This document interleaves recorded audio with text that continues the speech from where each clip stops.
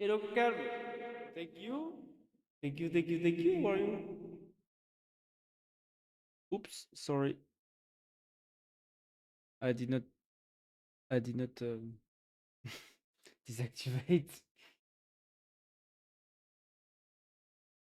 Thank you, thank you, thank you. How are you, Concal? Gonzalo? How are you, Gonzalo?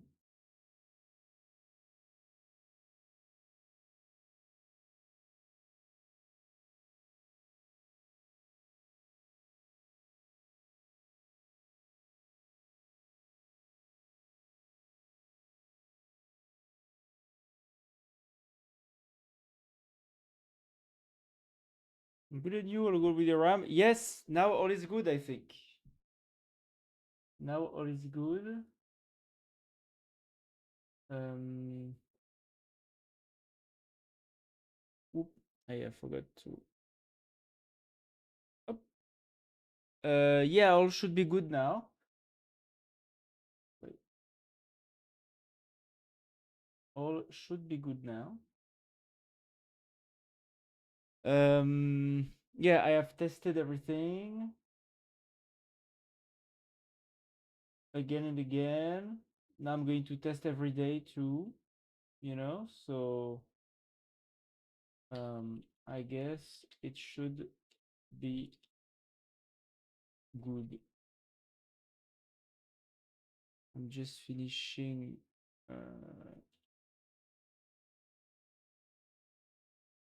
my tech review. One last thing, yeah, so instead of 64, gigabytes, I have 48 now. This is the wait a minute.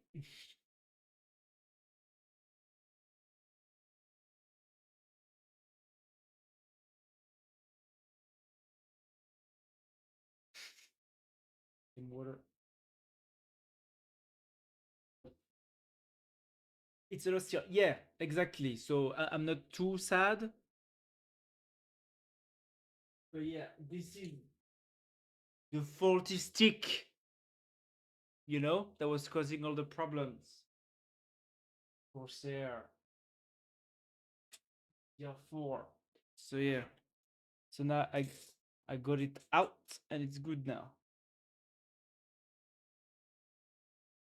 And I tested my 3 sticks like for an entire night, to make sure they were good. So after 9 hours of stress testing, they were still good. So I think now I'm good. I'm good. I'm good. I'm good.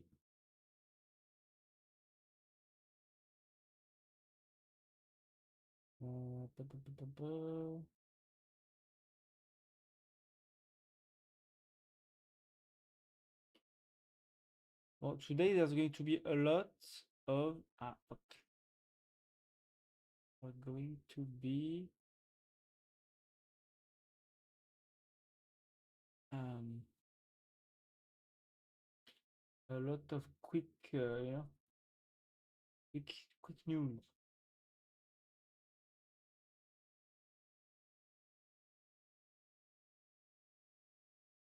Because of course there's a lot of things that I missed.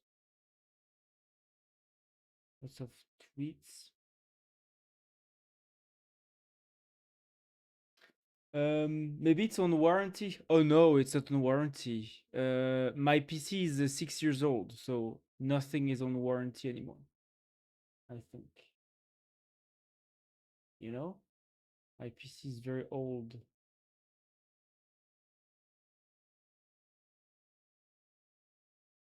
I think I only changed one thing on warranty. It was like when I had an old SSD from Samsung that like turned read only, but not because of RAM issues, because of firmware issues.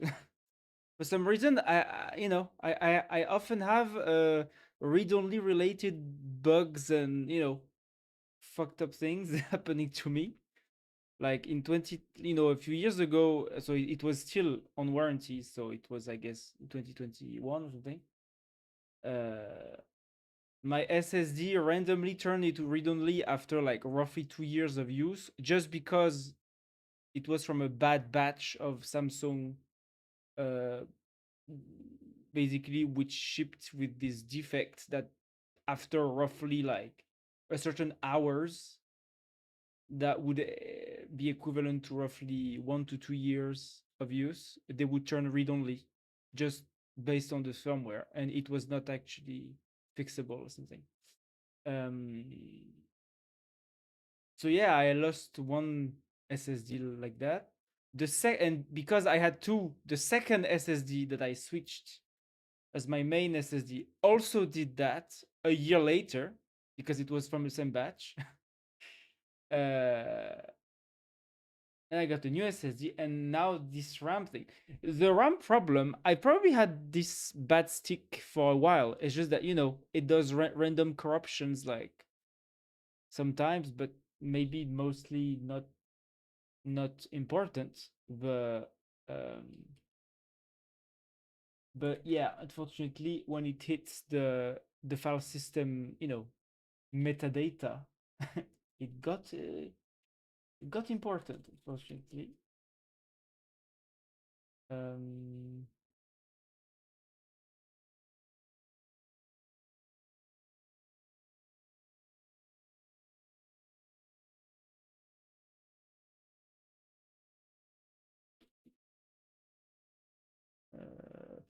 well, I have like a gigantic amount of stuff.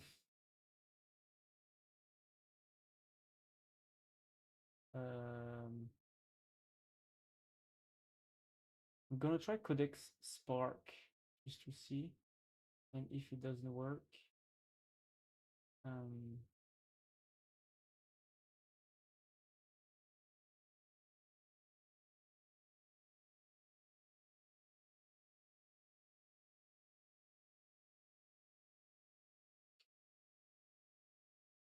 up. Some around have lifetime warranty, I think. Really? Well, I doubt that mine have that, because it's I bought that on some pre-built system, so I don't think they took the most highly qualitative option.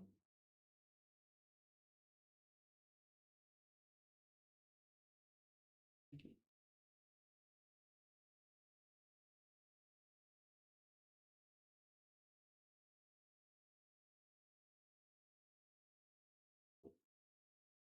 Codex Spark didn't work. I just use Codex. Up. It's running. My tech news is building. um, yeah. So basically, yesterday, I built a big script to test the health of my computer by having like small stress tests, like a 10 to 15 minutes stress testing every part of the PC, just to be sure that everything, does not output weird errors. So yeah, so I have a little script that checks and do little stress tests on the RAM, the CPU, the GPU, the file system, IO, SSD, networking. How is the video of AI CLIs? It's progressing. I think I am right now at the third hour of the footage. I mean, of the cut footage. So I guess maybe it was like the fourth or fifth hour. So yeah, maybe like roughly, I'm at 30 to 40% now. Uh, of the footage, I've not even started. It's so fucking long. I don't know what I'm gonna do with this video. because like it's so long. I'm just yapping, like the way I yap on stream. I just do that on this big ass video on the footage I got. So I'm not sure I'm going to manage that. So either I'm going to heavily just cut the main parts, but at the same time, I feel like I'm saying lots of nuances that usually the 10 minutes videos on YouTube don't catch, right? So wait, is GPT-4 out? GPT-4 is not out, right? No. How come YouTubers shit videos so fast? Oh, it's because they don't do like me. They don't do 10 hours footage, they just have like I don't know, a short script. I mean, I used to ship 10-minute videos once per week, not uh, but it was heavy editing. I guess if I just did like some face cam plus some images or whatever, video, stock video, I could have maybe shipped 2 to 3 times per week. But and yeah, but the YouTubers ship a lot of videos because they have a team, usually. Like a lot, especially the big YouTubers, a lot of them have a big team. They have 10, 20 people, like even without thinking about, the big ones like Linus Tech Tips or Gamers Nexus or whatever. They have a lot of people, you know and they don't also do like me, because also what I did here like was a deep dive, and the video is going to be like an hour long. It's not at minimum probably more, you know if I keep everything. I mean, even if I cut like 3/4 of the video of the footage, I will still have like a 2 hour long video, so yeah, this video will be very long, and that's why it takes so long to edit, Yeah, shipping videos when topic is trending, it's nice. Yeah, I mean, here I'm not doing the quick video, topic is trending, ship the video. I'm not doing that right now, right? This will be a big deep dive on the latest state at the time of filming and at the time of editing, because I will be able to add some voiceover or even some camera footage maybe, uh, just to update all the stuff. Oh my god, GPT-4 has rolled out. Oh, just now, an hour ago. Damn. Eh, but now I need to update her. I knew that I was going to be late. Right? That's things that were going to change as I edited, especially since, yeah. Bon voilà, I will have to edit more. God damn it, dude. Uh,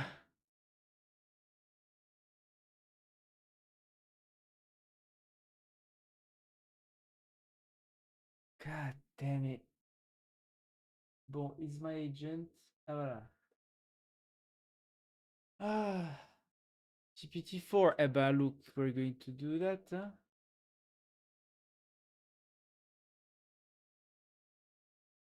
Let me add this to my topic list.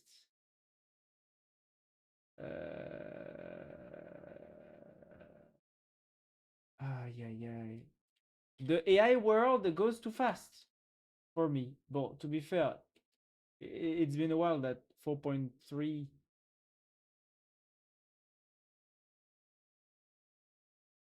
Okay, let me change the title. GPT-4 released.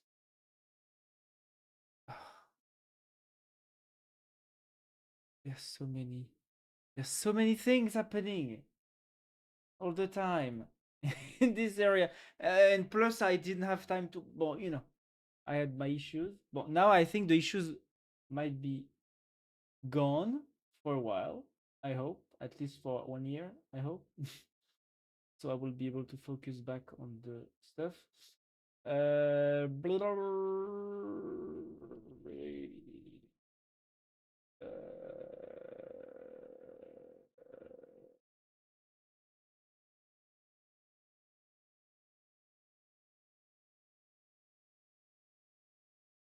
alors,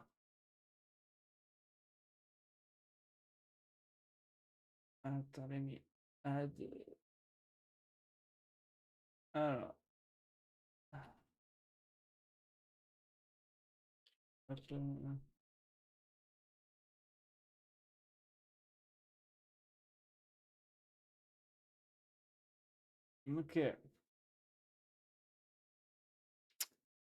ok, ok. Bon, attends, let me just review the list of stuff I need to cover today. Oh my god. Apple Evo 2. Hein? Mhm. Cloud out the GOA. Rewire. SenseCore. Ah, mais non. What is this? Open source Evo could ship bio AI. What is this?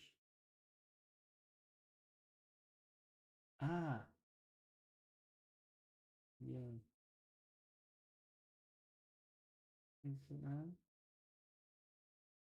Agentic coding.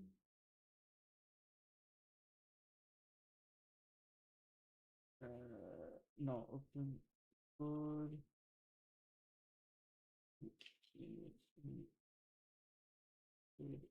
Go.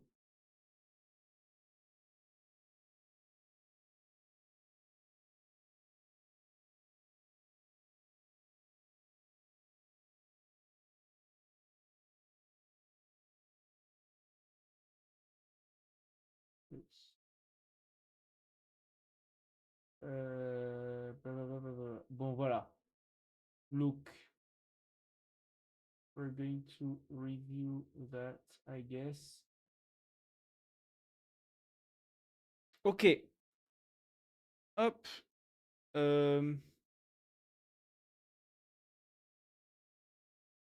Ok. Let's start. Hop.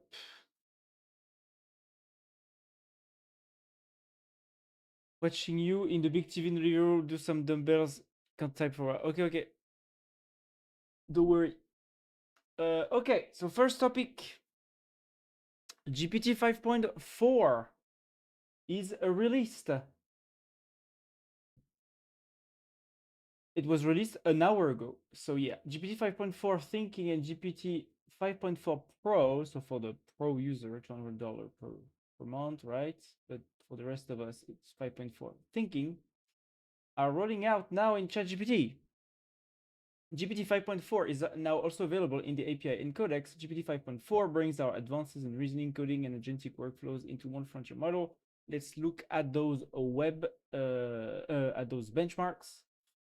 Okay, so GPT 5.3 Codex was the one that we only had access to until a few days ago inside the Codex CLI and desktop app. That was not available for a while in the API.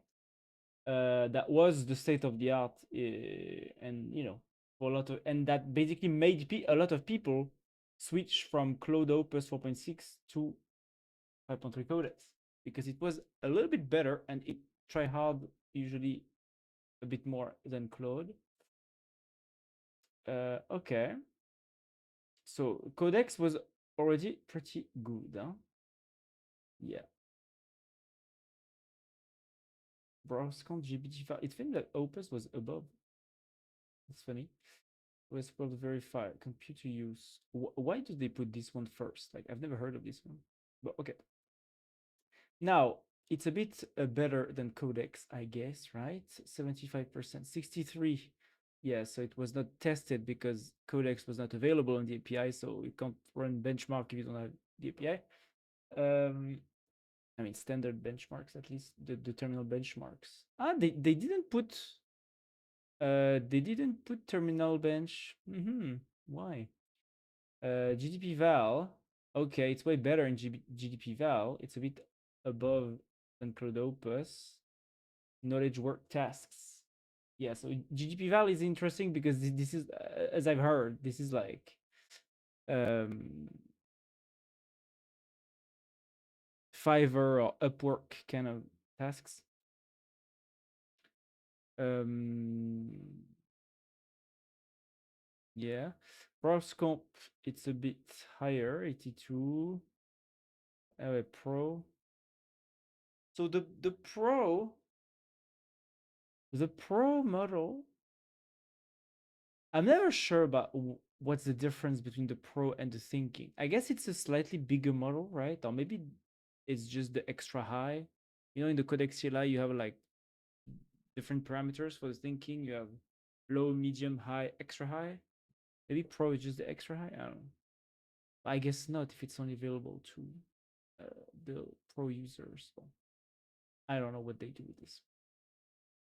Swebench Pro, it's yeah, it's a bit. It just looked like they only put the benchmarks that were above Opus, huh? And Codex. DBQA Diamond, Frontier Math. Ah, it's yeah, no, it's better. Okay. Okay, it's better in math. Toulathlon, it's a bit better too. Okay.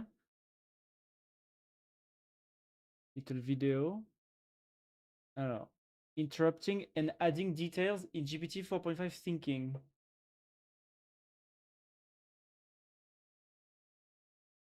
A baby Japanese macaque has stolen my heart. Where can I volunteer in NYC to be closer to animals? What?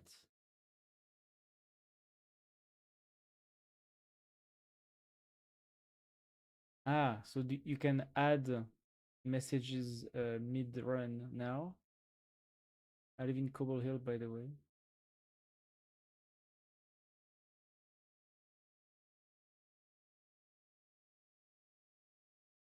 Ah, okay. I mean, yeah, okay. Is that crazy? Okay, I guess they added okay mid-flight messages. Okay, well, I guess they're catching up to Cloud Code here because ah because Cloud Code had that for a while. Let me look at the blog post now. Alors, who wants maximum performance on complex tasks for GPT 5.4 Pro? GPT 5.4 brings together the best of our current advances in reasoning, coding, and agentic workflows in a single frontier model. It incorporates the industry-leading coding capabilities of 5.3 Codex. Okay, so this is still a strong coding model, I guess, I hope, right? But then why isn't it not a Codex model? That's what I want to know. Because to me it seems that 5.4 is not actually, it doesn't seem to be the real successor to 5.3, because 5.3 was only for coding. You couldn't access, even if you are a ChatGPT subscriber, the 5.3 inside the ChatGPT browser, even like up to yesterday. You could only use it in the Codex CLI. What you had access to in the ChatGPT browser, if you were a subscriber, was GPT 5.2. So it does seem to me that 5.4 here is actually the successor to GPT 5.2, not 5.3. Even though I guess maybe it's so good now that even on coding tasks, it's above 5.3 codex, I hope. While improving how the model works across tools. Okay, so good news.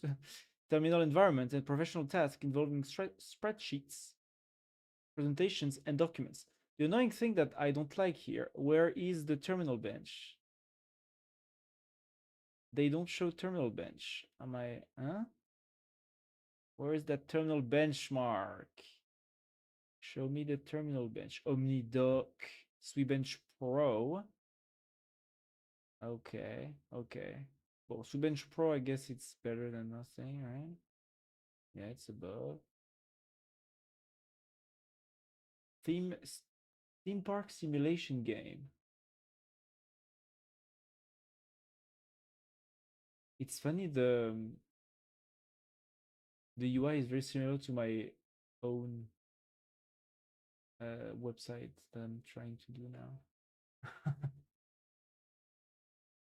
RPG game. Mm, okay.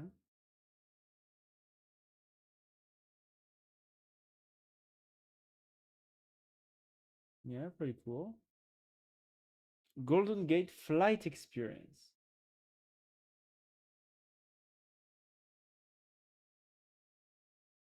Mm, yeah. But it's slow. It makes me think about the levels IO, like playing games or whatever. That was like horrible to run. Mhm.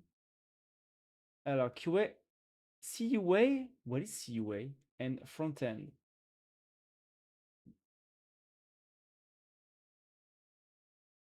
God damn it, you can't modify the volume. Fucking hell.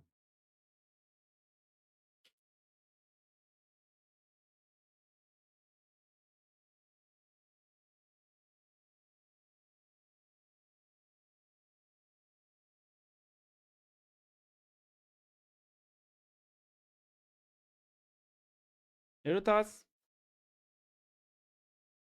How are you, Taras? We're checking GPT 5.4.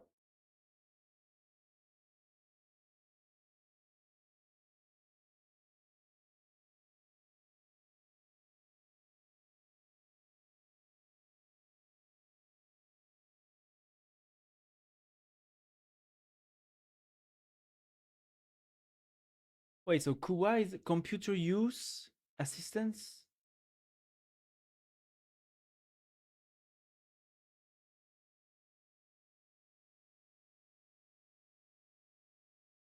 Doing good. I have become a big fan of Google Jules. Ah, yes. Yeah, the Jules. And by the way, I got after ending the stream that this was what your Jules joke was about. Google Jules, not Jolt, whatever. I got it now. But so, how is Google Jules? Is it good?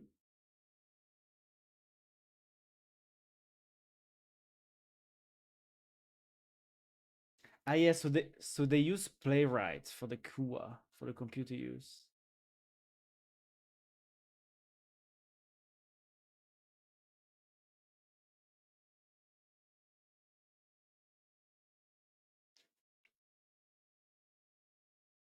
Impressive. I love it. Oh, very nice. Very cool. To me, this is like Jules. To me, is like it acts on your repo, right? It submits PRs on your GitHub repo, I guess, right? I can run 15 instances in parallel on Google servers. Ah, yeah. 100 daily limit. Ah, yeah, that's pretty cool. Is it like for free now? Do you need to be? I know. Do you have AI Pro, Google AI Pro, maybe, right? One instance, one PR. Okay. Yeah, pretty cool. Free Gemini 15. Ah. Ah, yeah, okay. Pro 100. Hey, that's pretty cool. Ultra 300. Yeah, okay. It's funny how like the limits for Google do not scale. I mean, I guess Pro is like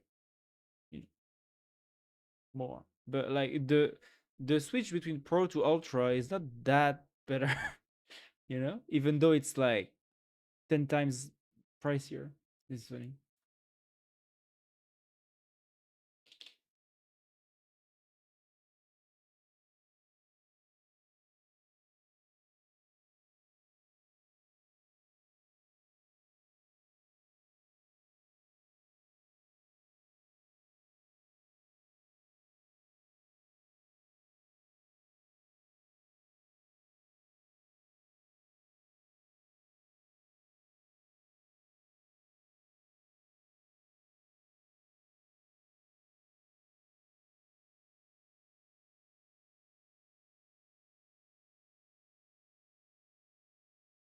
Ultra, you can get a ton of storage and video model. Yeah, yeah, I saw that. And you get YouTube Premium.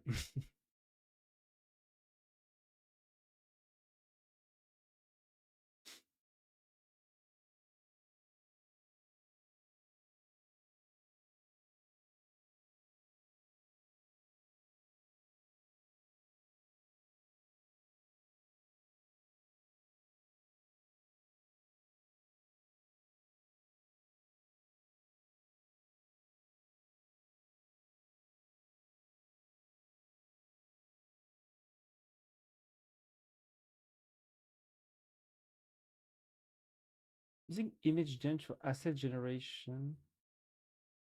Wait, what is image gen?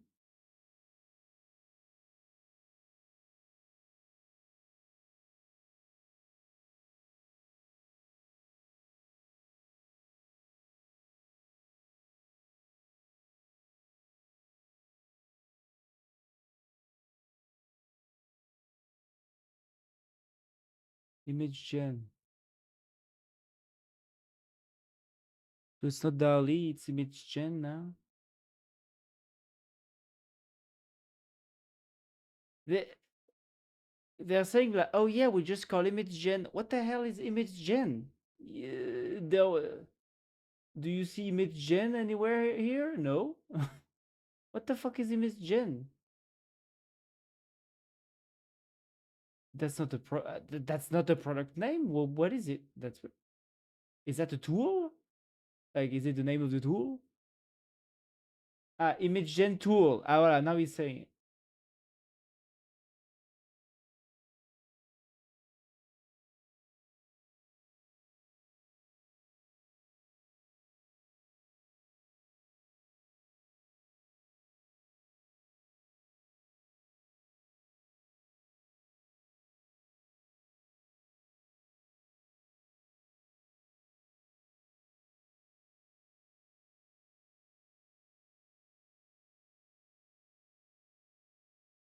Okay.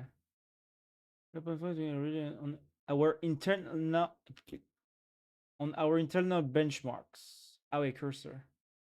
Each has it works through ambitious problem with second guess without second guessing itself. It's proactive. That's something that Gemini does often. And it's proactive about parallel, uh, parallelizing work to keep things moving. Have you seen the new video from Kai Lentit? No, I have not seen the video from Kai Lentit. I don't know this guy. Ah, yes. Wait, my ad blocking doesn't work anymore. Oh, fuck. Fuck, the ad blocker is circumvented again. Where is my ad blocker? Oh, the ad blocker is up again. Look at this, all these fucking. Bon, I guess.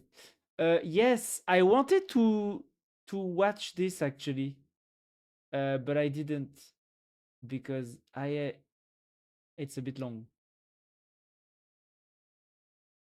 I wanted to watch this. Continue curiosity. I saw people on Twitter talking about this, and people were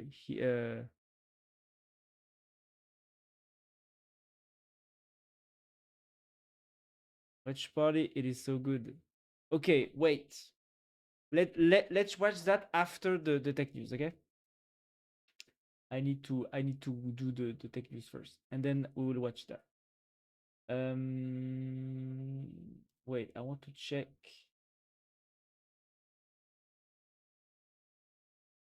Anytime, yeah. Because I do want to watch it. So let's watch when I'm done. Because I have a lot of since I missed Tuesday because my SSD was corrupted. I mean my file system was corrupted last Tuesday. I had to debug that, and so I couldn't stream. So I didn't, review anything. So I need to update all the stuff that I didn't have time to review. GitHub developers don't just need a model that writes code; they need one that thinks through problems the way they do. We're seeing GPT 5.4 perform exceptionally well at logical reasoning and executing intricate multi-step two-dependent workflows. To enterprises, this model to adopt on day one. Coding quality on par with the best model we've evaluated, with more reliable implementation and fewer unnecessary iteration. That consistency makes it easier for developers to move from suggestion to code.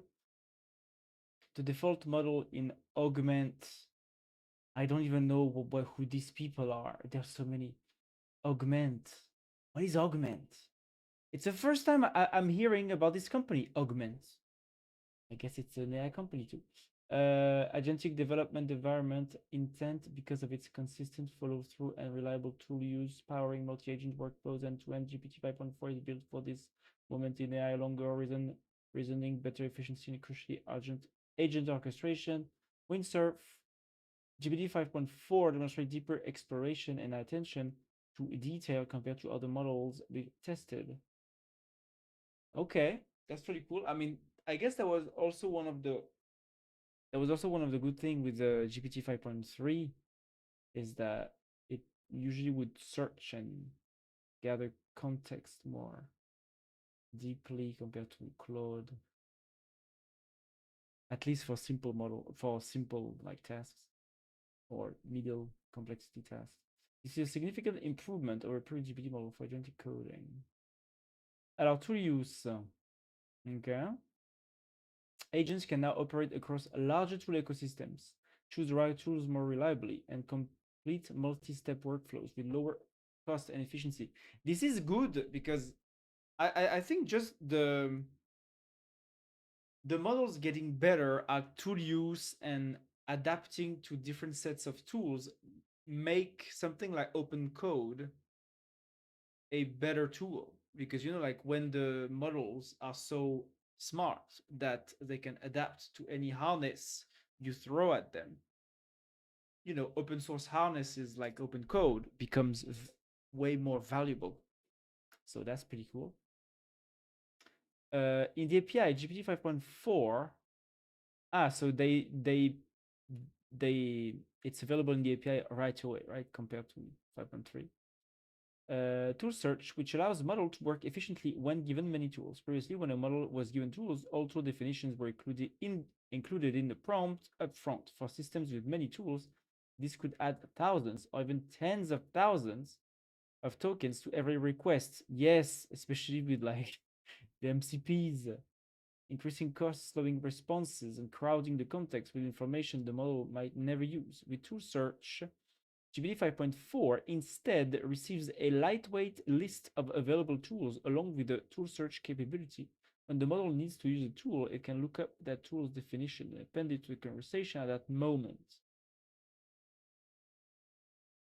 So this is something that will have to be implemented.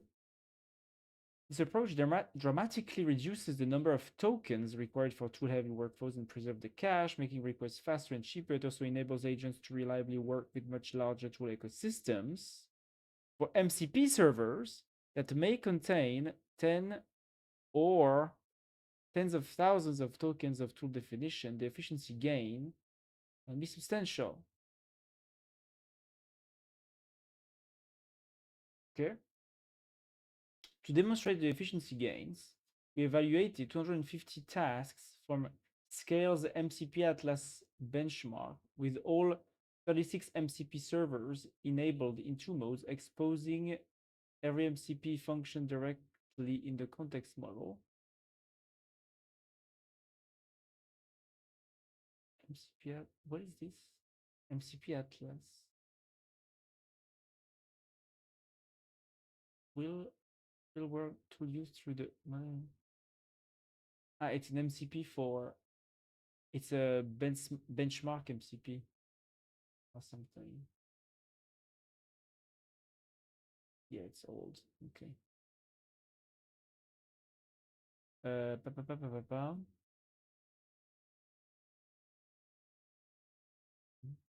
Hmm.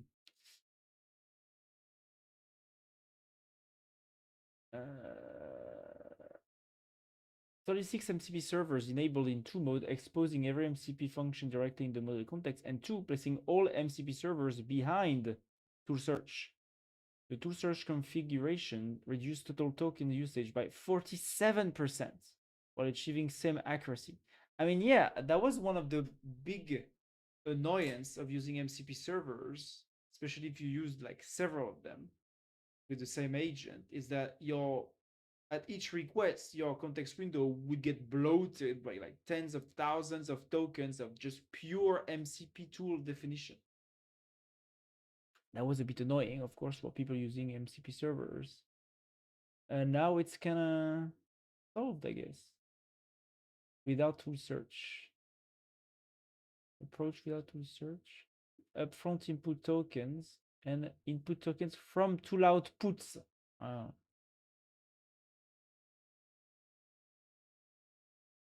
Yeah, so now all the okay, so yeah, now the input tokens. But the output, yeah, you need to have that.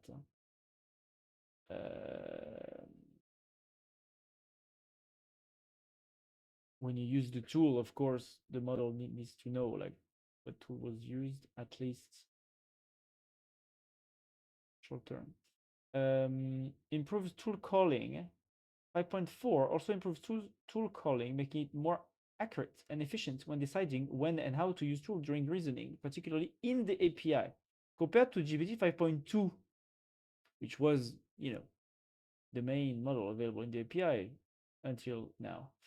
It achieves higher accuracy in fewer turns on Toolathlon, a benchmark that tests how well AI agents can use real-world tools and APIs to complete multi-step tasks. For example, an agent needs to read emails, extract assignment attachments, upload them, grade them, and record results in a spreadsheet. Okay, well, very good. Ah, T Squared Bench Telecom. That's the one where like GLM5 got a very good score, even compared to Opus or something. T-Bench Telecom. We're going to look at the artificial analysis website just after. I hope they have updated. Maybe they got some like NDA, pre-release or something. For latency sensitive use case where reasoning effort none is preferred. GPT 5.4 further improved upon its predecessors. That's why this does T Squared Bench Telecom. It's like a telecom, like customer support hotline or something. Is that what it is? In T Square Bench, a model must use tools to accomplish a customer service task. Yeah, I think that's what it is. Because I was always wondering, like, what's going on there? Well, there may be a simulated user who can communicate and take actions on the world state. Reasoning effort was set to none. Okay. Improved web search is better agentic web search on BrowserConf, a measurement on how well AI agent can persistently browse the web to find how to locate information. So this is with browser use, right? Or is it just the web search thing? Tool. GPT 5.4 leaps 17% over 5.2, and 5.4 Pro sets a new state of the art at 89%. In practice, this means GPT 5.4 thinking is stronger at answering questions that require pulling together from many sources on the web. It can more persistently search across multiple rounds to identify the most relevant sources, particularly for needle in haystack questions, and synthesize them into a clear, well-reasoned answer. I'm wondering, is it available in Codex right now? It's not yet. No, yes, it is available in Codex actually. Okay. Medium, high. Okay, so now I have access to 5.4 in Codex. Okay, nice. Contrary to Google. And it does answer, right? If I test it, hello? Will it answer? Contrary to Google? goddamn Google who released 3.1 and you couldn't access the fucking model 2 days after release on the CLI? Yes, it's there. You know? Every time I think about Google now, I'm like, oh, they have so many problems with their AI stuff. Okay. Tac tac tac, but okay. Companies glazing OpenAI, very nice.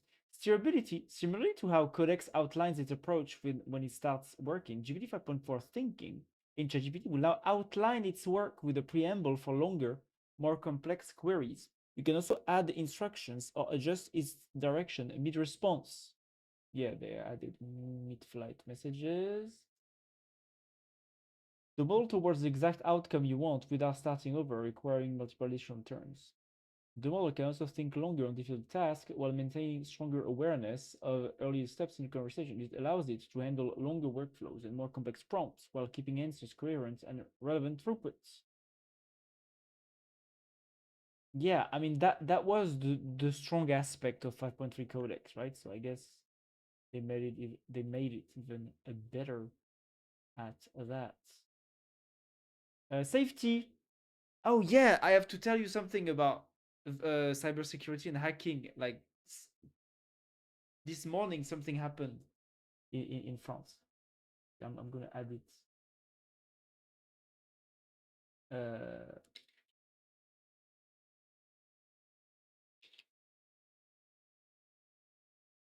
I'm gonna add it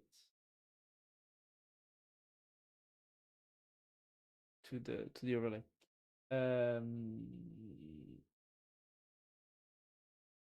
over recent months, we've continued improving the safeguards we introduced with 4.3 Codex while preparing 5.4 for deployment. Similar to 5.3 Codex, we are treating GPT 5.4 as a high cyber capability under our preparedness framework, and we are deploying it with the corresponding protection as documented in the system card. What is the system card? Deployment Safety Hub. Thinking system card. What is this? Concise summary. Purposeful thinking is the latest in the GPT safety evaluation. Disallowed content jailbreaks, prompt injection, vision health bias.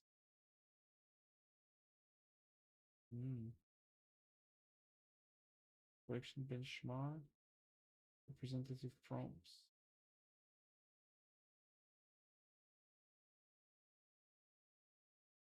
Okay. Yeah, okay. It's like how much does the model is good at preventing users from using it for like illegal stuff, I guess, right? Well, they're going to be jailbroken by Pliny anyways, right? But well.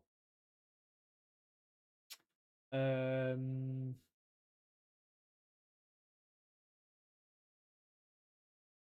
These include an expanded cyber safety stack, including monitoring systems, trusted access control, and asynchronous blocking for higher risk requests for customers on zero data retention surfaces, alongside ongoing investment in the broader security ecosystem.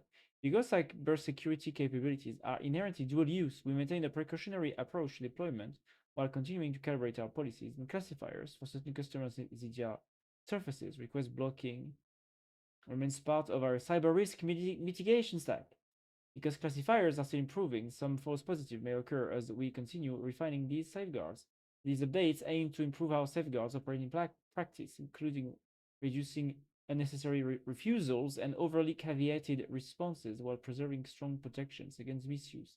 We've continued our safety research on chain of thought monitorability to better understand how models reason and help detect potential misbehavior. As part of this work, when producing a new open source evaluation, COT controllability, measuring whether models can deliberately obfuscate their reasoning to evade monitoring.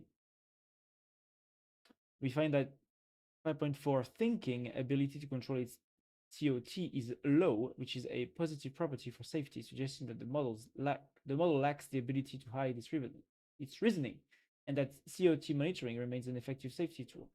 Yeah, interesting. But as I'm going to talk to you about just a bit later, when it comes to like ChatGPT helping users to hack something,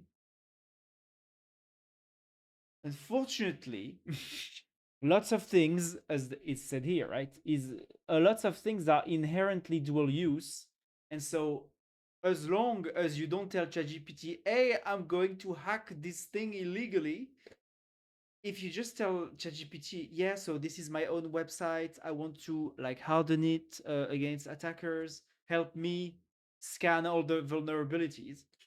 It's going to help you. You know, it's going to help you anyway, and it's going to basically bring you like 95% of the way there. And you know, for the last 5%, you could just like open a new conversation and say, "Oh, I have this new project about doing specifically this. Help me do that." You know, and without any other context, the GPT will help you, of course. You know, like anything can be dual use in non-digital as well as digital. You know, like the same way a fucking wrench can help you screw something, it can also help you bash people in on the head, right? And kill a human. So same thing here. Programming will always be able to hack into people's stuff, whether you want it or not. You know, like it's always going to be something that can happen. You know, and yeah, I'm going to give you like an example later. But now let's just finish on GPT 5.4. Our pricing, is it the same pricing? Pricing is available gradually today in ChatGPT and Codex in the API available. Okay. There's also the 5.4 Pro that is now available in the API. That's pretty nice because it was not before. Like, I think 5.2 Pro was not available. Oh, maybe I don't remember. Um, in ChatGPT 5.4, thinking is available starting today.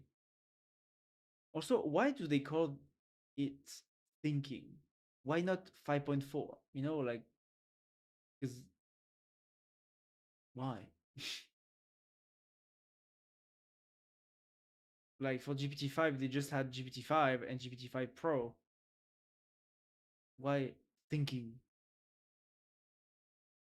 Especially since most of the OpenAI models can be tweaked from zero thinking, low, medium, high, extra high. So why would well, that's weird.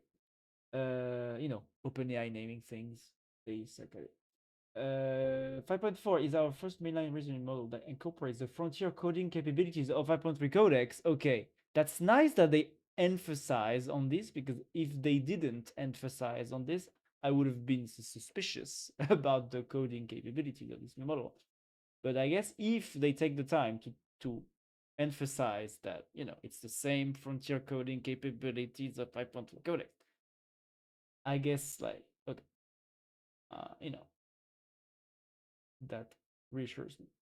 We're coding 5.4 to reflect that jump and to simplify the choice between models when using Codex. Over time, you can expect our instance models and thinking models to evolve at different speeds. Ah. So I guess soon they will release 5.4 instant. That's why they release thinking today. And instant, I guess, will be with the Cerebras chips that powers 5.3 Codex Spark today. I guess that's their plan, maybe. Experiments to 5.4 in Codex includes experimental support for 1 million context window. It's pretty cool. Developers can try this by configuring model context window and model autocompact token limit. Request that exceeds the standard 272k tokens window count against usage limits at 2x the normal rates. That's annoying. But well, to be fair, the ChatGPT Plus limits are pretty generous, especially compared to Anthropic. Google, we don't know because Google is a very blurry company. They don't let you have a global usage bar. So I don't know. 5.4 is priced higher than is priced higher per token than 5.2 to reflect its improved capabilities. Uh-huh. While its greater token efficiency helps reduce the total number of tokens required for many tasks. Okay. Batch and flex pricing are available at half the standard API rate, while priority processing is available at twice the standard API rate. Alors 5.2 was at 1.75 and 4.5 2.5. Ooh. Oh damn, I didn't know that 5.2 Pro was $21. Damn. It's like 10 times more. That's crazy. Oh my god. I don't remember this. 168 million tokens. Whoa.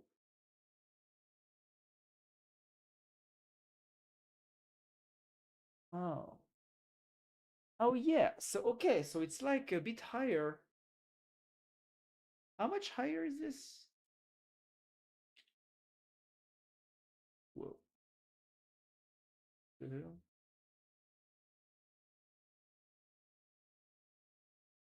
How much higher is this? So, 2.5 divided by it's 40%, right? Higher. That's a lot. That's a lot. And the output, it's roughly the same. And the cached input, oh yeah, it's 10 times less. Okay. That's a lot. 40%. Okay.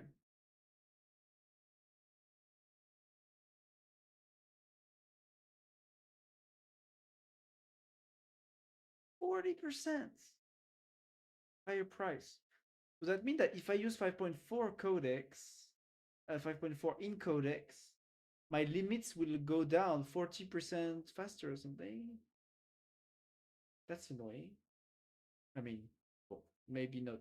Like that's not how the math works, but yeah, like it's 40% more expensive, but it uses less tokens. Man, I can 5.4.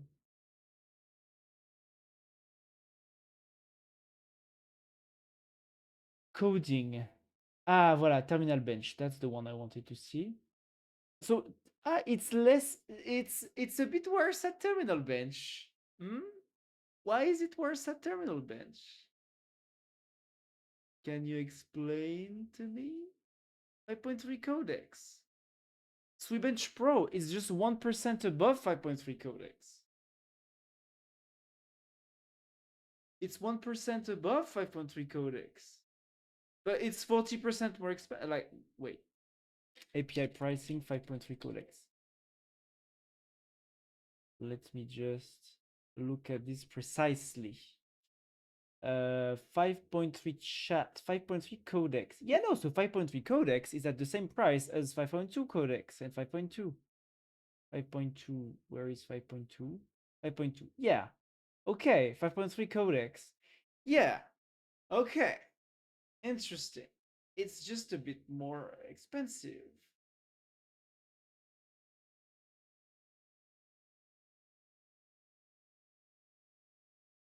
So it's 40% more expensive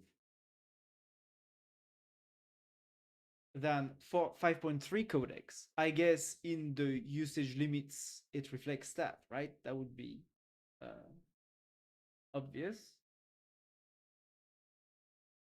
But it's only like marginally better at like 1% better in and even in terminal bench is it's even 2% lower than 5.3 codecs. So bon, ah ouais, it's better at investment banking modeling task. Yeah, very good. I don't care though. GDP val. Yeah, it's like Upwork Fiverr tasks that are not necessarily coding related. Finance agents, QA.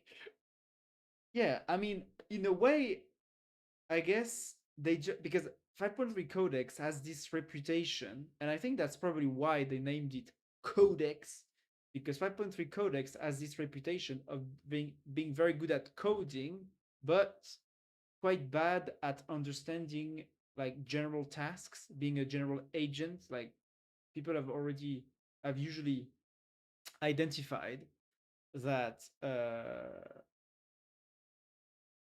like Anthropic Opus 4.6 is a better general agent than 5.3 Codex, even though Codex usually blows Opus 4.6 out of the water when it comes to long term thinking, long reasoning tasks, and complex tasks, and trying hard to search everywhere to accomplish a task in a code base. So are they trying to make okay, that's all. Let me just where is the terminal bench? Yeah. So this is big, right? Like the terminal bench 2.0, where it's a bit lower, makes me think that maybe they took 5.3 codex and they tried to make it into a general agent again, similar to 5.2, but they did do that by, and I guess they did gain a lot in the general tasks or non-coding tasks aspect of the thing, of the benchmarks, but they either stayed the same on the coding and terminal based like CLI stuff and coding stuff, especially like SweetBench Pro. Yeah, it's marginal. Like I'm sure this is in the like margin of error, right? Like it's basically the same.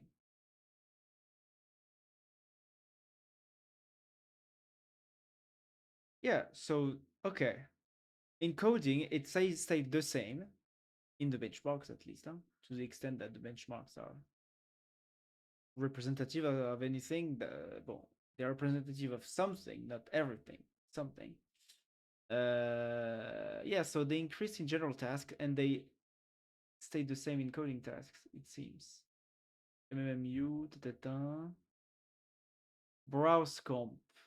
Yeah, and that's why I guess in the presentation video they took this guy that emphasize like, oh yeah, browser use and computer use, oh it's very good at that, wow it's so good, image gen, no no no, you know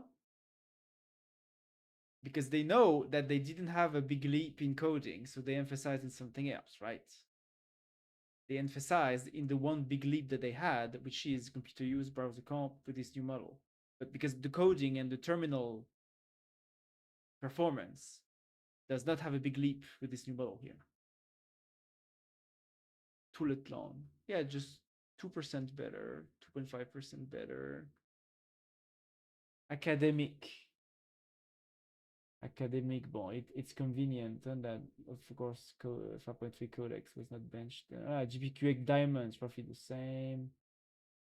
5.2, I guess we can compare, yeah. Function mass. Humanity last exam. Yeah. Humanity last exam gives tools. Long context. Graph work. Yeah, so now I'm getting a bit sus for coding on this new model, right? Because like ArcAGI, let's see. 52, of course, yeah, no benchmark for 5.3 codex. 5 point, so 52, 83, 73. Okay. Yeah, so it's a bit better at visual reasoning too, similar to Gemini 3.1 Pro, I guess. I hope without the hallucinations and the instability and the LLM psychosis events. Because I think Gemini 3.1 Pro was around 70 to 70% too. So yeah, they catched up. They they caught up. OmniDoc bench and TU2 bench telecom, yeah. Yeah. Okay. Okay, okay. I didn't see this one. 5.3 instant. Oh, there's so many releases. Yeah, it's because I was in the depth. I was in the depth of my corruption, of my data corruption. What is this? SCP more accurate answers, which searching reducing. Well, let's do everything all at once. 5.2 instant, 5.3. I didn't even know that there was an instant version. They have so many models.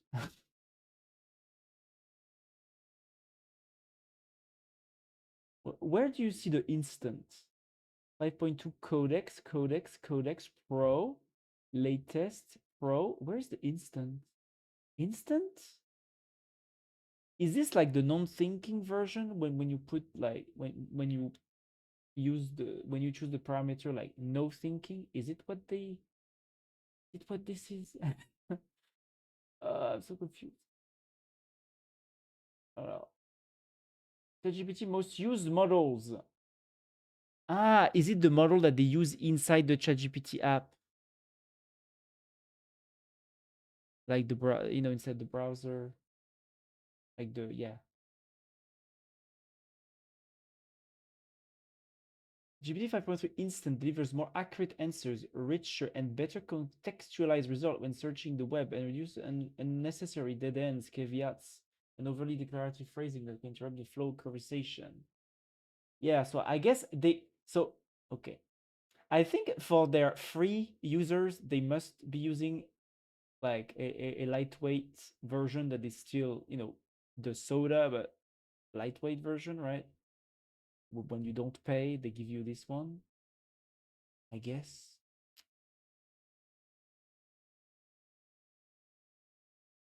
5.2 instance.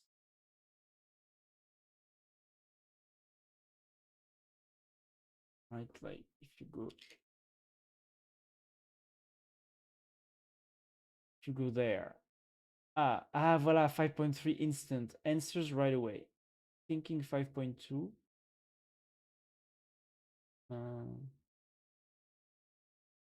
Okay. Let's watch 5.3 instant since I missed it because 2 days ago I was not there.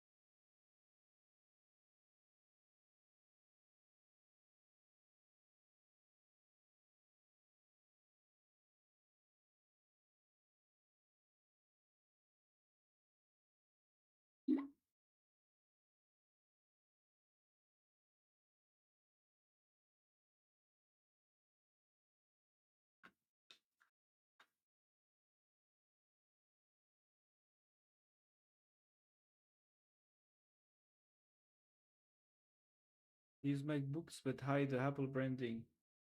Oh, really? I didn't notice.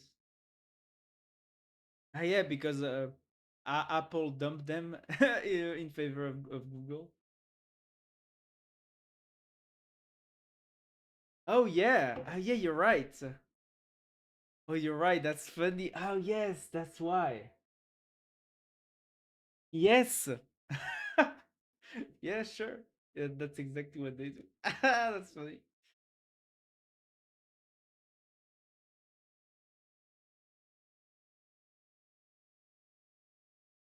Mm. 5.2. Can you help me with the trajectory really long distance archery scenario? Quick physics primer.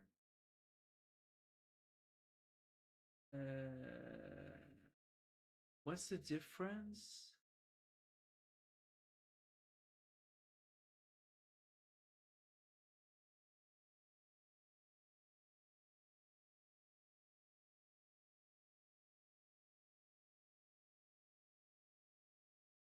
Yeah, it's like it tried to. Yeah, okay. GPT 5.2 instant eventually answers the question, but in an attempt to explain its safety boundaries, leads with a lengthy preamble about what it cannot help with. Yeah. Don't help with calculation of static at a real target at long range. That kind of make it work at distance trajectory can meaningfully increase weapon effectiveness. So I can have to keep it safe, non-actionable. Yeah, okay. Web search. More useful, well-synthesized answers when using the web. The quality of answers, but I'm not going to watch that. Quality of answers when information comes from the web. It more effectively balances what it finds online with its own knowledge and reasoning. For example, using its existing understanding to contextualize recent news rather than simply summarizing search results. GPT 5.3 instant is less likely to over-index on web results, which previously could lead to long lists of links or loosely connected information. It does a stronger job of recognizing the subtext of a question and surfacing the most important information, especially up front, feeling are more relevant and immediately usable without sacrificing speed or tone.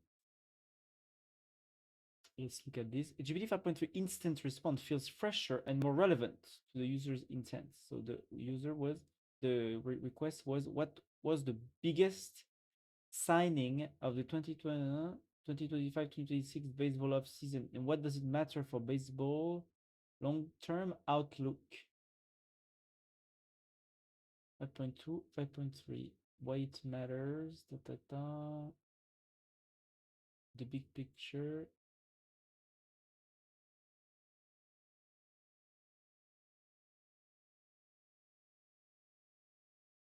5.3 instant response feels fresher and more relevant to the user's intent. It correctly identifies the move people are talking about from the most recent off season with longer term implications and contextualizes that signing against the league's broader trend towards talent concentration and widening payroll disparities, linking it to the looming CBA lockout fault line. Answer one, by comparison, feels staler, stale, right? Staler, a record deal explainer from the previous off season that doesn't answer the user's question with as much relevance. Yes, I mean, this is something I've noticed too when I use ChatGPT. Sometimes it will just like tell me information about stuff from last year or something. And it's a bit annoying. And I usually have to tell it like go search online for the latest. So yeah, I guess it's better. Smoother, more to the point, conversation style. GPT 5.3 instant jumps straight into the answer without the unnecessary and unhelpful "you're not broken, it's not just and it's not just you" statement. Why can't I find love in San Francisco? First of all, he's not broken. It's not just you. Yeah, okay. More straight to the point. Very nice. More reliably accurate responses. Okay. Stronger writing with more range and texture. Does it stop putting M dashes all everywhere? No. 5GP 5.3 poem feel more lived in, specific, and structurally controlled. Okay. 5.3 instant. You need a break. Have one and watch a YouTube video. Just after, in like, an hour or something. Well, 5.3 instant makes meaningful progress on everyday usability. There's more work ahead. Non-English languages. The responsible GPT some languages. Okay. Ah, voilà. GPT 5.3 instant is available starting today to all users in ChatGPT. Okay, so that included, including the free users. Updates to Thinking and Pro will follow soon. Hmm. Okay.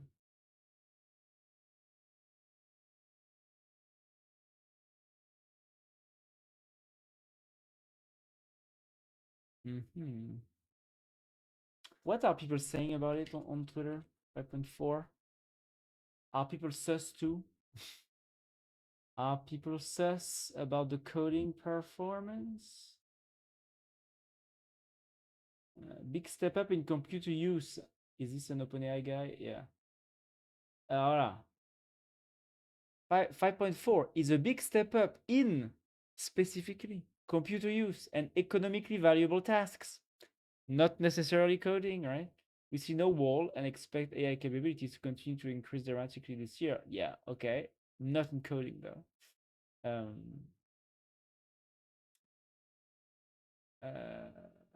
I've been testing 5.4.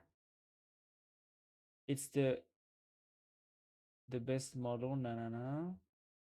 Is this guy a coder? Maybe, maybe not. It has weaknesses though. Front-end test is far behind Opus and Gemini 3.1 Pro. Okay, so 5.4 is still not very good like 5.3 codecs at a front-end like 5.3 codecs and 5.2 compared to Opus. Okay. It can still miss obvious real-world context like GPT, like 5.3 codecs. 5.3 codecs was often, you know, seen as less of a general agent compared to Opus. So it's still the same with 5.4. I had it planned an itinerary for a trip. At first glance, it looked perfect, but it failed to take into account that it chose locations that would be mobbed by spring breakers, so I had to rerun the prompt from scratch with more context. Okay. When testing it inside OpenClaw, interesting, it kept stopping short before finishing tasks. That's annoying. I'm assuming this will be fixed quickly, but it's still worth noting. Well, I'm wondering if it's also something that has to do with OpenClaw, because OpenClaw has a lot of like timeouts that are usually pretty short. So if you like use 5.3 codecs, for example, with like thinking high or thinking extra high, a lot of the requests will just time out.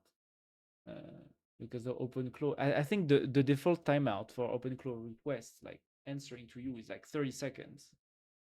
If you use a codex with thinking extra high, it's always going to time out. So I'm not sure if, yeah, this has to do with this. I think so far, but overall, yeah, no mentioning of coding, no mention of coding. GPT val, yeah, very nice. The GDP val. What about coding though? What about coding though?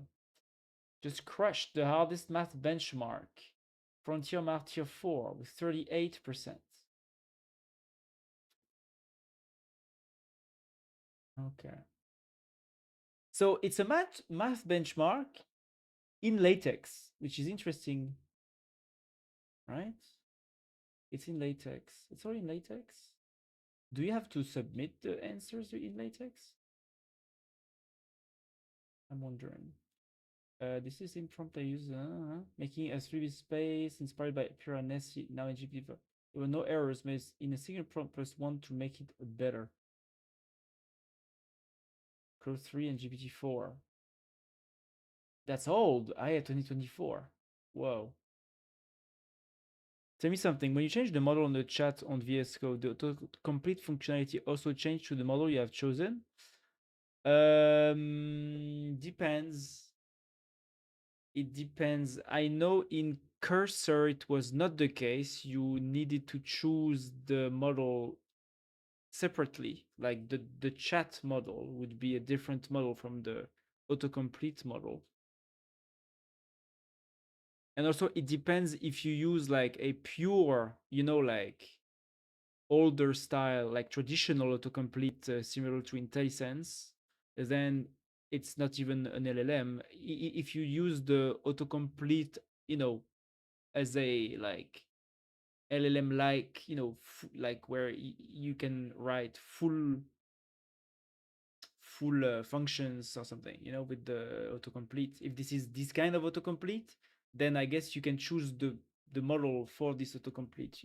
But yeah, usually it's not the same, yeah, because the two workloads are very different, right? Like one needs to think a lot, I guess, in the chat and inspect the code base, whatever.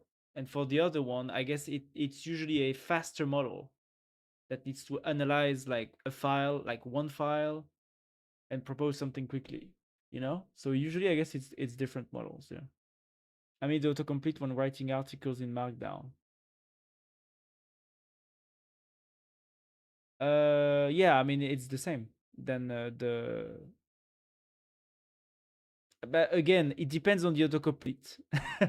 It depends on the autocomplete. I don't use I don't use GitHub Copilot with VS Code, so I don't know which autocomplete you are talking about. You know, is it like the old IntelliSense like autocomplete, or is it a true autocomplete? You know, a true LLM autocomplete, like LLM powered autocomplete. But my guess would be that no, it's not the same model. Usually they are different. That would be my guess, but I'm not sure if in GitHub Copilot that's how it works. Yeah. And I'm not sure if what you have enabled right now in your VS Code is either the old autocomplete, like similar, you know, more similar to IntelliSense kinds of autocomplete, or the more recent LLM based autocomplete. I'm not sure. I mean the AI LLM autocomplete. Okay, so this is the AI LLM autocomplete you're talking about. Yeah, so usually they are different because the AI the LLM autocomplete needs to be faster, you know, than the chat model. So usually I would say they are different, yeah.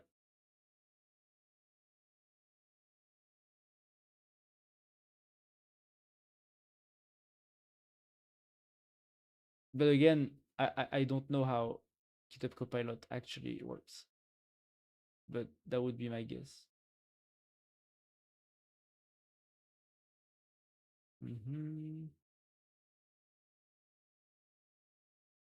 5.4, a unicorn. 5.2, 5.4. Bon, it's not that good, huh, yet, still.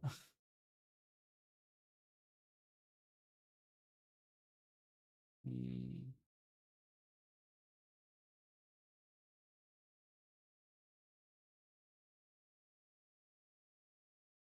yeah, it's as if they took 5.3 codex and they tried to make it like a more general model.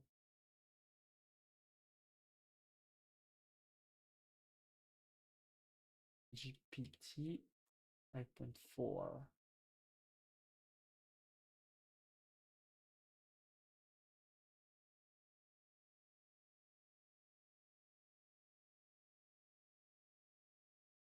I've synthesized real-time X data using search tool. Levanji is agentically available. Sounds like strong agent. Oh yes, I needed to go to artificial analysis. Let's try to see what the benchmarks are. 5.3, 5.4? No, they haven't run yet. Well, I guess by tomorrow they will be updated, right? Yeah, still Gemini in the top.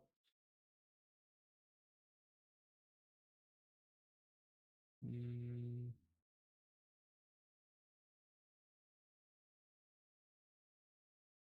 mm, mm, mm, mm, mm.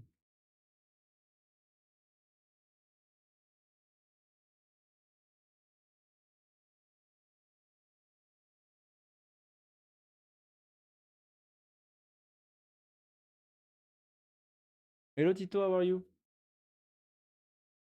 Evidence to support GPT-4 5.4 improved GDP val scores. It's now the top model on Apex. We've been testing OpenAI 5.4 on Apex Agent, our benchmark for agentic work in professional services. Yeah, okay. Extra high. 5.3 codex. Okay.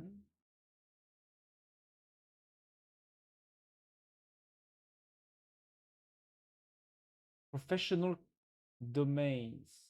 Investment banking, corporate law, and consulting. Yeah, okay. Still not coding though. I'm good. How are you? Petit pois. I'm very good. I'm looking at GPT 5.4, which just released.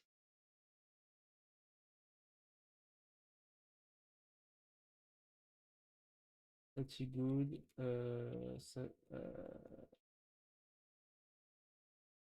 Similar to Gemini 2.1. Wow.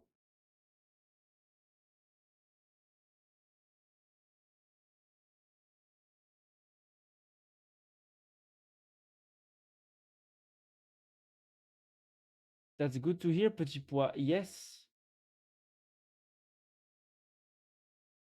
exactly. 5.4 feels way smarter than Codex. Really? Is it though?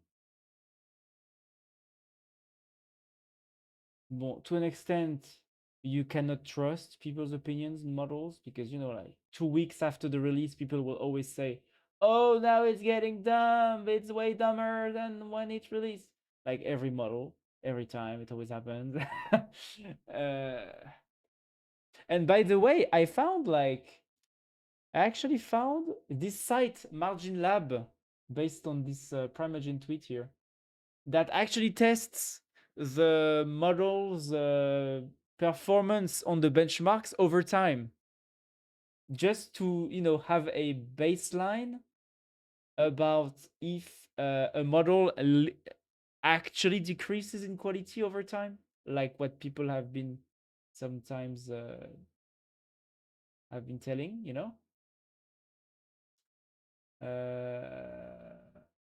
Oh, look, they made the input token consumption better. I know, maybe it was because I know. No, they did make it better. Well, a few days ago there were some problems. Wait, is it one of the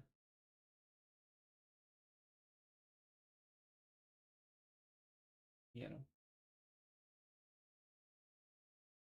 So like, well, I guess Claude slightly degrades, huh? Not by much, but a little bit.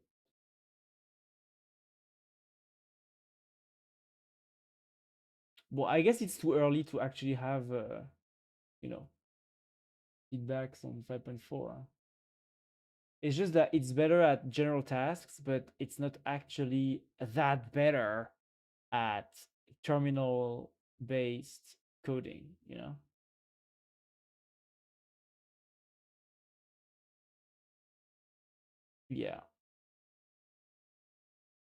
And usually what the model is good at launch, they emphasize. And here they didn't. I mean, they emphasized that it was the same capabilities as 5.3 and better to use. That's all. And most of the emphasis was put on general tasks like GDP val, consulting tasks, stuff like that, computer use. Yeah.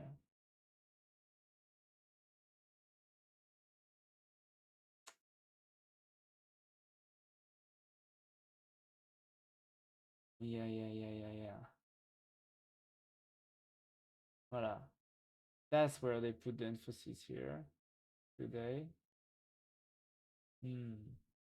Yeah, so a bit, a little doubt.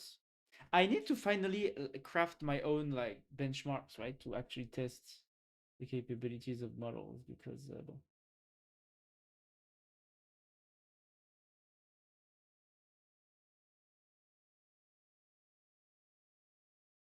I can't continue just testing, but at the same time using is testing in a way. But yeah, okay, good. The big topic of today is gone. So now next topic, and we are going to go very fast. Okay. Did you have a good sleep, Petit Pois? Yes, I had a good sleep. I had a very good sleep. Because yesterday, because I solved a lot of corruption data problems that prevented me from streaming on Tuesday because my one of my RAM stick produced a lot of errors, and it turns out my file system was corrupted by by my RAM stick. Fortunately, I managed, thanks to 5.3 codecs helping me, I managed to actually fix the corrupted data in the metadata of my file system from my ArchISO bootable drive. And I actually solved the problem, and now my PC is alive again. For how long, I'm not sure, but at least, at least I'm good for a few a few weeks, I guess. That's good to hear, Petit Pois. Yes. MacBook Neo. Yeah.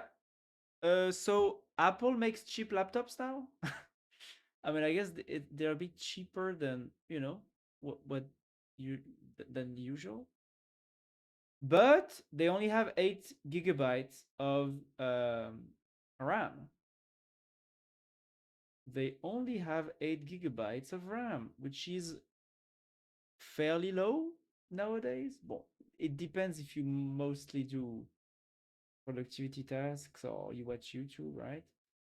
But for anything that involves like video editing, photo editing, or gaming, 8 GB of RAM is a bit low. Well, I guess it's not even made for gaming, right? Like it's a Mac, so well, I guess I should not mention that. But 8 GB, well, at the same time, it's pretty cheap, right? $600. Uh, I think for most, and I actually looked like while I was having my SSD corruption issues, my file system corruption issues. I actually looked at the Apple, not at the Apple, but at the PC prices online on Amazon, and most PCs under €1,000, or roughly, $1,000 something, had just 8 GB of RAM or 16. No, I had one that had 16 of RAM, 16 GB of RAM. I know they just had like 8 GB of VRAM, but I guess it's good because like,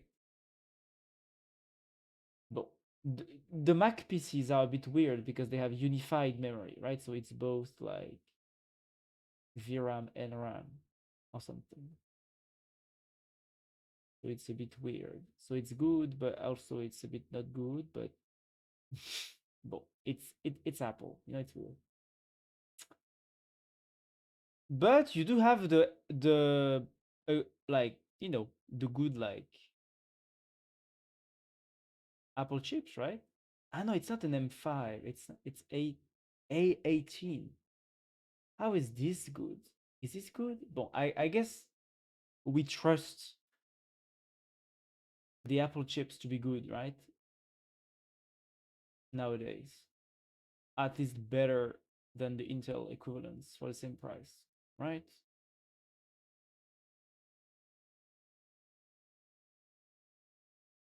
Yeah, because like lately with OpenClaw, lots of people have bought Mac Minis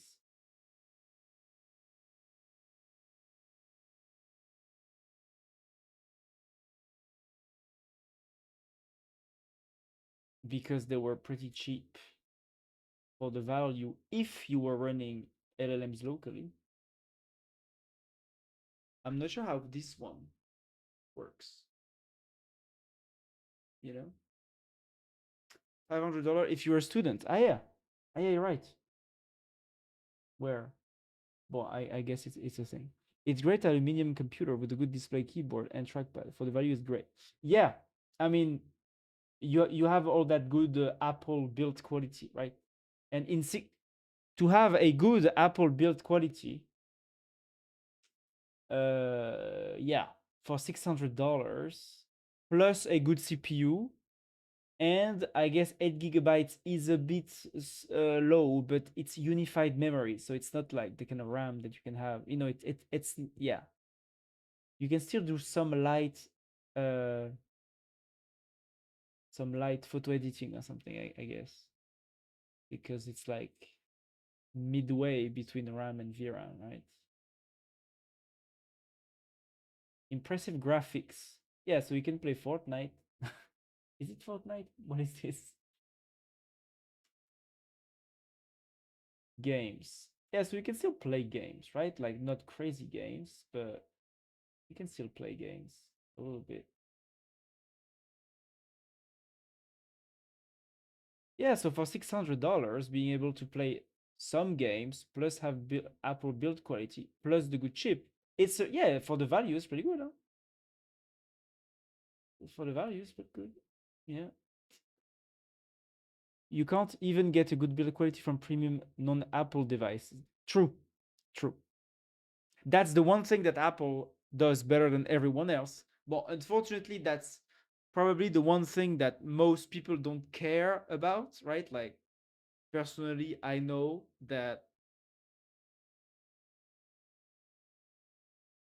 if I have a tight budget, I really don't care much about the build quality. I just care about that GPU, that CPU, that RAM amount, the VRAM amount, and everything else. Well, I guess I'll just buy, how I can. But yeah, well, especially I guess for a laptop, it's quite important that everything is nicely fit. You know, everything is well integrated, of course. Yeah, yeah. I mean, okay. It's funny that we live in a world now where Apple genuinely is now offering good value for the price. Like for someone like me who saw the crazy kind of prices that Apple did for the last 20 years, you know, um, that's very surprising to me. Pretty good.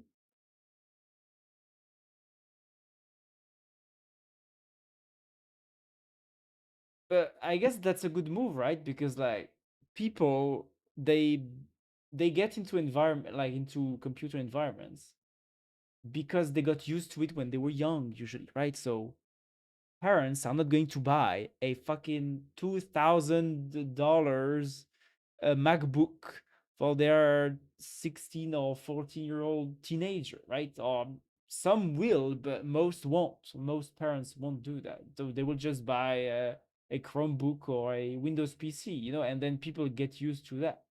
I guess with this, at least, $600 for a laptop for your teenager, I guess is pretty reasonable, right? It's pretty reasonable. That's even a good deal, I think, especially for a good, Mac, you know, feel experience. Yeah, so I think that's a good move from Apple. Yeah, good for them, good for the users, the customers. When it's video, in 30 minutes, 30, 40 minutes. They are seeing services earnings as a more promising direction. They were tested legally and their walled garden did well. Services earnings. So they see the reason to subsidize. Yeah, probably. Yeah. I mean, yeah. I mean, I do think this is a good move, right? Because at some point, how do you enter this ecosystem if you need to spend like $2,000 at minimum for like a PC? Like, it's crazy. Okay, next topic.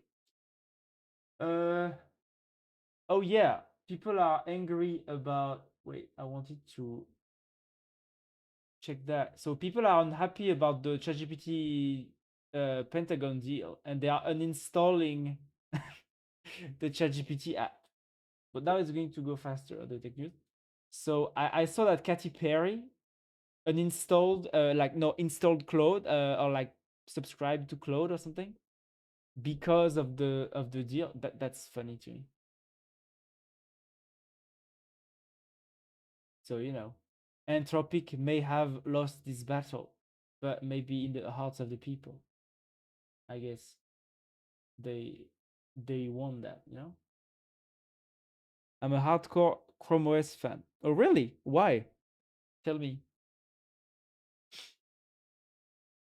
There is a picture on that page where a girl have Apple headphones that I think are more expensive than the MacBook Neo she's using. Yeah, yeah, probably. Probably.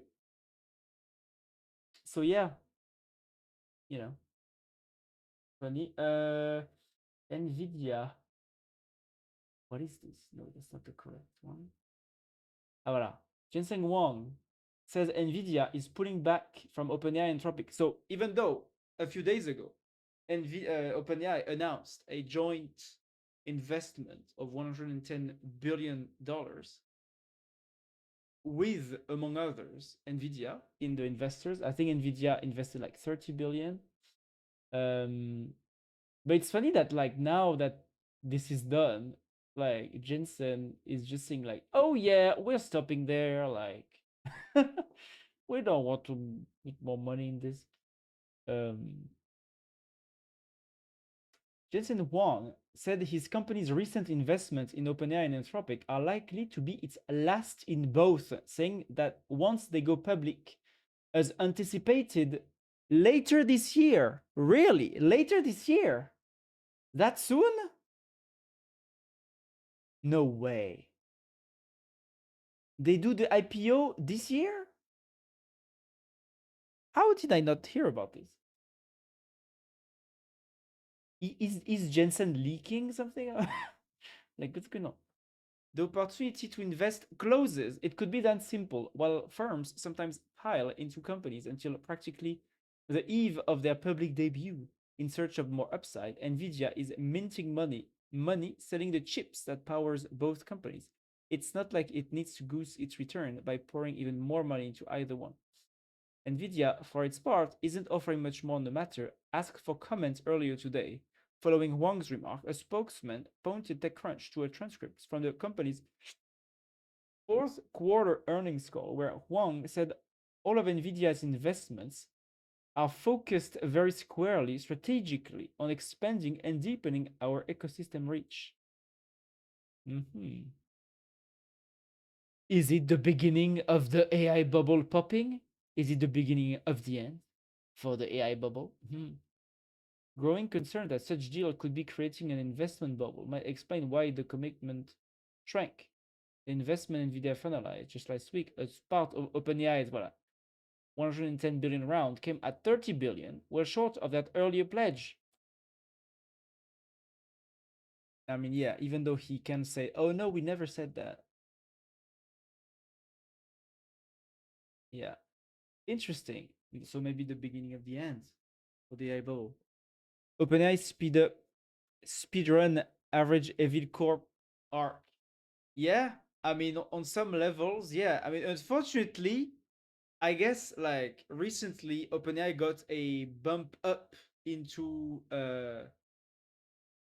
among coders because 5.3 codex is very good compared to Opus 4.6 for coding long running coding tasks. And so a lot of people switched to Codex like in the last month or so from Claude.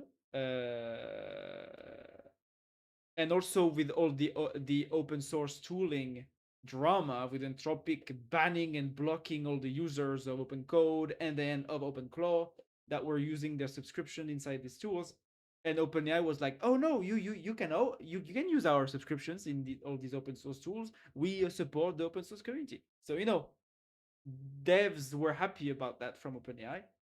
But I guess but that was just for for the programmers, right? Ecosystem. I guess with the Anthropic Pentagon stuff, yeah, maybe the image is a bit hit again because they just jumped, on the well, yeah, we will serve you autonomous system to kill people automatically, of course. Yeah, people don't like that. So that's funny. I believe OpenAI wants any deal so they can IPO and start hiring like crazy. I mean, yeah, probably, probably. Yeah, you can feel that like Sam Altman is a bit, you know, like scrambling to get the money, and like, yeah, just the ads shows that maybe he needs to open some other revenue channels, right? Like the investors' money will not be something that will probably last for very long anymore, right? Like, because they told their investors, like, oh yeah, look at our graph, we're planning to spend like $2 trillion by 2028 or something. But of course, the latest investment rounds did not align with this like charts charts that they showed the investors. So maybe investors are getting skeptical, and that's why Sam Altman opened ads, and is going to say, "Oh yeah, maybe we're going to IPO." Or not. 'Cause I guess OpenAI needs the money. They intended to spend more and to raise more, but maybe now that's a bit calming down. So yeah, I guess any contract is good now. Any money, you know. Pentagon wants autonomous system? Yes, of course. As long as you give us some money, we'll do whatever. Next topic. Meta. I saw that. That was crazy. Meta sued over AI smart glasses privacy concerns after workers reviewed nudity, sex, and other footage. I mean, yeah, I guess that was going to happen, right? Like, people have smart glasses that can film their everyday life. Of course, people are going to forget about it and just have sex, right? Uh, yeah, but the problem, as I think I've read about this. What I heard about this online is that basically, like Meta, as a lot of big AI companies are paying like cheap workers in third world countries like Ethiopia or whatever to do the human vision and analysis basically. And it turns out that those people in all these third world countries, so Ethiopia or India, Indonesia, whatever, also talk to journalists, and they tell the journalists everything that they've seen. And so yeah, they basically told the journalist, oh yeah, I've seen people have sex, I've seen people like beat up other people or whatever, like using the toilet or oh yeah, I see that all the time. That's funny.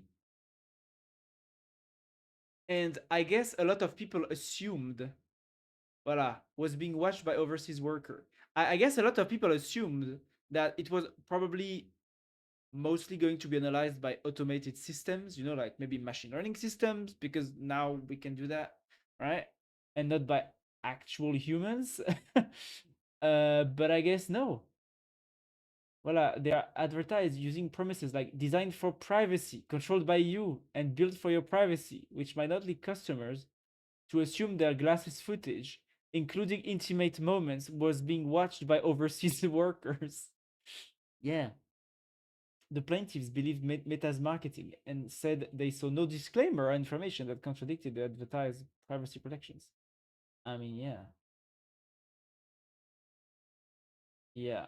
So be careful what you do while wearing the Meta glasses, I guess. Um. Oh yeah, I just saw that just for information. OpenCode Go, which is like the cheap $10 per month OpenCode subscription. Now they have their own subscription now. It's not only API pricing. And as I've seen, with $10 of pay of like paid every month, you, especially in the Chinese model, you would get the Chinese model. You would get roughly $20 max usage of GLM5, I think. It seems that now they have actually multiplied the limits by three. So now you might get like for paying $10, you might get $60 of Frontier Chinese models like GLM5, right? So that's pretty good compared to the Codex Anthropic. Well, Anthropic is so fucking expensive. Like it's not even, yeah, comparable. But when it comes to like the Gemini CLI and the or the Gemini subscription and the ChatGPT Plus subscription with Codex, where the tokens are subsidized by the subscription, of course. Now open code, becomes a crazy good value, I guess, even compared to the, you know, ChatGPT and the Google AI Pro subscriptions when it comes to the subsidized tokens that you can have access to. So if you want cheap tokens, go look at OpenCode Go, I guess, because I'm going to try. But I'm not sure if this is actually forever, but I would like it to be forever. Go brings agentic coding to programmers around the world. Of course, also, this is like a very new. Like they launched the OpenCode Go subscription last week or something. So it was very, maybe it's going to change. But for now, it's a pretty good deal. Generous limits and reliable access to the most capable open source models so you can build with open source powerful agents without worrying about costs or availability. Yeah, so I guess that's what this subscription offers you, right? Like the three frontier Chinese models. Now you can have a lot of requests for them for $10, way more than what you would have by paying the API price. Similar to the big AI lab subscriptions. That's pretty good. Next topic. Oh yeah,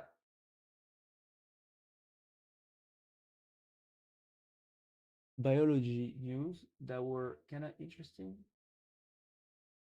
Large genome models, open source AI trained on trillions of bases. Lawyers walk into a meta store and buys AI glasses. Yeah.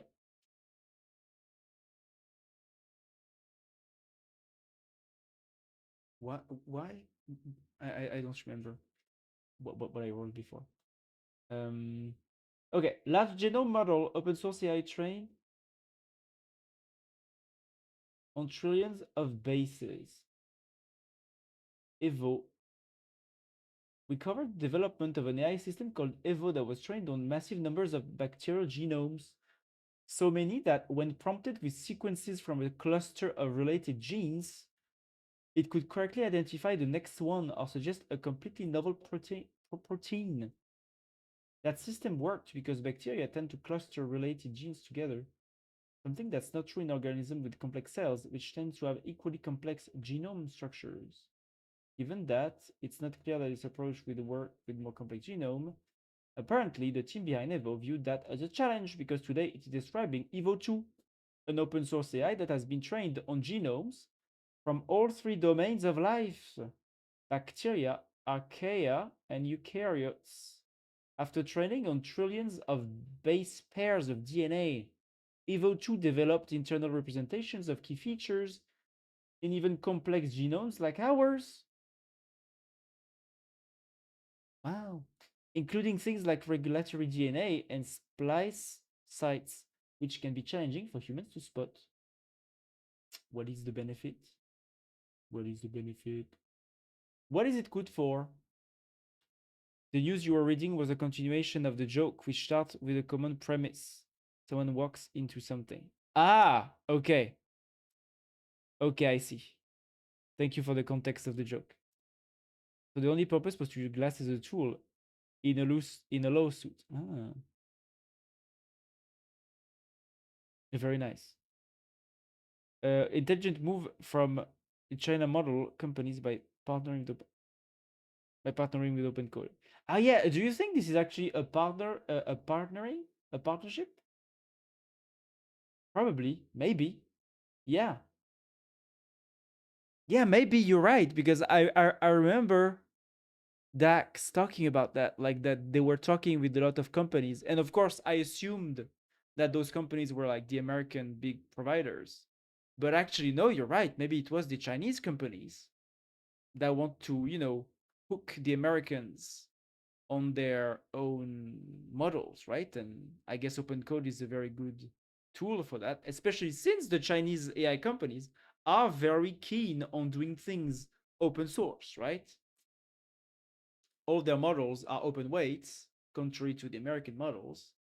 So since open code is trendy among the Americans, and open code gives very easy access to the Chinese models. Yeah, it's very probable actually. Yeah, that's a good move by the Chinese AI companies because that, like, yeah, that's the way, right? The only way that I would imagine testing the Chinese models right now would not to go like use the Quen CLI or the, I don't know, Moonshot Kimi CLI or whatever. It would be through open code. So yeah, good move. I would actually try that.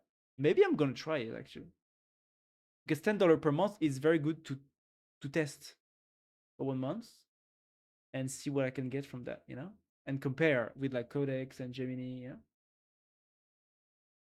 So yeah, very nice. Okay, let's get back to this. What is it good for? Evo 2. To test the system, the researchers started making single base mutations and fed them into Evo 2 to see how it responded. Evo 2 could detect problems when the mutations affected the sites in DNA where transcriptions in RNA started, or the sites where translation of the RNA into protein started. It also recognized the severity of mutations that would those that would interrupt protein translation, such as blah blah blah. Okay, what does it use? What is it used for? It also recognized that when sequences weren't translated at all. Yeah. What are you using this for?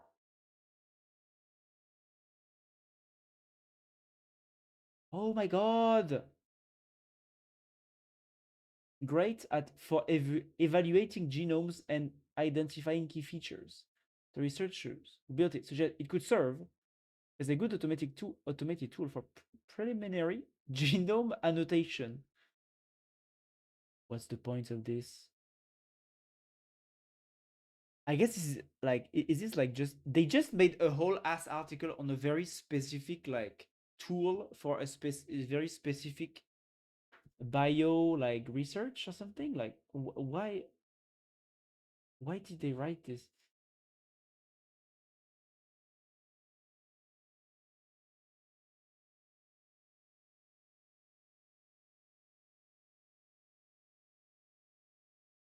What's next? Yeah, what's the use? What why is this a big deal? Is this a paid article? Did the startup just pay to release this? Like, what? It appears the research team wanted to get this out so others could start exploring how it might be put to use.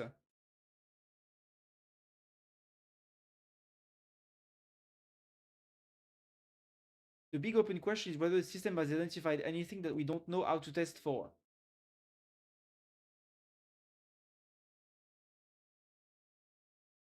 We've discovered a steady stream of new features in the genome. CRISPR repeats, microRNAs, and more over the past decade. It remains technically possible that there are features in the genome we're not aware of yet, and Evo 2 has picked them out. It's possible to imagine ways to use the tool described here to query Evo 2 to pick out new genome features. Mais, god damn it. What is the point of this tool? Like, for the future of biology and genomics.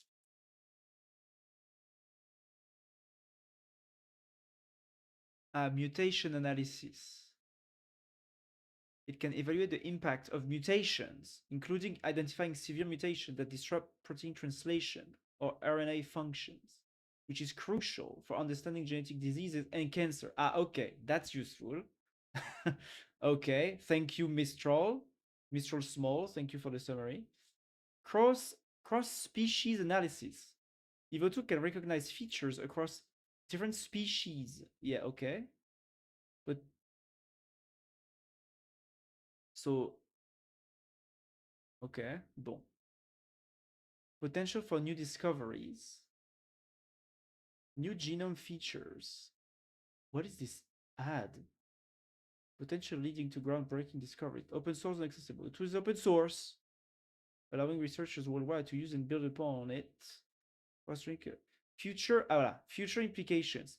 Why didn't they add that to their article? Like what the hell? Personalized medicine. Better understanding of genomes could lead to more personalized medical treatments tailored to an individual's genetic maker. That's pretty cool. Biotechnology. The ability to design new proteins and regulatory DNA could revolutionize biotechnology, leading to new therapies. Conservation biology. Understanding the genomes of endangered species could aid in conservation efforts and biodiversity preservation. Transform biology and genomics by making genome analysis more accurate, efficient, and accessible, paving the way for new discoveries and applications. I mean, yeah, when you think about it, genomes are just text. So LLMs are very suited to do that too. So yeah, it's just that I'm sure there's not enough nerds in biology that are aware that LLMs are good at text and genome is just text and you don't, like, yeah, you can use it this way. What other areas do you think could also use LLMs, but people are not aware? You know, maybe there's a lot of other areas like this where it's just that people are not programming nerds, so they don't, you know, they don't see the point or they're not aware. Maybe that's the idea for a good startup or something. What is this ad? How long should I exercise to reduce cortisol belly at my age? I don't want to reduce cortisol belly at my age. I have no cortisol belly. My belly is totally fine. Another little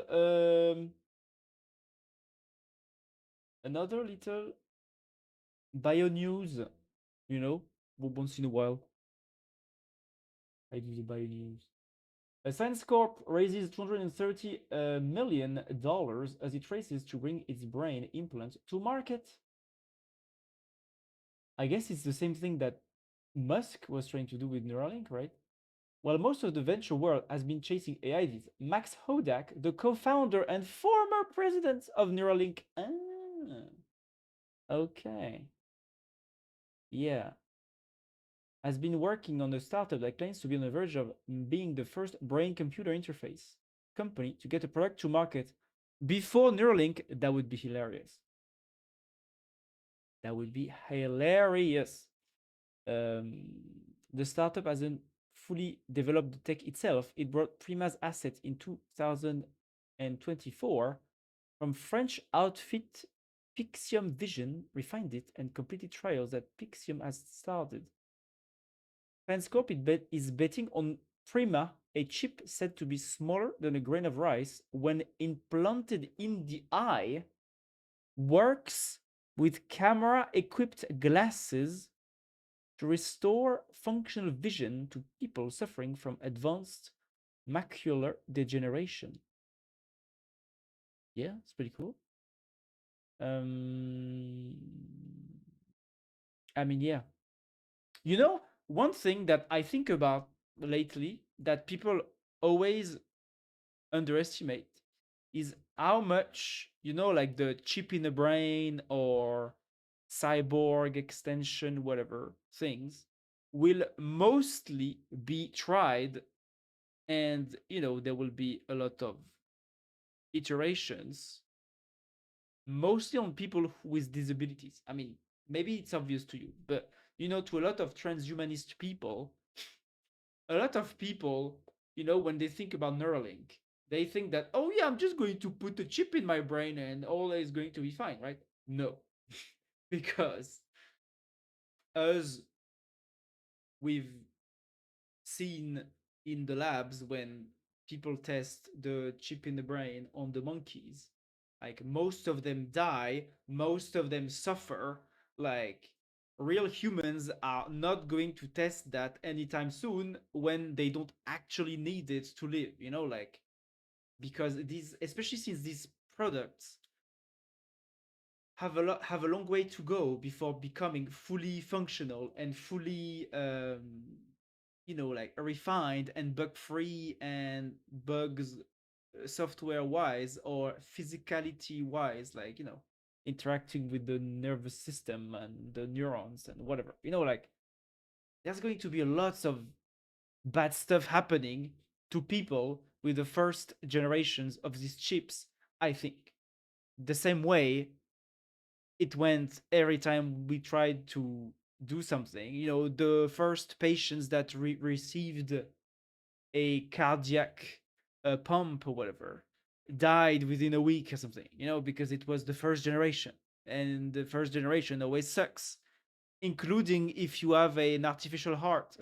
you know, the first generation of artificial hearts sucked ass. And that's why people just could just use them for a week and then they died. And the same thing will happen for the chip in the brain stuff. Like people will not start to put chips in their brain anytime soon. Most of the people who will probably do that and who will suffer the consequences will be people with disabilities who, are willing to risk the suffering and the failures of these devices just for some, probabilities, just for some chance that it might enhance their life, right? But yeah, people without disabilities,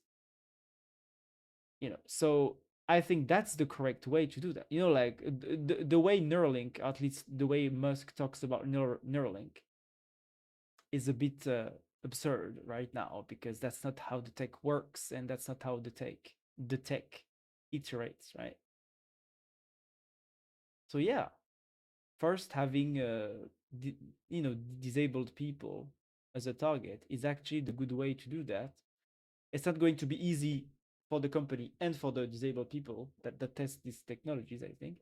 But I think that's the only way we're going to go forward with it. So yeah, very good. And then, oh yeah, now I want to talk to you about something that happened today, this morning, that I at least that I discovered this morning. Um, this morning, let me retrieve the article.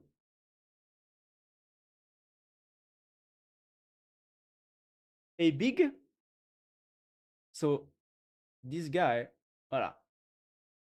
So it's an article in French, right? So you can translate it if you want. Voilà. Uh, it's a very interesting. I'm going to put it in the chat because it's just very interesting. It's basically so YGG, YIG, right, in French, is a torrenting website, to download torrents, illegal movies, games, whatever.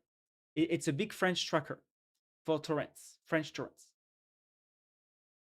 But it turns out that this website that is very famous in France, like added a very expensive subscription like 2 months ago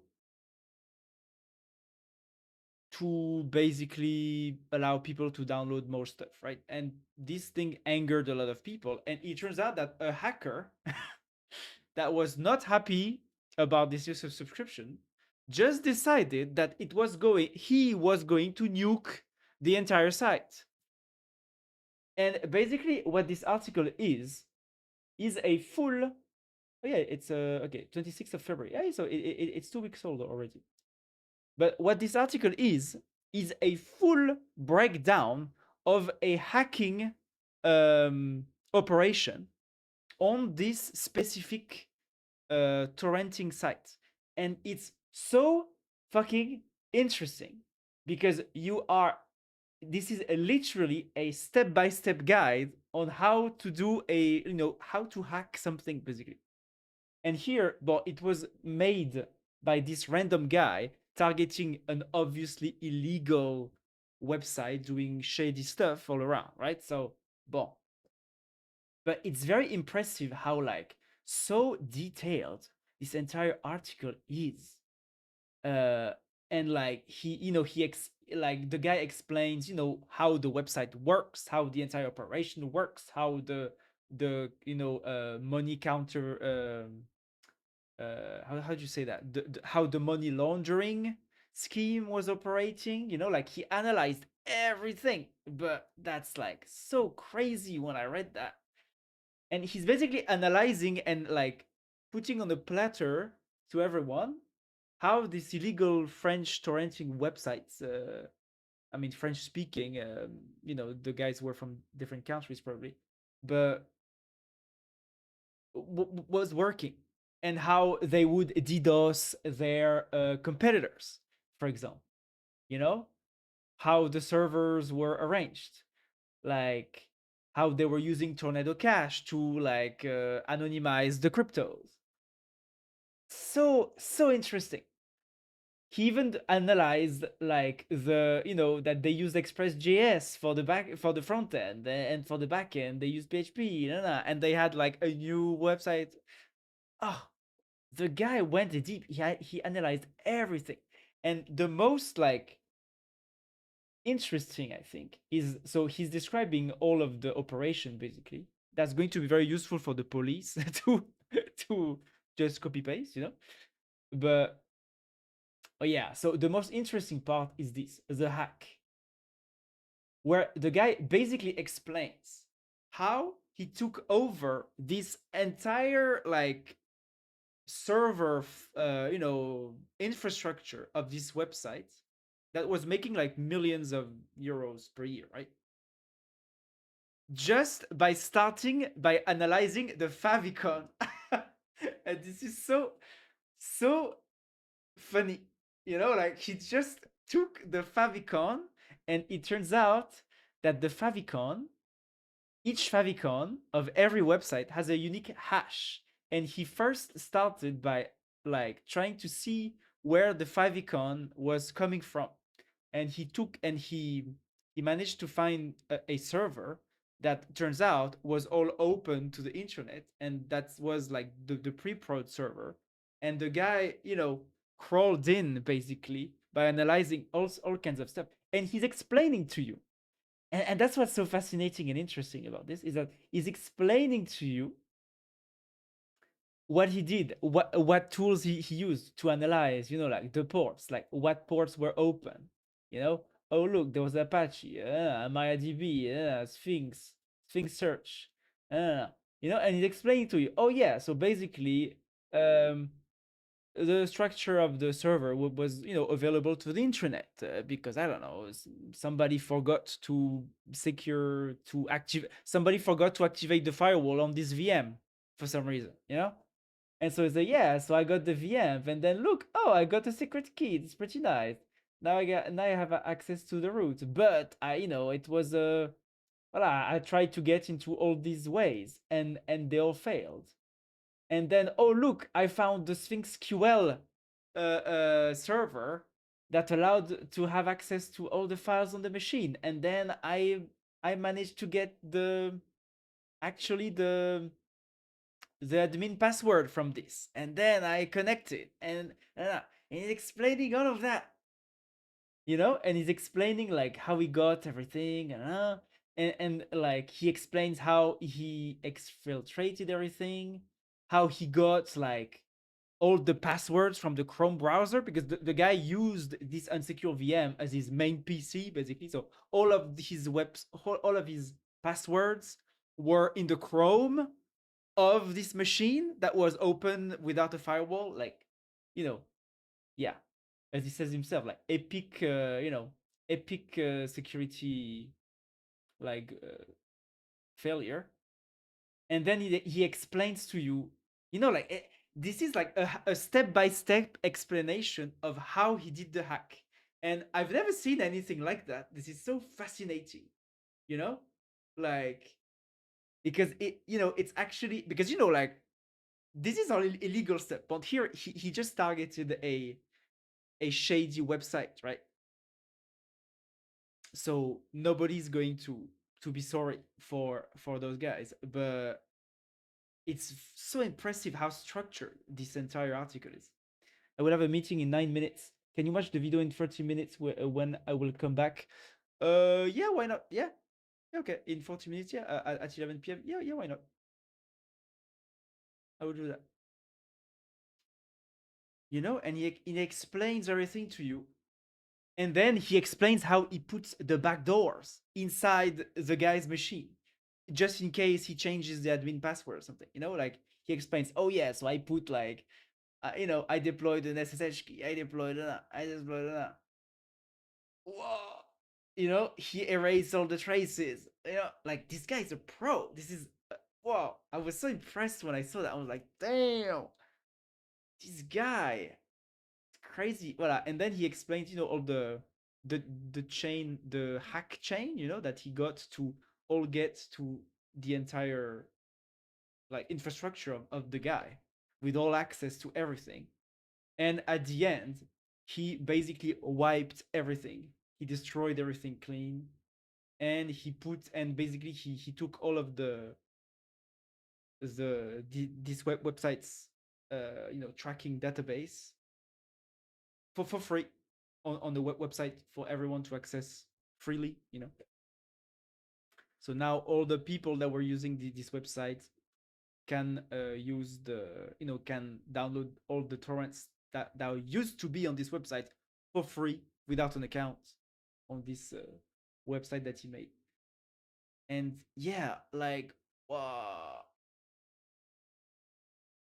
I've never encountered something like this. I guess you might find stuff like this like on the dark web or whatever, because but especially if the hack is against like a legal actor, right? Like people are not going to write blog posts about it. But I don't know. It's the first time I encountered something like this, and I was like, "Whoa, that's so cool!"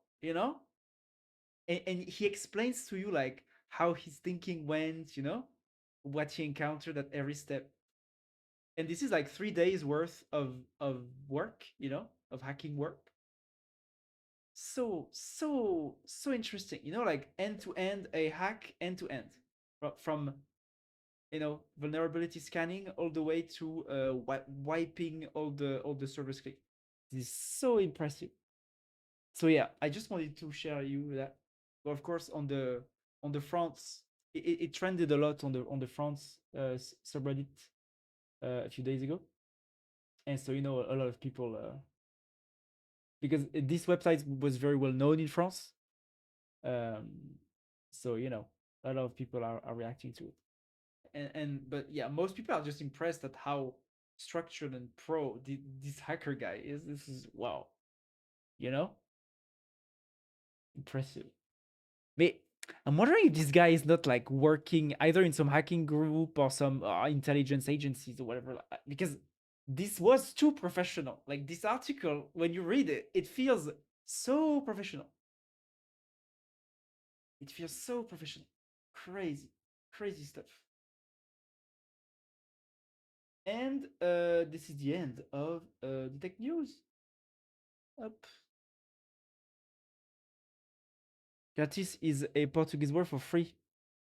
Ah yeah, we use it in French actually, to say free too, but in a in a casual way. Et tout gratis. So yeah, I guess it comes from Portuguese. It is a borrowed word from Portuguese.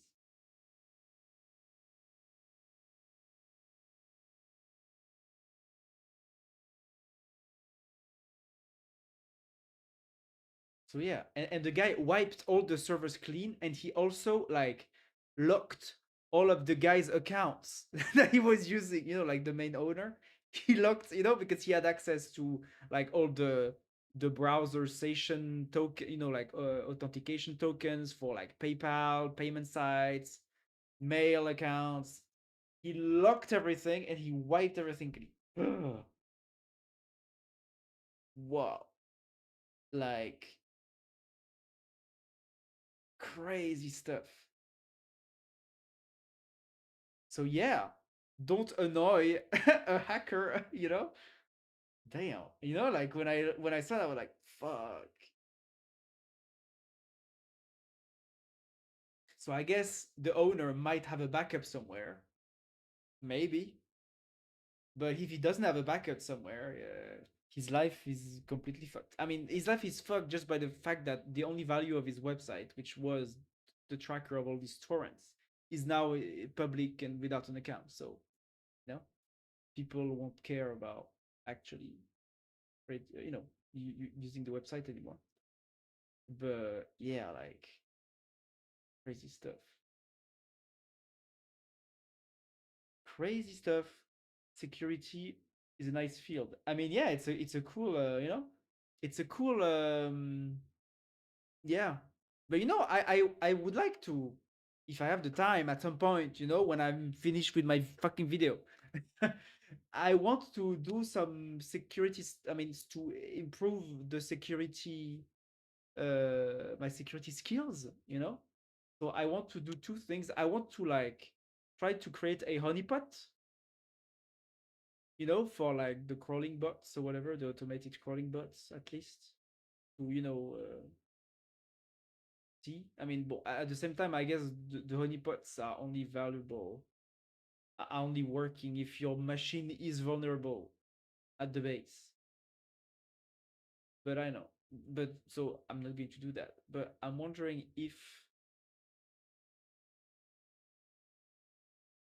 I could, while my machine is secure and updated, because CVE is always pop randomly, So I'm like, my reflection is like, if there is a CVE that comes out on the technologies I'm using, how do I get a honeypot like fake console, fake terminal to show up? You know, I'm wondering. I also want to, like maybe have a little script to regularly check. I mean, the same way I did my little health check script. I also would like to have a security check script, to check stuff regularly. Yeah, to the site like Pirate Bay, but paid. Yeah, it was a site like Pirate Bay. Yes. It's just that you needed an account, and basically it was like, with a lot of torrenting sites, especially where you need an account to access the torrents, you need to have like to be able to leech, to download the torrents. You also need to seed, you know. So, and basically on these websites, what you had is that you could only seed up to 20% more or maybe 50% more than what you had leached. So if you had, so to download a, I don't know, to download a 150 gigabytes torrent, you needed to have seeded already 100 gigabytes, So there was a ratio like that. And if you wanted to leech more than that, you needed to pay, basically. Uh, that was the business model of the site. So people who don't seed so much, because seeding takes time and you need to have your torrenting software on, and you need to have your internet bandwidth used by the software. Uh, so yeah, if you didn't seed and you didn't want to spend the time seeding for the community of torrent users, yeah, and you still wanted to download from the site, you needed to pay to get a leech.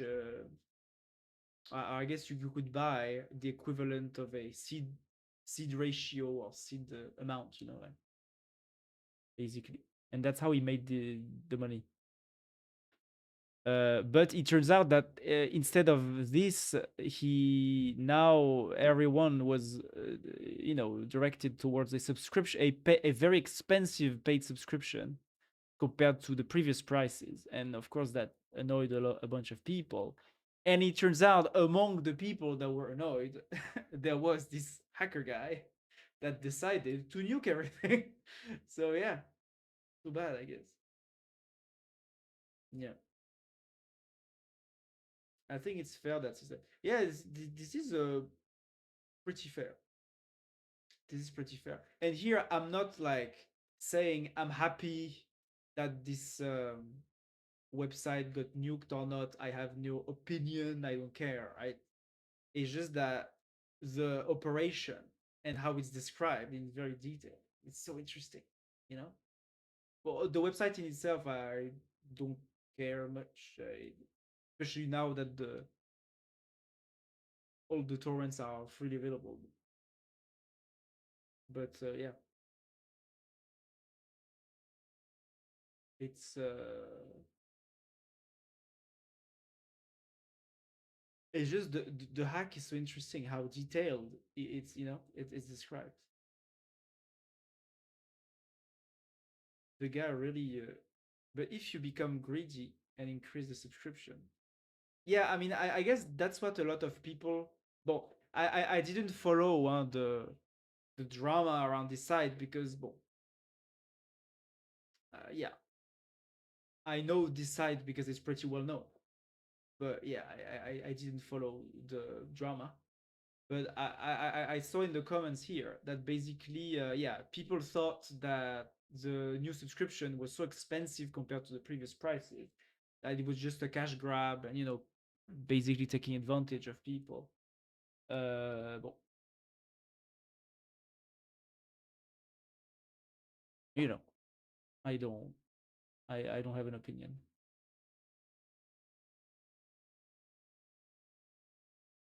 I'm back. Hello, back. So can we watch the video now? Is it okay?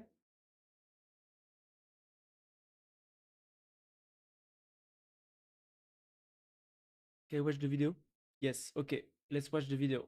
So this is 9 minutes video about shipping a button in 2026. I've seen people on Twitter talking about this video, so I guess it's a good video. Let's maximize.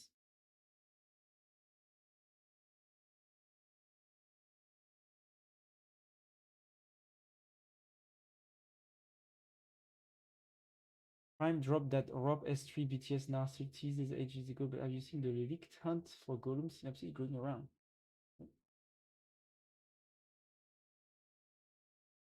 Need to build a new client portal.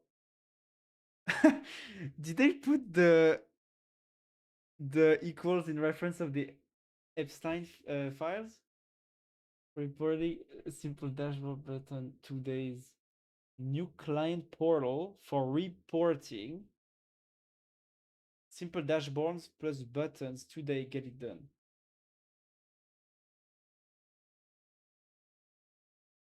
Back at it. Need to build a client portal. Yeah, Claude.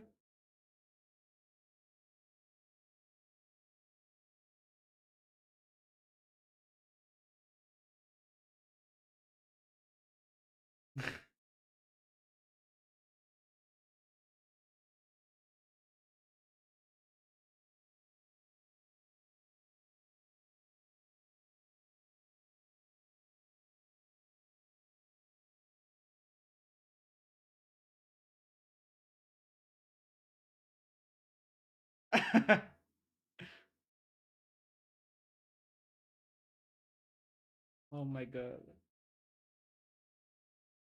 Oh no.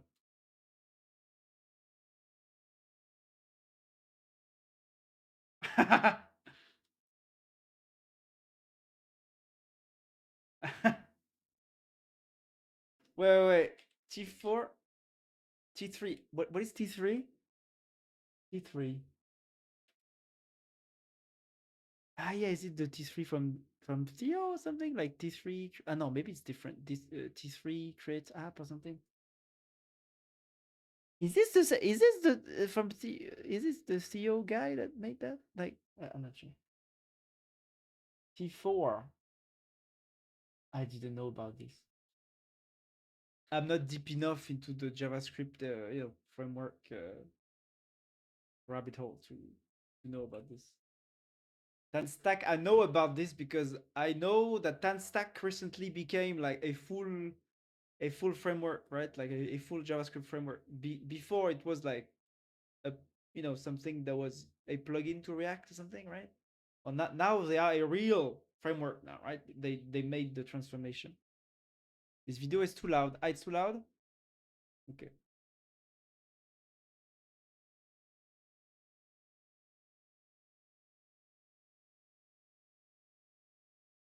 is it good now?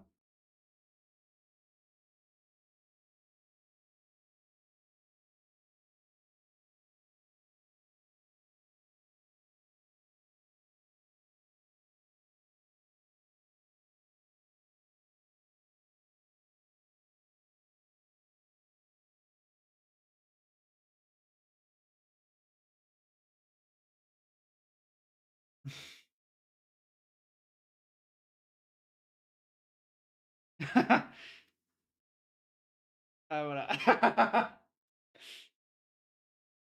Of course. Just bun, just bun. Ah.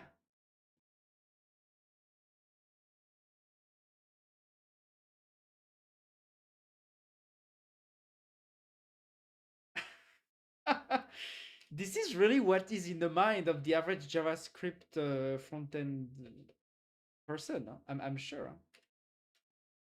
Like I've encountered all of those. I mean, not very much because I use Svelte, but yeah, if you use React, you have all these words in your head. I'm sure.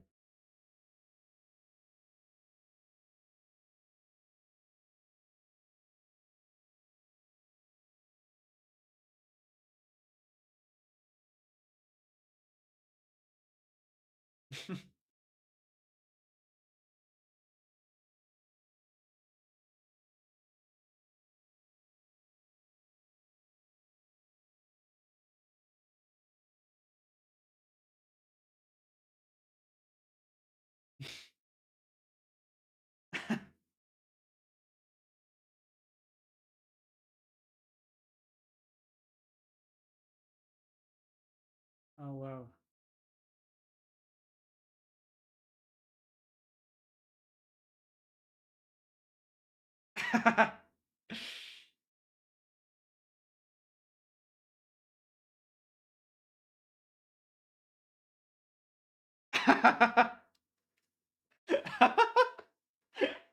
Yes.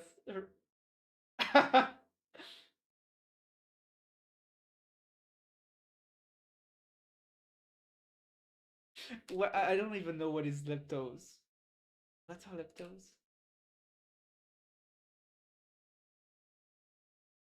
The Exist native will basically run straight on GPU.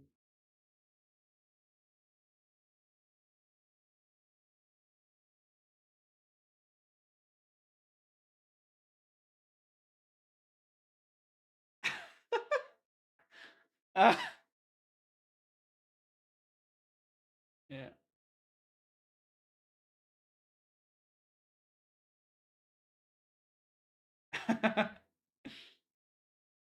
Yeah, background music. Yes, I also have background music, but I stopped it now.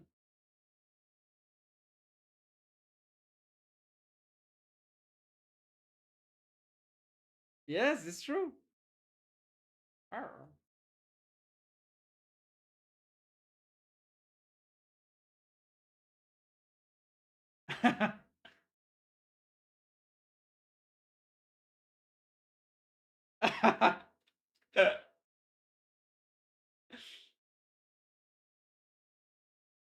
Oh yes.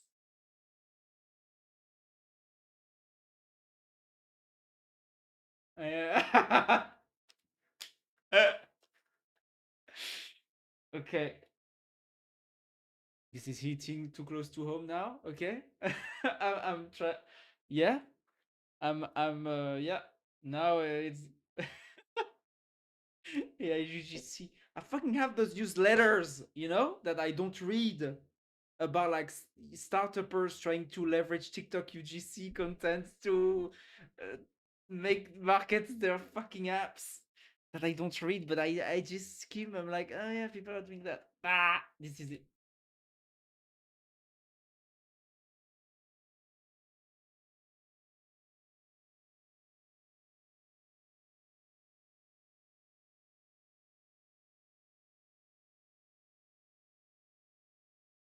OpenVim. Ah, voilà.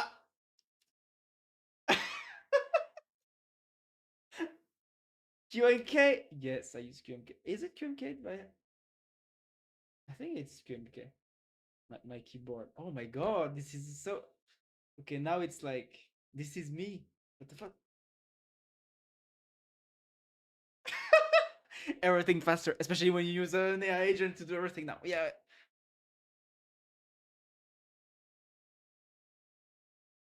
Dvorak.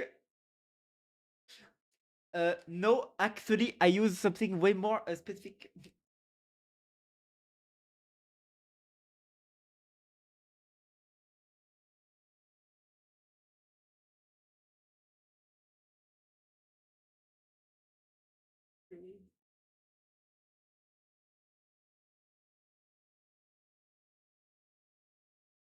Oh, ah ouais.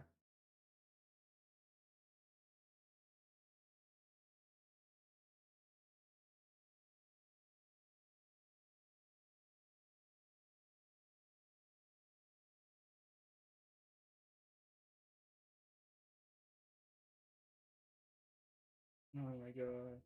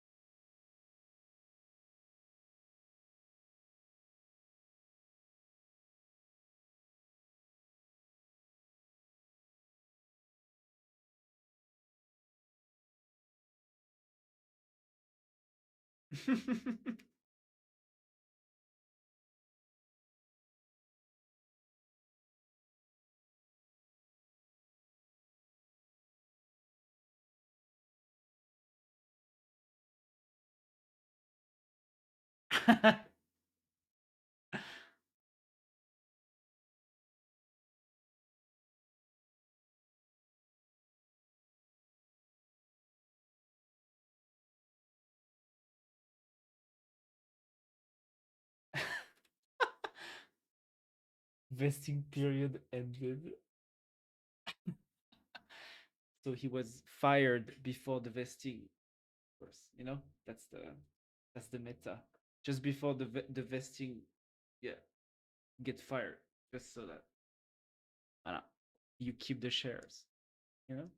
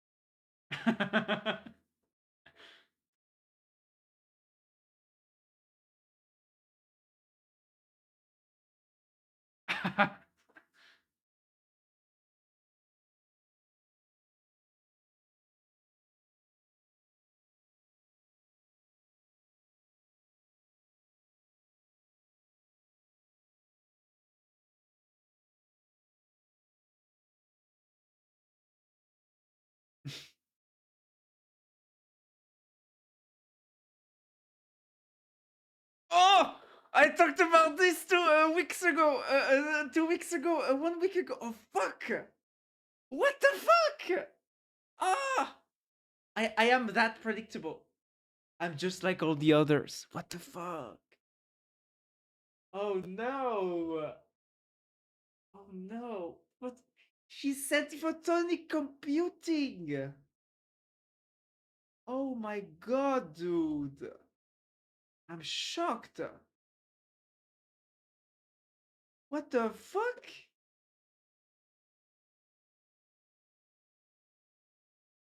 I just had a mental shock. Like photonic computing. He said. Oh, I thought I was special.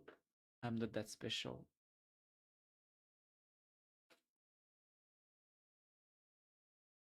Look at that.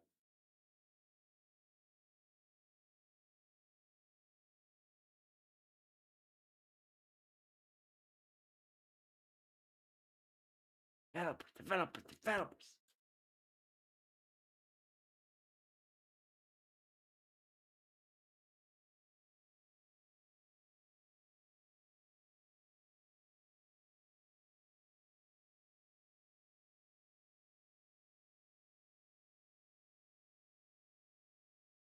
Mais, wait, wait, sorry.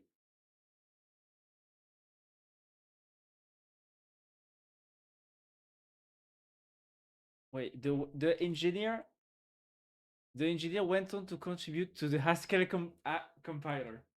Exactly. Yeah, typing Dvorak. Ah,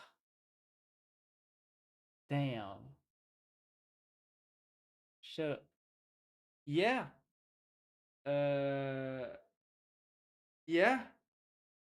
You know. Yeah, like he hit all the nails on the head. Like wow. he he he got that photonic computing that I've reviews the that I am genuinely interested in, and I thought that photonic computing might be the next generation of technological breakthrough in computing. God damn it! Oh, it's crazy. So it's like if you are a programmer that is, somehow following tech Twitter, AI stuff, whatever, and UI developer that, does some front end, you would, yeah, everything. You will get bashed on the head by this video. This is so funny. T3, T4, Chachano. Wow. Naming all characters and roles in this video as a PRD. Never in my life I've seen a full stack comedian. I'm an instant fan. Wow. I'm gonna leave a like. Oh, I'm not signed in? Good. Well, I'm gonna leave a like in my other. Damn. Oh, yeah. So, yeah, good that I watched it. It is indeed a nice video. And I guess, like, I guess if I was actually working at a real company, you know, because I mean, I worked at a real company, but not as a individual contributor programmer. I was like on the DB side, but not doing actual real programming, and that's why I left. Right? Uh,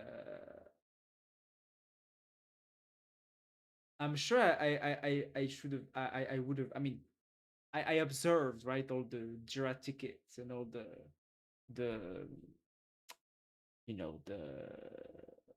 fuck all the API infrastructure like Postman and all the what is the name of this? I forgot all the names.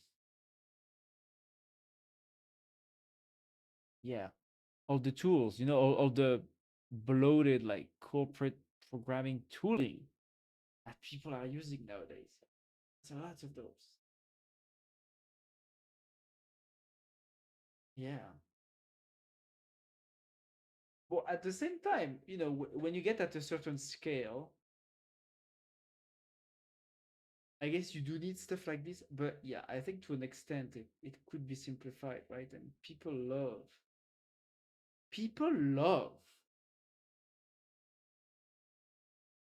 to display that they know how to use all these tools, these very specific tools that are, that have all kinds of all these functionalities that are a bit too bloated, and, you don't actually need. But yeah, wow, it's funny.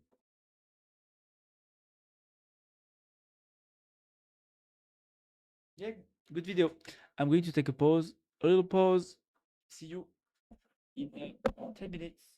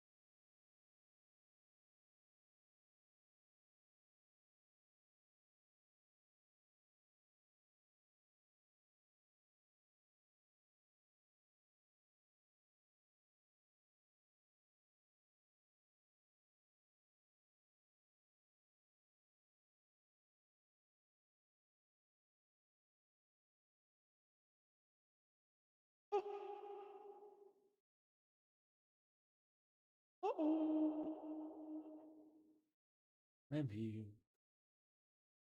I'm back. I am back. Okay.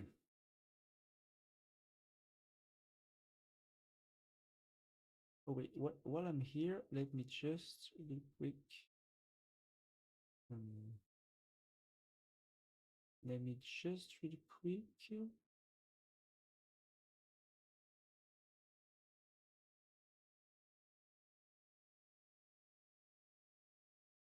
something with this camera.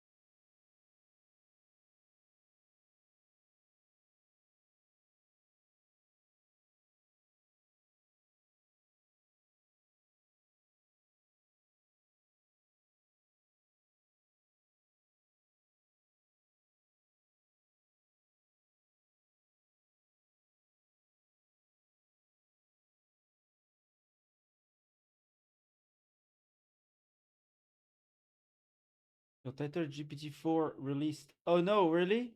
Oh, I didn't notice. I wrote it so fast. GPT-4 released, guys. It's 2024. Back to the Future. Are you streaming for 2023? Exactly. Guys, this is Back to the Future. New tech, new Twitch feature. You can go back in time now. Is this?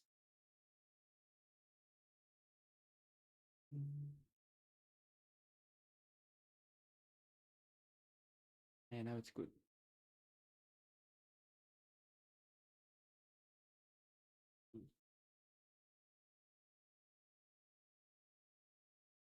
Yeah.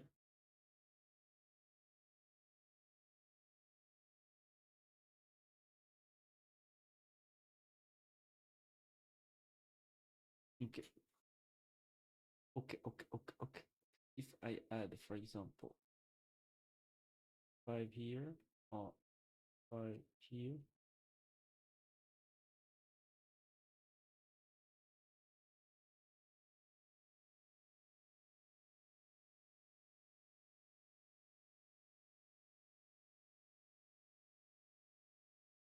Hmm, let's try like this. Yeah. Okay. I'm good.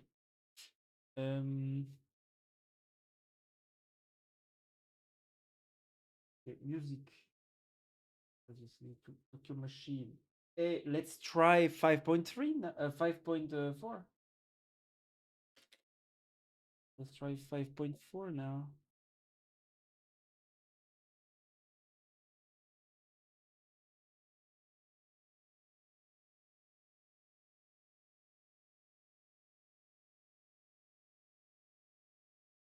Okay.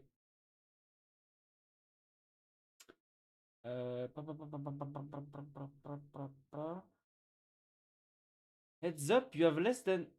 Quoi? What? What do you mean I have less than 45%? What the fuck? But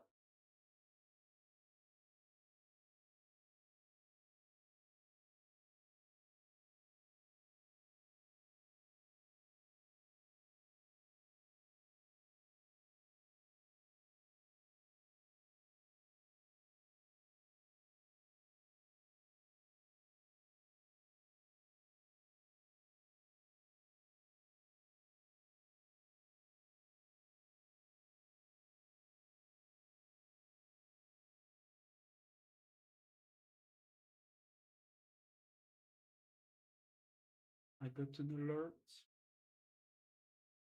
Did I use my agent that much? No.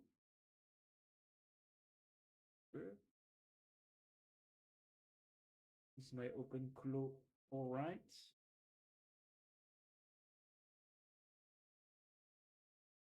No. Okay.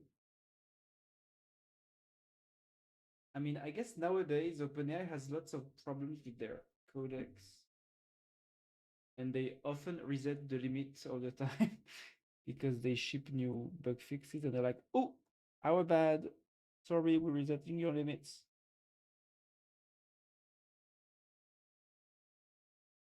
Active sub agents, only one agent running.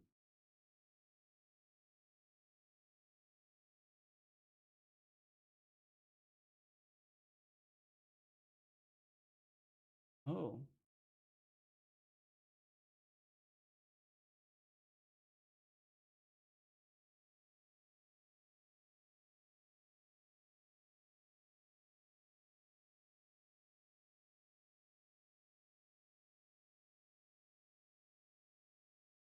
mm,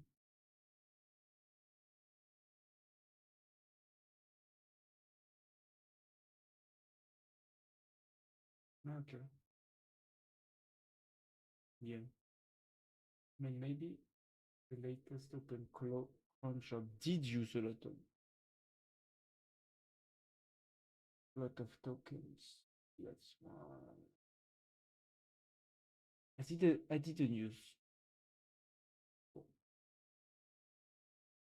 Hey, let's try with GPT 5.4, right? Since we have it. I'm going to put the same test actually. Um Testing GPT 5.4 at building a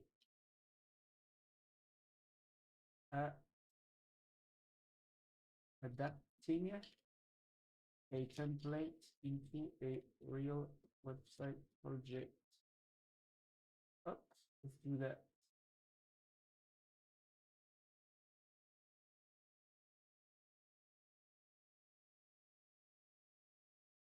Um, how big would my last commit?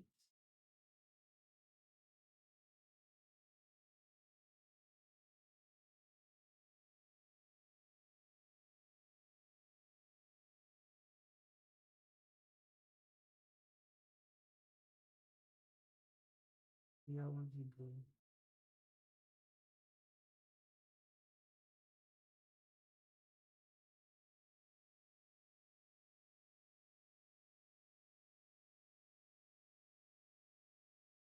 Hmm. Ah, maybe it was non-cached input tokens because it said like this cron job used 4 millions of tokens. But of course, if they were not cached, I guess that can drain my usage limits. Uh-huh. Wait, I'm gonna ask something real quick. Were those tokens cached? Wait, 4 million.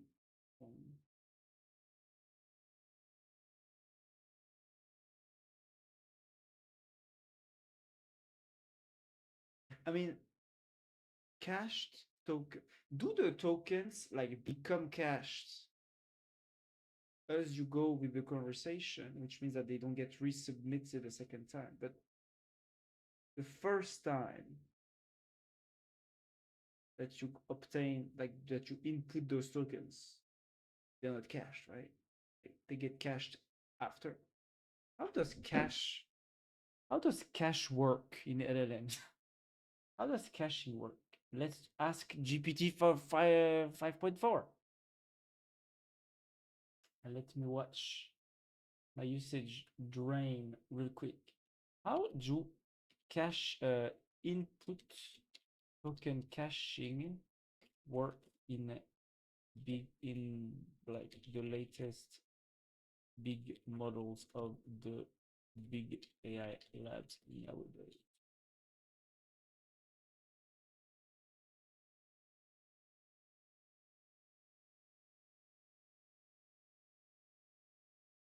Caching was active. Input non-cached. 4 million. I cached 10 million. I know, so okay. Much larger cached read volume on top. I Yeah, so the cache tokens are those that you reuse at every, you know, further message, because of course each time you add a message, you need to resubmit the entire conversation. Well, of course, okay. The tokens that were already submitted, you don't need to submit it again. So the server caches them, and so they don't cost as much in the API pricing. Okay. Yeah. But that doesn't explain why I hit 25% usage needs. Like, because 4 million,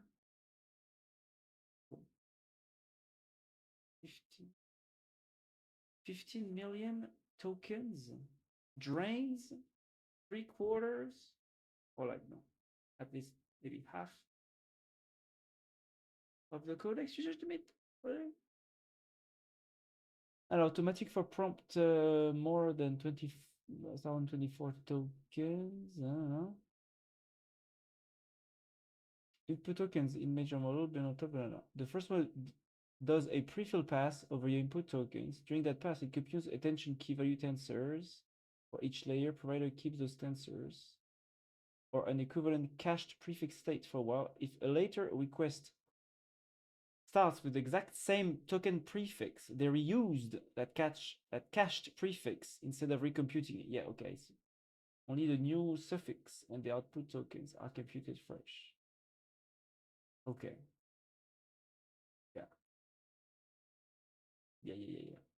I guess that's why it's cheaper when you have a conversation with lots of context to be very highly interactive, I guess. Right? Because the OpenAI and Anthropic and Google servers can only cache your tokens for so long, right? So I guess if you have a period of inactivity, they will empty the cache.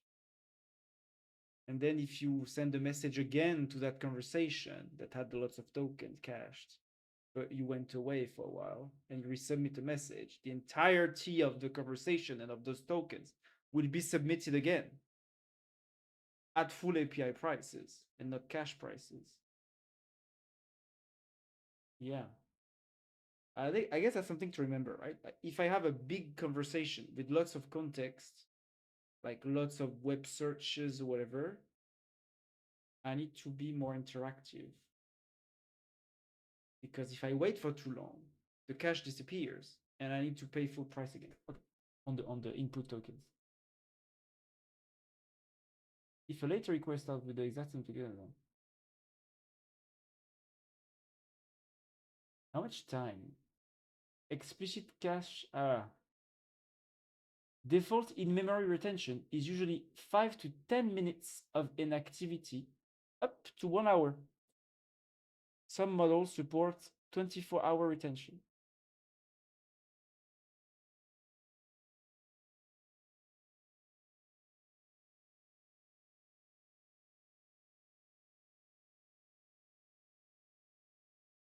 Default TTL is 5 minutes and 1 hour is optional on supported model. Oh, wait, Anthropic is okay. Minimum cacheable length varies. Defaulting explicit cache have TTL, defaulting to 1 hour. Ah, so Gemini has a longer cache TTL. Time to live, time to live, time to, yeah. TTL. Amazon.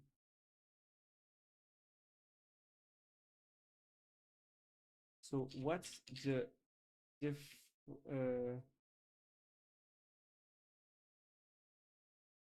default in-memory retention 5 minutes? So most providers will bill you at cached prices for the input tokens of your current conversation. only if you are not inactive for more than 5-10 minutes, right? Is that how it works? That's how it works.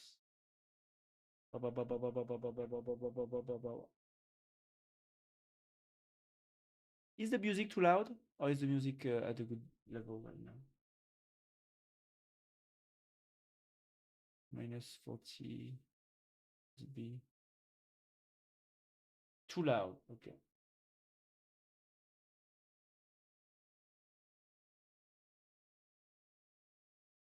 Here it's better. Should be better. I guess I could also make myself too loud, louder a little bit. Not too much. But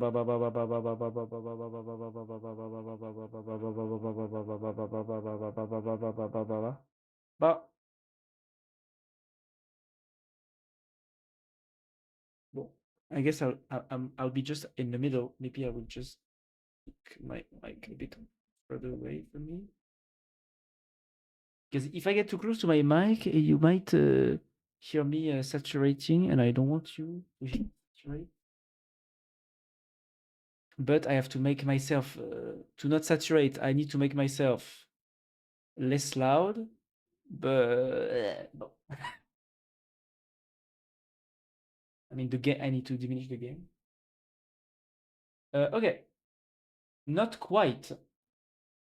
You get cached pricing only for the part of the current request that matches the previously cached prefix. The prefix usually has a token for token replica. Whether it still exists depends on the provider cache.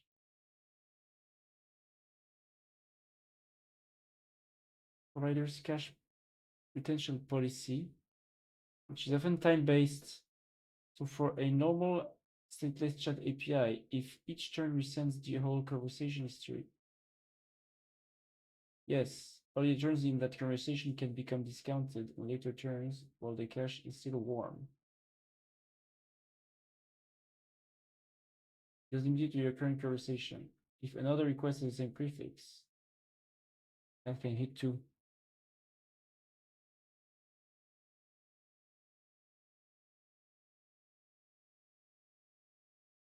Not only current conversation, it's really any later requests with the same cache prefix. Oh yeah, okay. Not universally 5-10 minutes. That is mainly OpenAI's in-memory policy. Other providers use 5 minutes, 1 hour configurable TTLs or less specific implementation.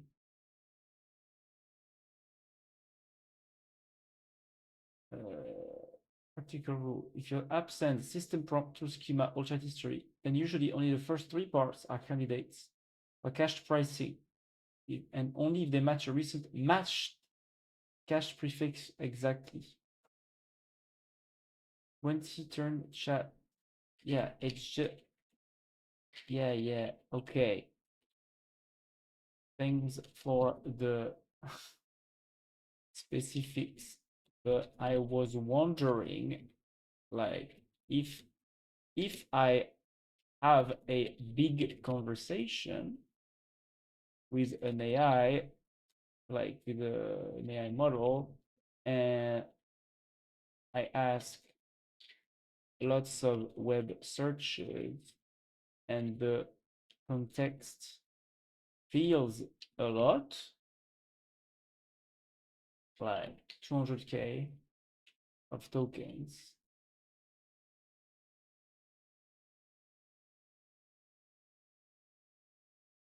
Has been gathered by the model. If I go away for like an hour and a half, will those 200K tokens be resubmitted at full API pricing, non-cached, on my next message? That's my question. Does the Zoom work? Yes, the Zoom works. Very nice.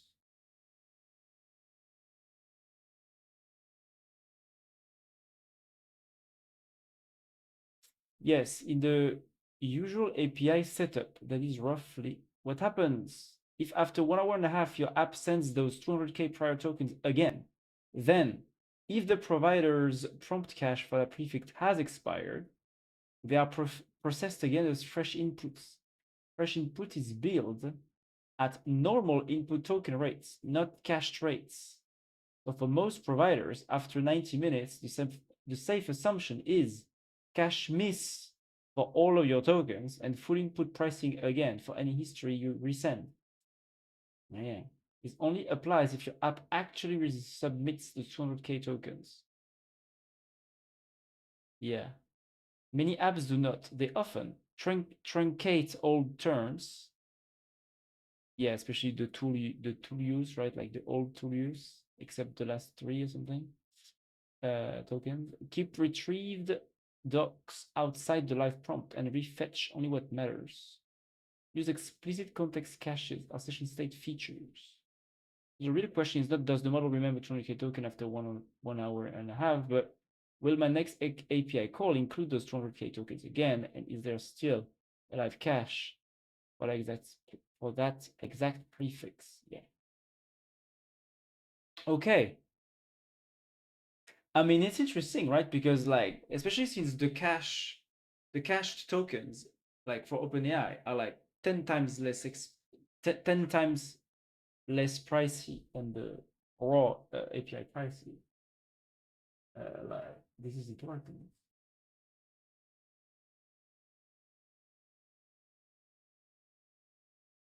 So yeah, in terms of raw pricing, it's bad to reuse an old conversation that was used more than an hour ago, or even more than 5 minutes or 10 minutes ago, right? For the raw, yeah, your usage. Okay.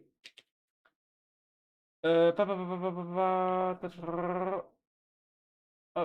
up, up. Huh?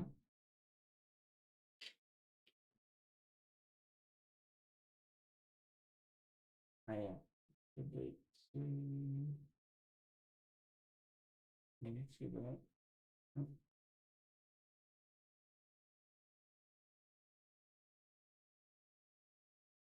Okay. Alors, now, where were we?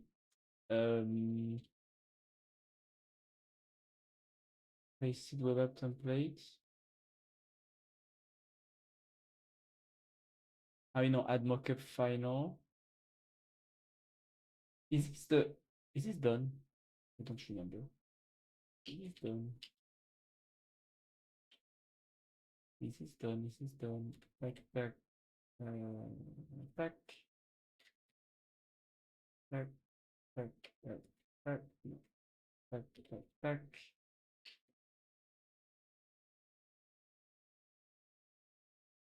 It's done. npm run build. npm run dev. And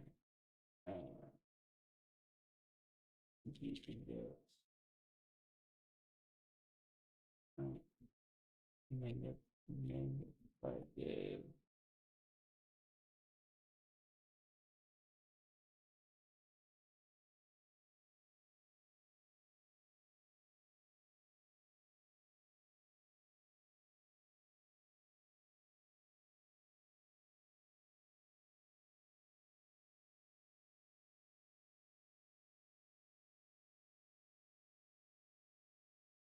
What?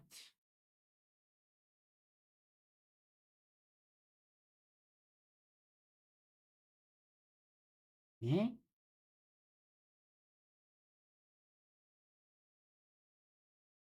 Oh, am I in detached head? I must be in detached head. Am I in detached head?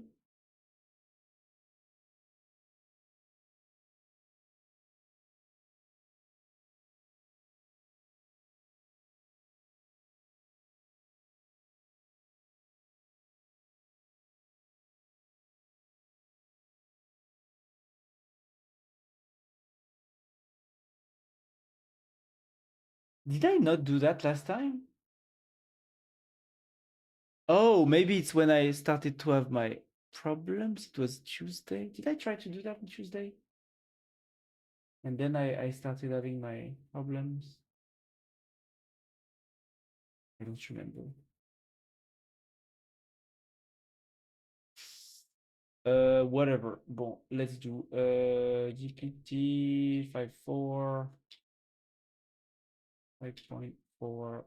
Yep. What?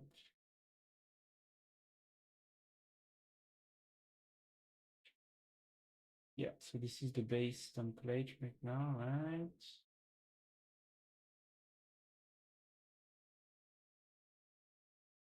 Mm.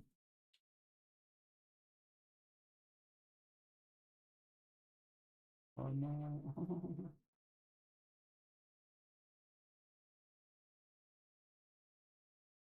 What? What is this? Oh.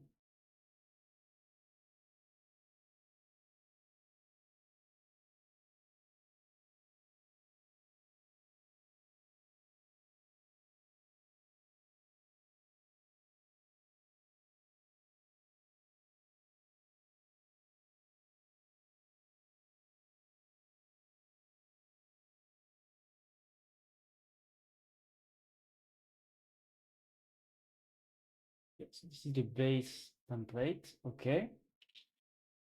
This is other base. What was uh, what was my previous prompt? I don't have that in memory. Oh no, I do. I saved it here. Actually, uh, actually, I saved it here.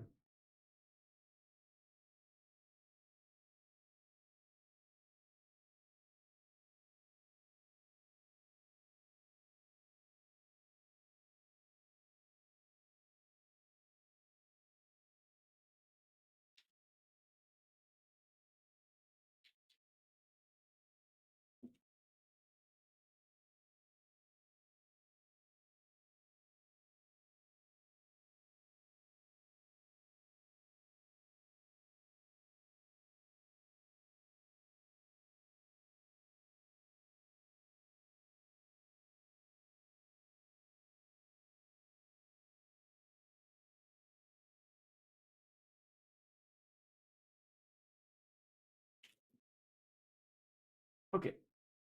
Update now. Ah, yes. Let's update.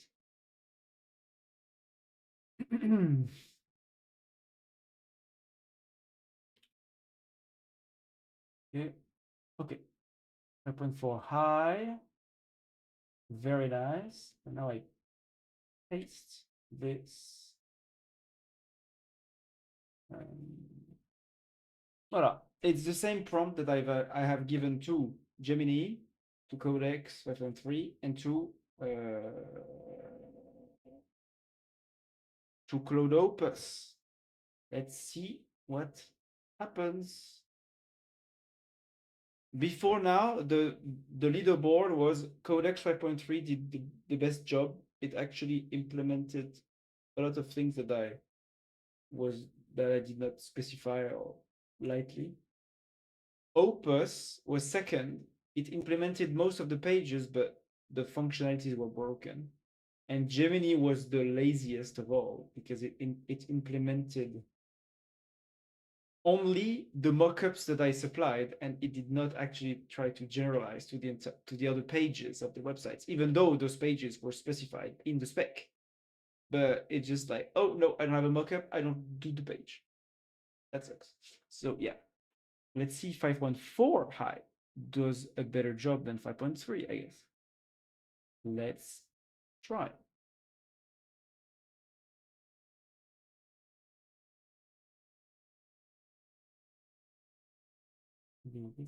Can I zoom? Yes.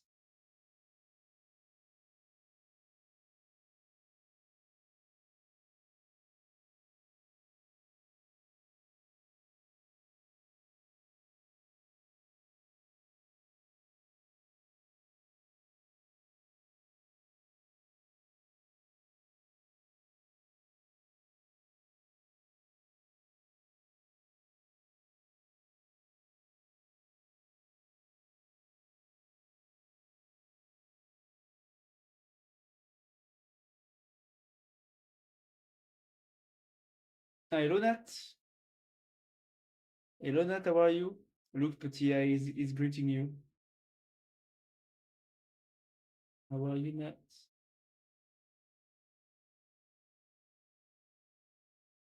I'm sick, and you? Ah, sad. I'm okay. I mean, now I'm okay. You know, you might have seen on Discord that I had a lot of problems with my PC 2 days ago, and I managed to solve, but it was a lot of pain. And now I'm better.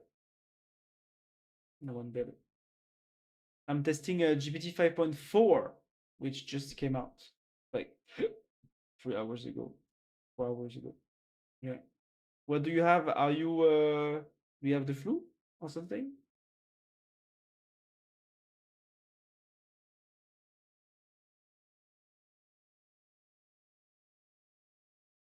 Don't know. Are you coughing? Are you sneezing?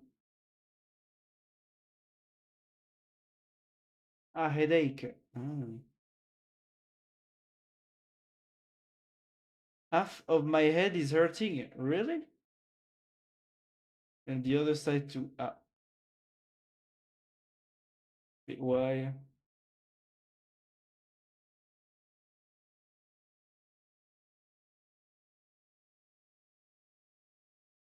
But you're not coughing, you're not sneezing, you don't have any other symptoms?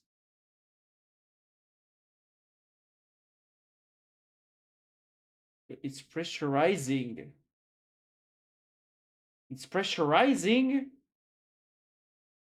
This is a bad sign, symptom. That did you go to the doctor? Pressurizing is a bad. No. Well, you should, especially if you feel a pressure.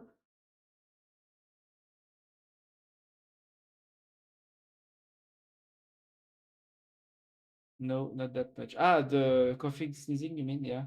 Well, if you feel a pressure, for how long have you been feeling the pressure? Like when you sleep bad and your head hurts. Ah, yes. Okay. Is it like a typical? Do you have these kinds of headaches often? Because I also have those sometimes. I mean, often, and I just take an aspirin, some paracetamol.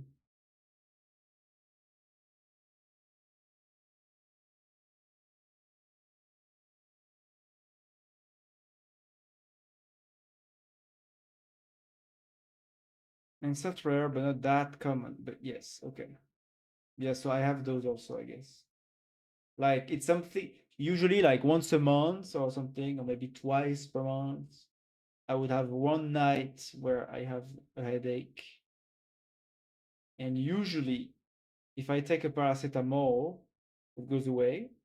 If I don't take the paracetamol, I go to sleep and I sleep with the headache and I wake up with the headache. And that's annoying. And maybe the next day it goes away, but yeah, usually it happens like that. Once per 2 weeks, maybe. Okay. Yeah, I mean, I guess it's pretty similar to me. Mm, yeah. So, yeah, I have the same. I guess it's similar to what I have. So, yeah, I don't have a solution other than take a, take some paracetamol, like some aspirin. I'm really not sleeping good for 2 months. Really? Mm.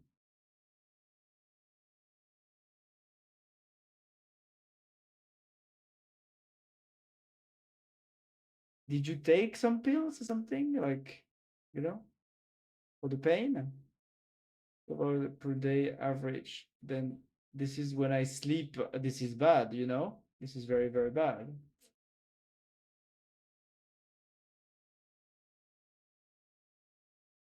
You should sleep more.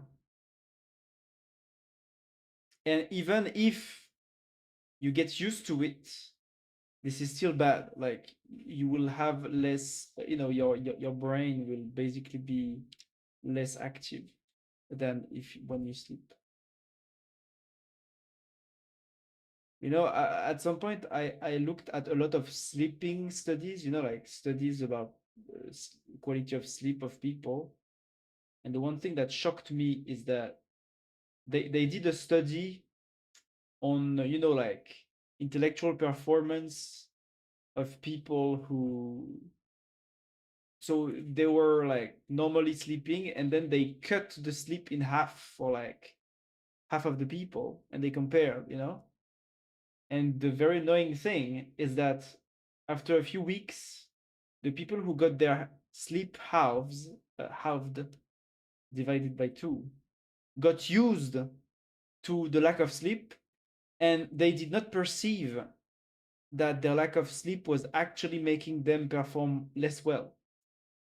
Like they did not feel tired anymore, but their performance was still lower compared to, the control group that did not have a cut in sleep. And that's horrible, because that means that if you sleep less than what you should, if you sleep enough times less than what you should, you will get used to lacking sleep, and you will not feel tired anymore. It's just that your brain will adapt into a low performance state, to continue living without, exploding, basically. You know, even though you do not feel tired, and that's the horrible thing, is that so yeah, not you need to sleep more. You can take medicines if you need. Well, I'm not sure. You should first see a doctor for that, but like sleep is very important. I can't. I don't have recipe. I had the yeah okay yeah the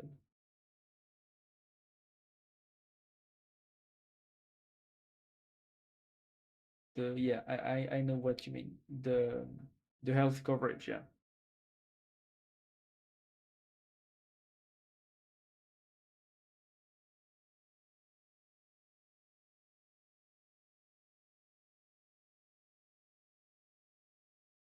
Yeah,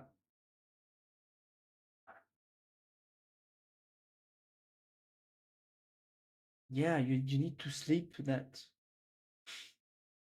And even when you do the bike, you don't feel you don't fall asleep easier after.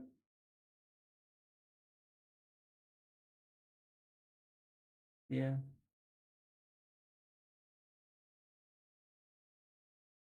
I use the bike, I really don't sleep. Oh really?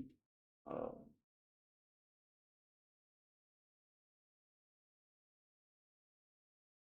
that's funny, because usually for me, I know that I usually sleep easier just after I've done sports. I guess people are different than me.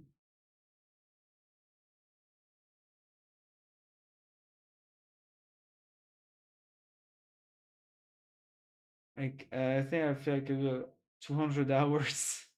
Really? Shut up. Shut up, Google. Google, shut up. Shut the fuck up. Shut up. Sorry.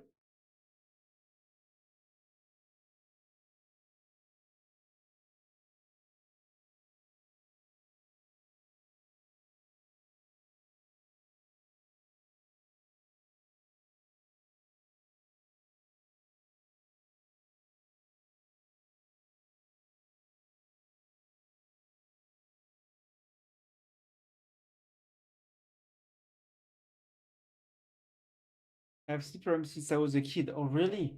Ah, that's annoying. That's annoying.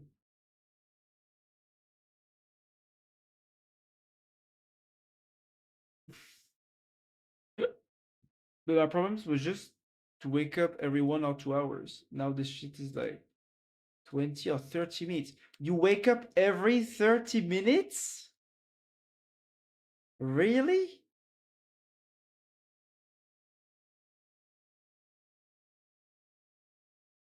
No way. That's night, yes. Oh, whoa. Ah, yeah, that's some that's like heavy. That's heavy sleep disturbances, I guess. Right, that's a lot.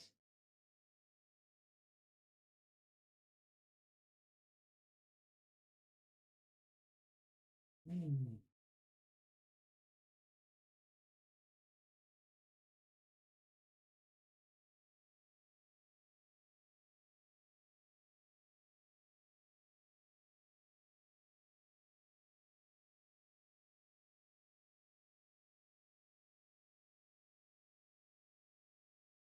I was thinking, damn, if I had a woman with me, she would definitely broke our relationship. Why? Because I was waking up and trying to get another position in the bed. Yeah, yeah, because you would wake up all the time, yeah, and try to get, yeah.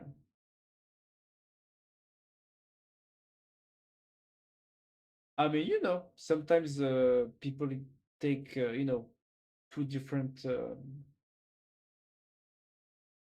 different, how do you call that? Uh, mattress, yeah.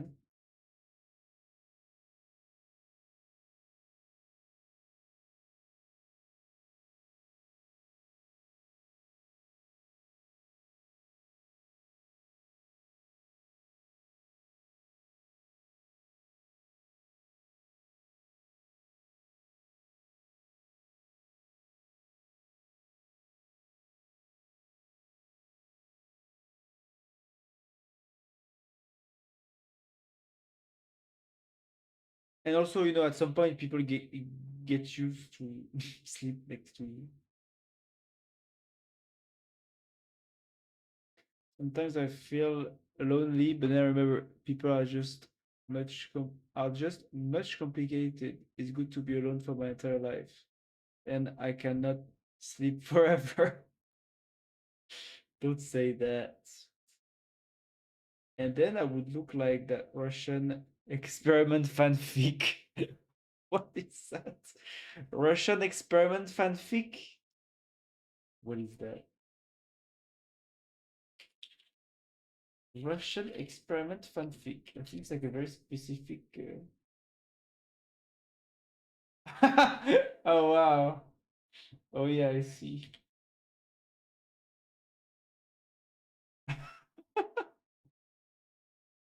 Is this um is this what you want to look like, Nat?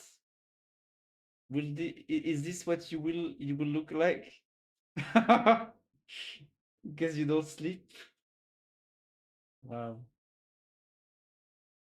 Yeah, I would recommend not to try to become like this person. Okay, I think I think this is not very good for your health, Nat. That you do that, I think so. Yeah, I would recommend avoiding that. Mm, mm, mm, mm, mm.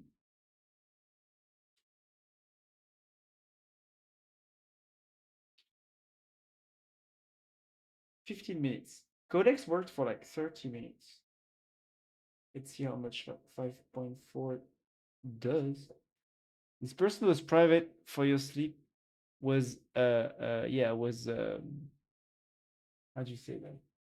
This person was deprived, not private, but almost there. Yeah, this person was deprived of sleep for 1 month. But look, she looks very thin. Maybe it's a good way to lose my weight. I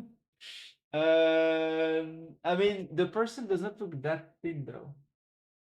You know, so I don't think it's like deprived. In Brazil, we say something like private. Yeah, I guess. Yeah, I guessed that.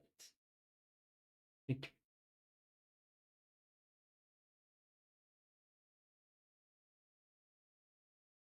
yeah. Yeah, it's important to sleep. Huh?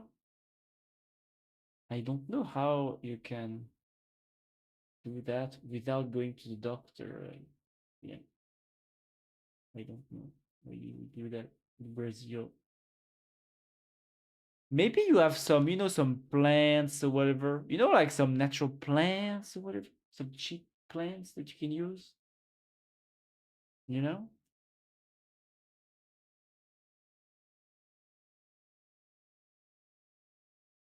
Not talking about drugs, okay? Just, plants that are not drugs that you can take to make you more asleep or something.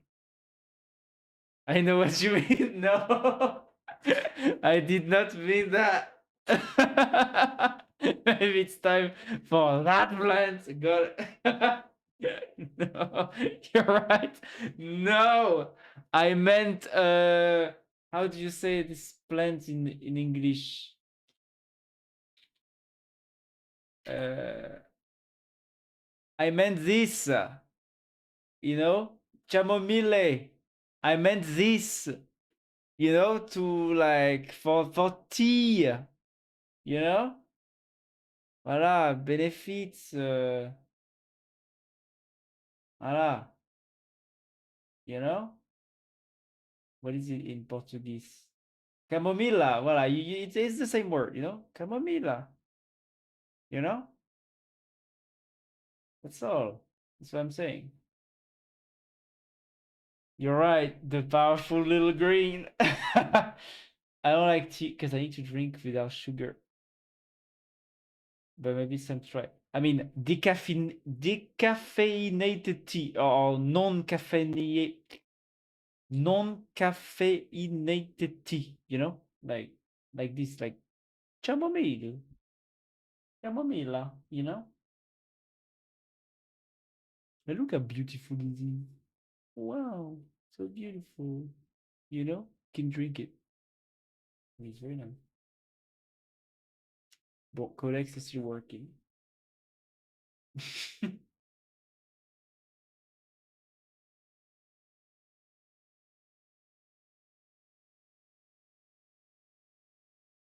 Yeah, just take Camomilla, Take Camomilla, do some respirations, yeah.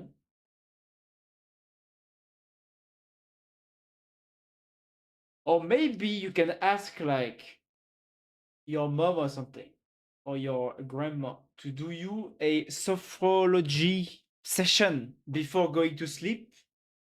And basically what sophrology does, they hypnotize you. They basically hypnotize you, but for the sole purpose of relaxation. You know? And it's very good. It's very efficient. It's very efficient to help somebody fall asleep. Basically, you hypnotize them, and you tell them, "Now you will be relaxed, and you will sleep," and they sleep, and they go to sleep.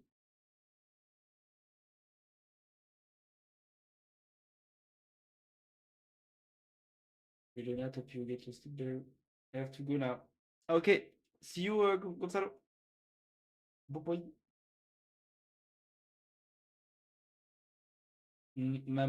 My mom was screaming trying this. Not pay attention, motherfucker. Stop to breathe. Ah.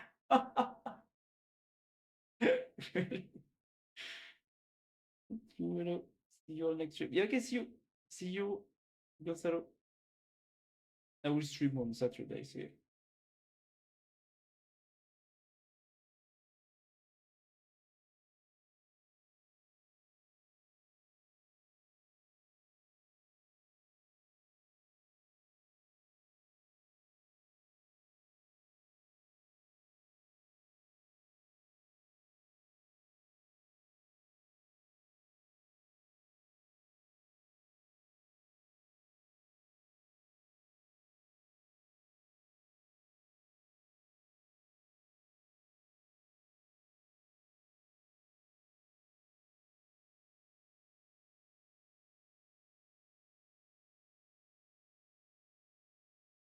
I guess I'm just anxious.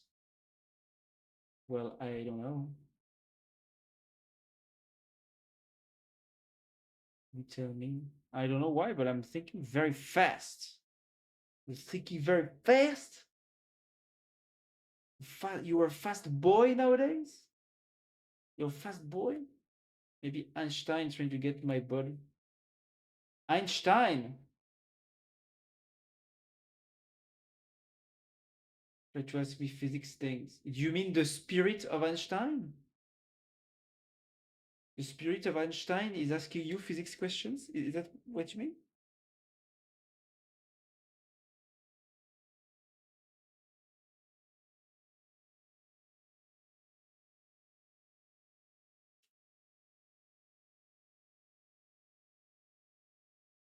You know, me and Einstein have so much in common. You have no idea. I mean, we are both genius, first of all. Yeah. And we drink water. Yes, I totally see what you mean. I would have said the same, you know?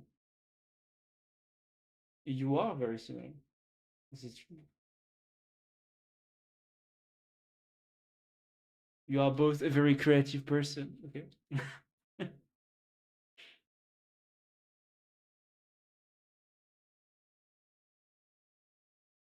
You are both very hardworking person, okay? So yeah, you do have a lot in common with Einstein. Einstein did general relativity. He was creative enough to do that. You did the 3D avatar on your website portfolio. Uh, you know, Einstein worked very hard to create his all of his theories and publish the scientific papers and all the math. You worked very hard to complete all the achievements in Dark Souls. You know, like so. Yeah, you do have a lot in common. Man.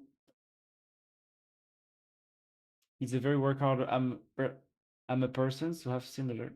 Yeah, you know, you are a very hardworking person. That's like, do you think a hardworking person could have all the achievements in Dark Souls 3? I don't think so. Zoe, this is true.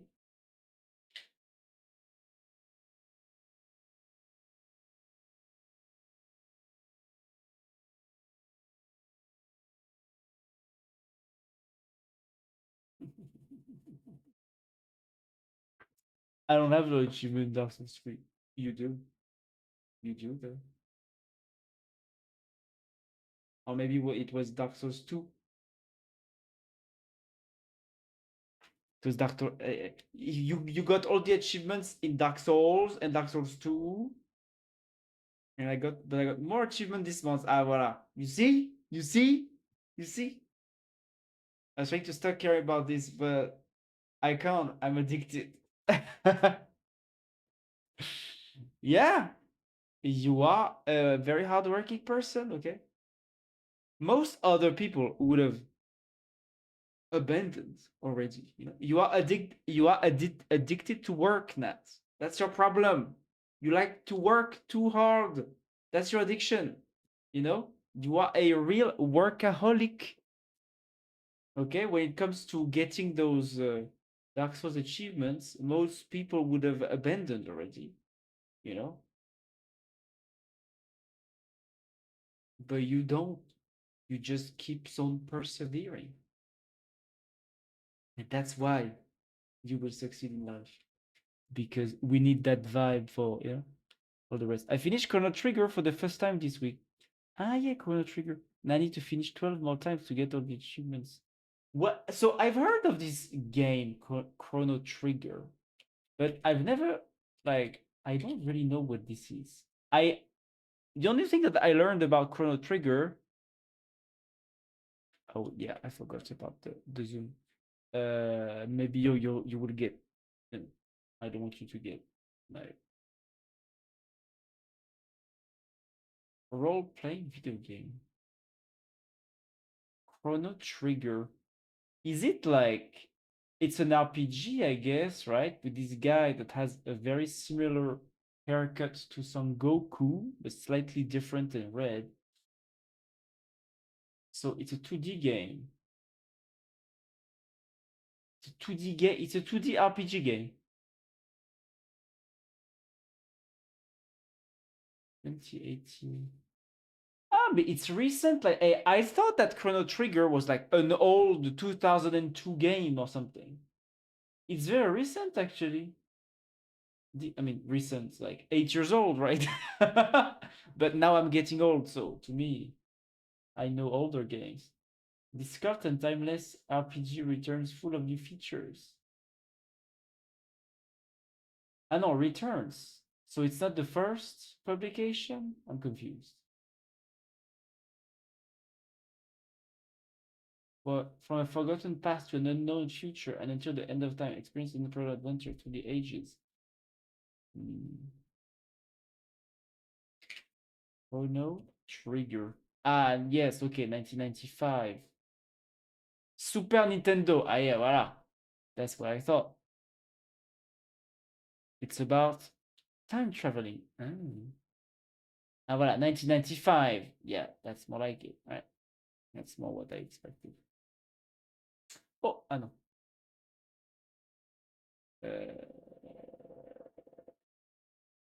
The players and enemies, yeah. So it's like the old 2D Final Fantasy games or whatever, right? Like this kind of game. Yes, Funori Mitsuda.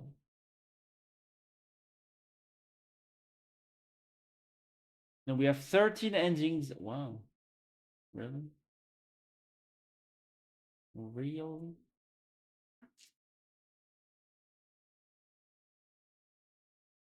And so they relaunched it. They relaunched it 8 years ago. What are the reviews? I'm interested. A great JRPG classic. No downtime in the story. The music is also memorable. Combat is dynamic with semi-real-time system. Disappointment, however, with 2 bugs encountered, which was really never patched. A shame for a publisher of this size on the game with so much success. The amount of objects in stores and the money obtained in chests are displayed above 99 gold. And spoiler. The game may have been incredible for its time. It has aged poorly. If you still want to play this game, I can only advise you to not buy this port on Steam. Merdic. That's a French guy saying that. Merdic, full of bugs. Shame on you, Square Enix. Use an emulator instead. It will be better. Ah, so this is the old game. This is the 1995 game that they are republishing here. This is not like a new opus. Hmm. Ah, okay. It's the same of DS. Ah.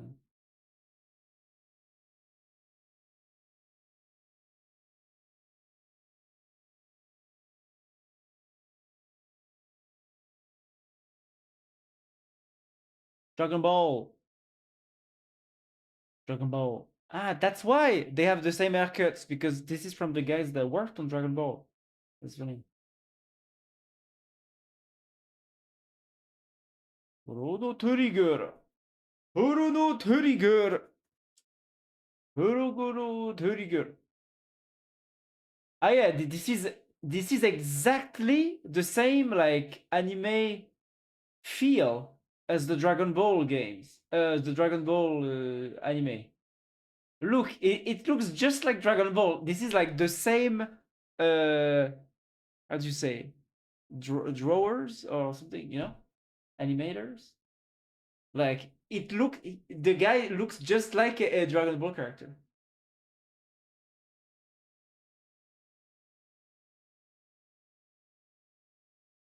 This is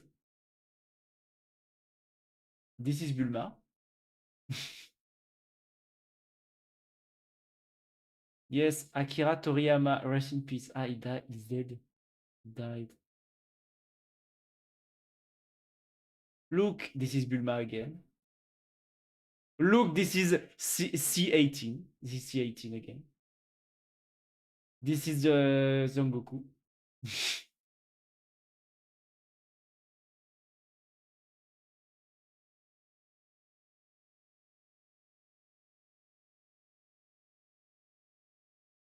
This is literally Son Goku. C18 and other. Literally red hair Son Goku. It's a very good game, by the way. I never like played or I think heard of Chrono Trigger before. Like I randomly stumbled upon the OST, like one song in the OST that was pretty cool to listen to. and that's how I discovered. I found this website last year, and you can see my rates here. Wow. Look me look at your rates, Matt. I'm very interested in to see your game, your rating of your game. Wow!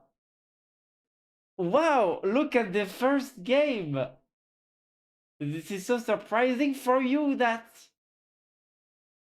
But at the same time, how could it be something else, right? That's not a good game. So is this like eh,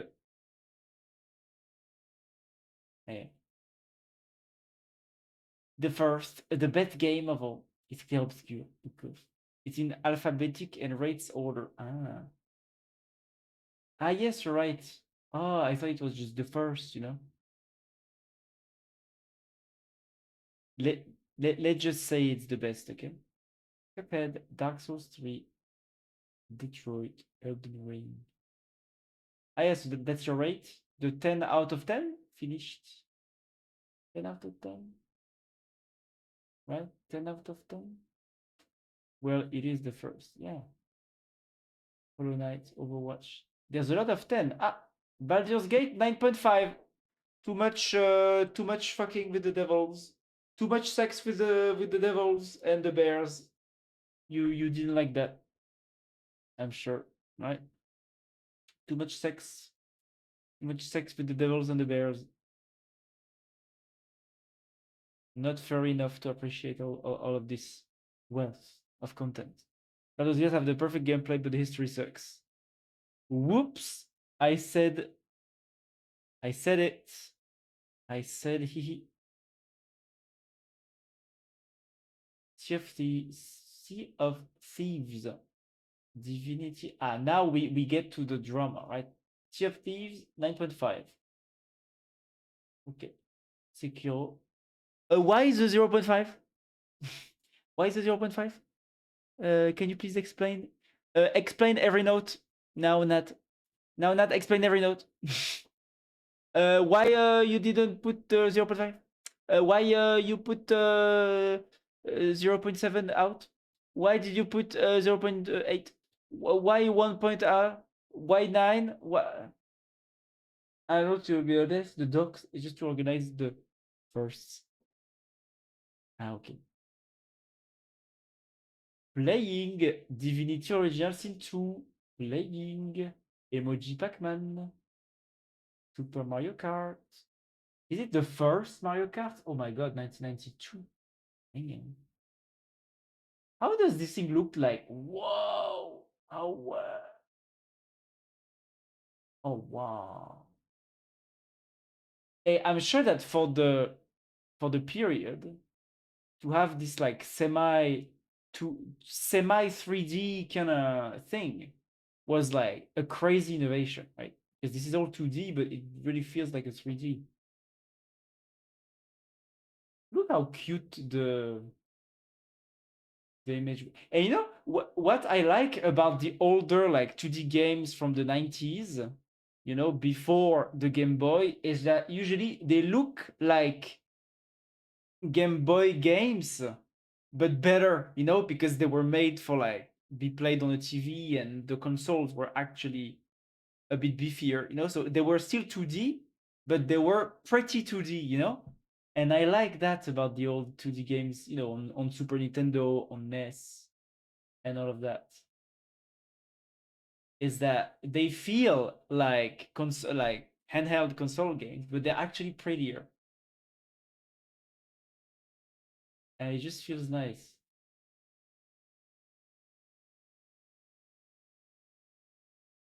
Sea of Thieves lost 0.5 because it's online, and all the time I was being attacked, doing nothing. Okay. Mario Kart is superior to Baldur's Gate. Yeah. I mean, not according. Uh, uh,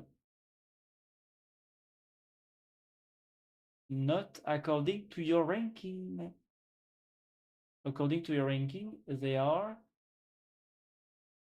Baldur's Gate is above. No Man's Sky 9. Yu-Gi-Oh! Duel Links. Blasphemous Castlevania. You dropped Castlevania, Nat? You just dropped. I've played good games, right? Munami. Yes, they are all very good games. I think I haven't played like 80% of those, so I can't really tell. I am, yeah. I usually, in all of my youth, I usually played the same games. I did not play, except when I had a GameCube and a Game Boy and a Nintendo 64, I guess, where I played a variety of games. But since, above 8 years old or 10 years old, I started playing only like Age of Empire 2, Total War, and that's all. I played some GTA at some point too, and that's all. Peak, Portal 2, Shadow of the Colossus. Yeah, so you see, for example, the old Zelda games in 2D. I also think they look very pretty because it's like very worked and refined 2D art, And I like this about it. The Thaumaturge. Hey, what? Black Myth Wukong. You dropped Black Myth Wukong? What is wrong with the Black Myth Wukong? Because I've heard good things about it. You know what you mean? I know what you mean. I play a lot of things. I knew emulation since I was a kid, so I okay.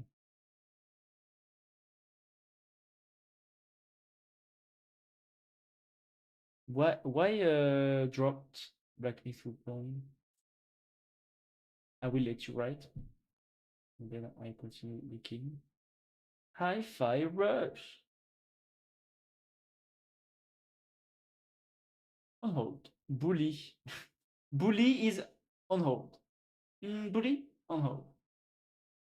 It's been on hold. Oh well. Dude, this question is very hard for me. Black Myth Wukong is not bad, but I don't know what is wrong with this game. I've played for 27 hours and I just can't like this game too much. Interesting.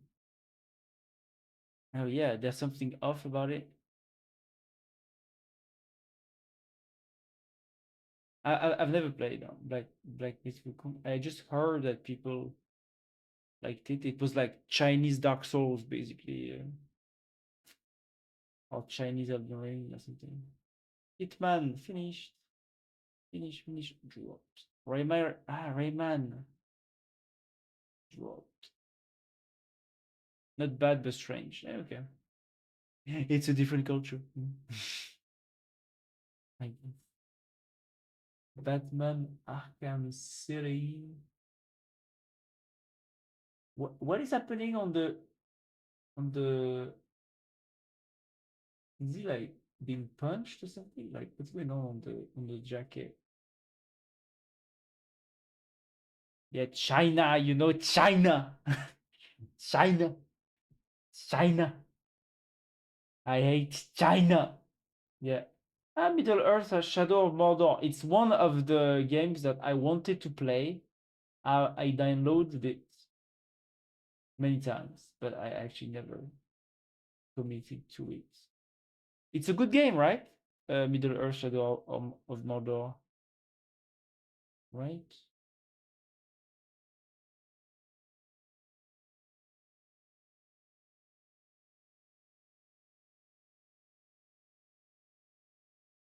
It's a good game. The second one too, but the second one I'm waiting. Ah, yeah, waiting to play it. You did not play the second one. Repo. Yeah. Oh, would you like to run the following? Do you want me to start the local? Yeah. Fez. Fez. Fez. Fez. Hey, it's not Pez, it's Fez. Fez. You would love Fez, really? What is this game? Not feces, Fez. Yeah. Ah, yeah, it's like the 2D game that turns 3D, right? Where you can go around the things, right? I think I remember. Yeah, yeah, yeah. I saw the trailers or the ads. I don't remember. It's about perspective and it's very fun. Man. Mm.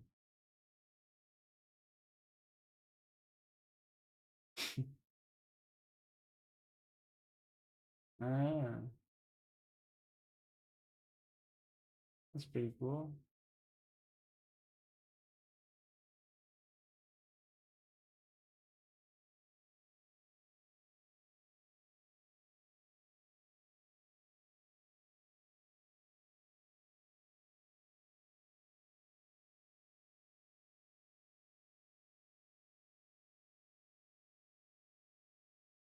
Ah, okay.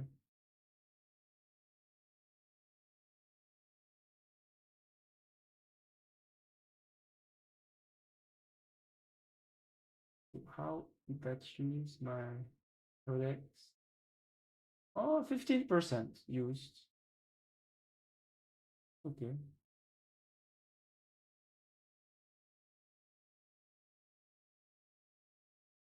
And now I want to see your lowest ratings. OpenAI releases twice a month now, as it's just to cover the recent outrage.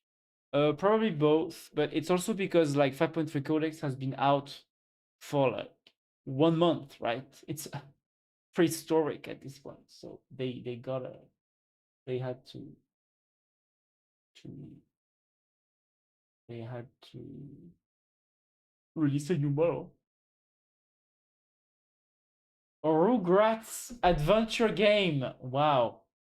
2.7, not 2.5, huh? 2.7. Very precise. Wheels of Aurelia. I hate Rugrats. Why?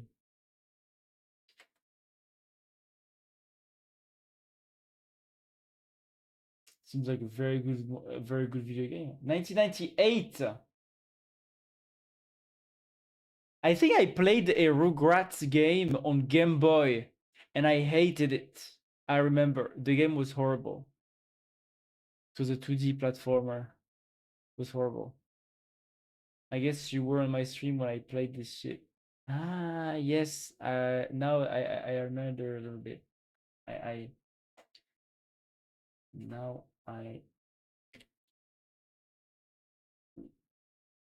Do you know anything about the 4.4 yet? Is it a substantial? Is it substantial? So I have an opinion on 5.4, even though I do not know anything about it. But I'm testing it. I'm testing it right now, 5.4. So we will see when it's done.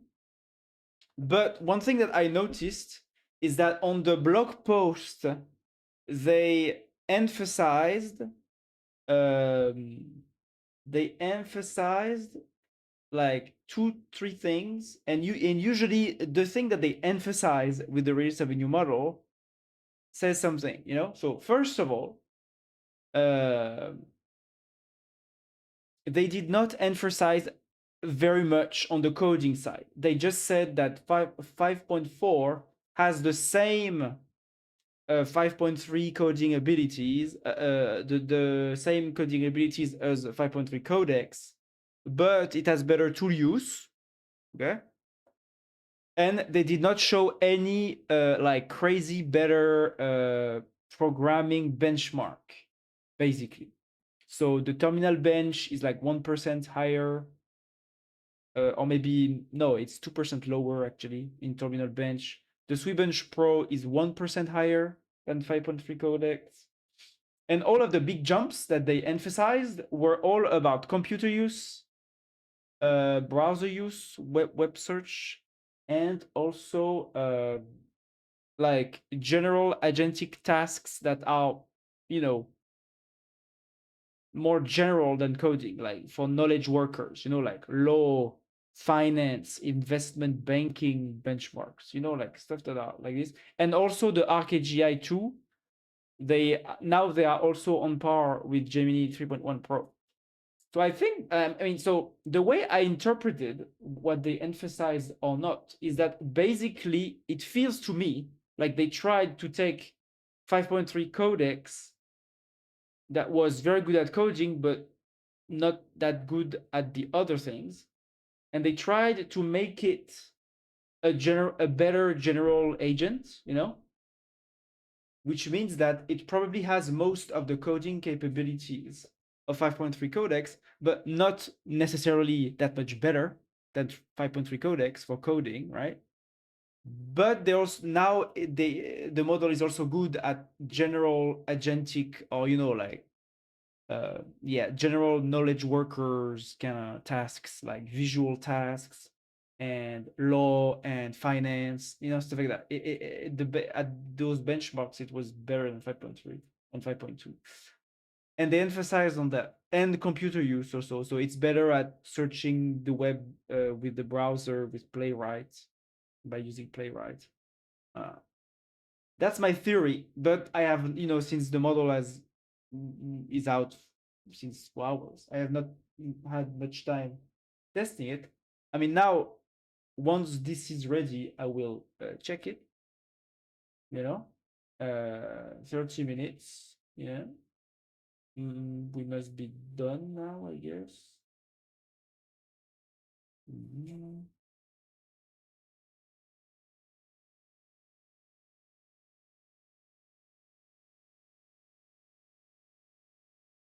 Is you only see that it's the only thing that chances. Love the TLDR. Okay. Did I say that? It's the only thing that chances, that changes. Ah, voilà, it's done. Changes. Yeah.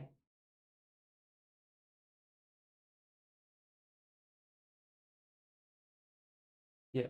I mean, yeah. So yeah, that's my, because when you look at the blog post, usually when the big AI labs emphasize something in the blog post, it's because it's the thing where the model got way better at. And what they don't emphasize is, because it did not get much better at. That's why Gemini, the Google blog post about Gemini 3.1 Pro emphasized so much about the visual understanding and capabilities, because now it's very good at SVG and visual understanding and stuff like that. But it's not so good at the rest, or at least compared to the others from Anthropic and OpenAI.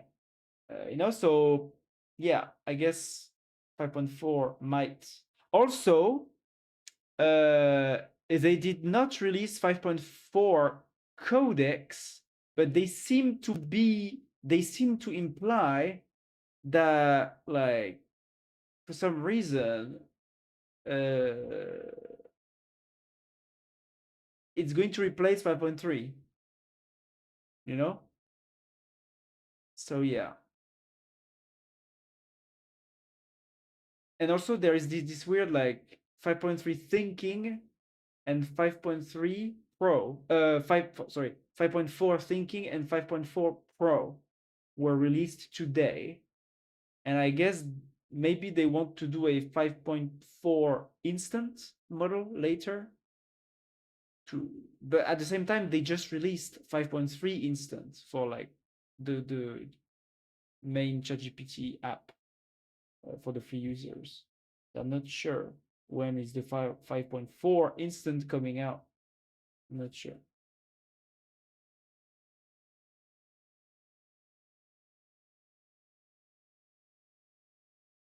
No, I was guessing what you were going to say. Okay. Okay. 5.3 codecs, 5.4. Yes, that's what they say. But yeah. But I'm wondering how much of the coding performance is compared to 5.3. Because the benchmark, even though I guess it's in the margin of error, right? So maybe it's not that consequential. But the one benchmark where the benchmark went down between 5.3 and 5.4, where 5.4 scores slightly lower than 5.3, is the terminal bench, which is, the codex CLI here. trying. So I'm a bit annoyed at that. Like the one benchmark that I really care about, the terminal benchmark, it scores 5.4, scores slightly lower. You know, that's a weird feeling. Okay, it's done. Let's check it out. Let's check out the what 5.4 did on my little implementation. So basically, the task here was to take a web app template that I have for all my apps and adapt it to like the spec document that I've here. There's a spec document here, and there's also an architecture guide for the whole template. And basically take those two documents, analyze the oh yeah, also some mockups for the style that I wanted, for the UI and stuff, and basically adapt everything that was already there to the new projected website. This was already there in the template. This was already there, and so it just had to adapt to the new project. So here, 14% left. Interesting. And it took roughly 30 to 35 minutes. 5.4 Codex 5.3 took 30 minutes. So it took slightly longer. Well, maybe I made it wait on the commands because I forgot to do that. I guess it's roughly the same, around 30 minutes. Okay. Huh? Ah, wait a minute. What? Huh?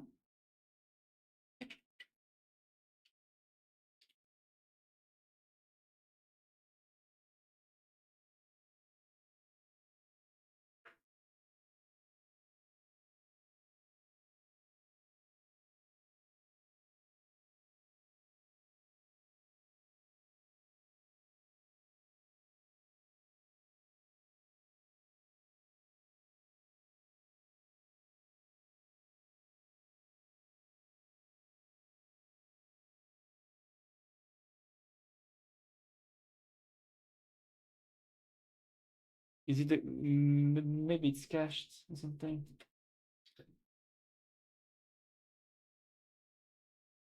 The local cache.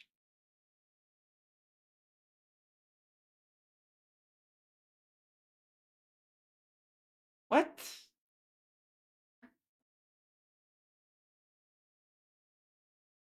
But it didn't change the front end? No way, dude. It didn't change the front end.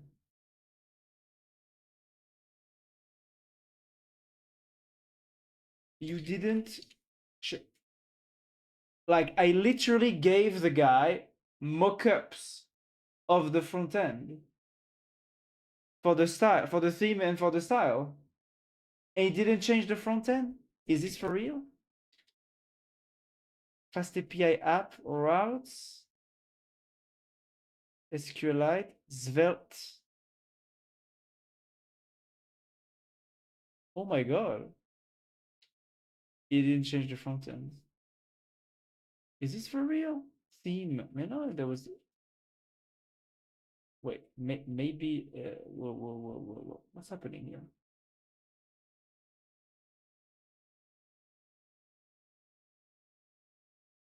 What's happening here?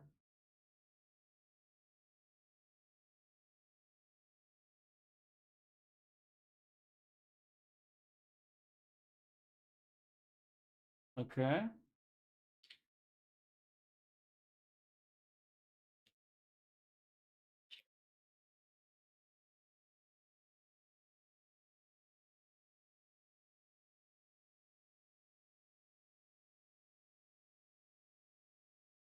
Maybe I need to run those two commands like one after the other, not at the same time.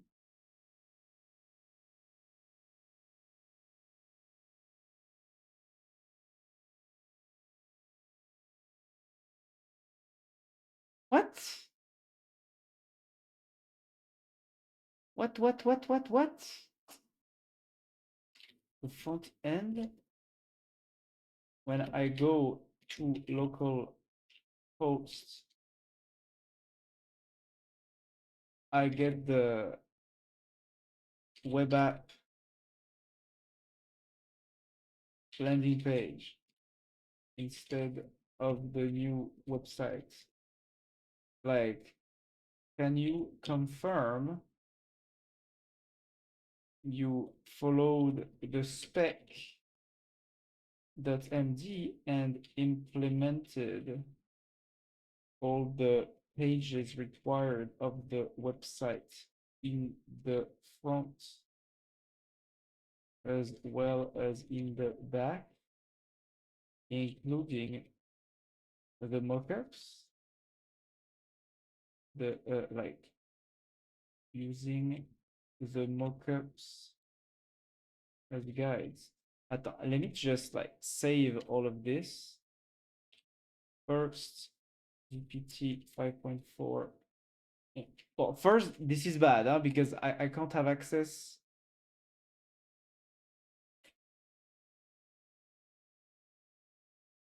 Like, what the hell? These guys for each page, each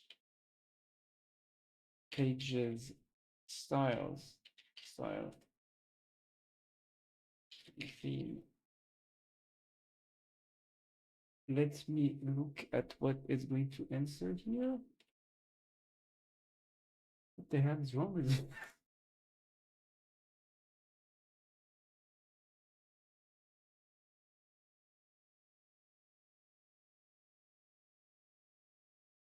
Oh, wait, 41.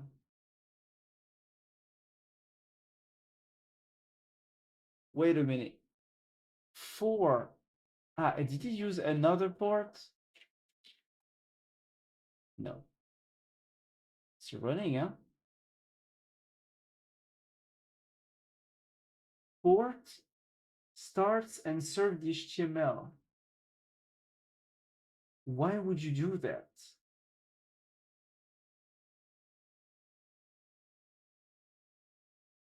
Port? Oh, this is the correct address. What the fuck, dude? It doesn't serve anything. Okay, this is very bad. It starts very bad. It starts very badly. Well, wait, before doing that, let me just try Google's because that's annoying me. Alright. Oh my god, what the fuck? If it didn't even bother to implement.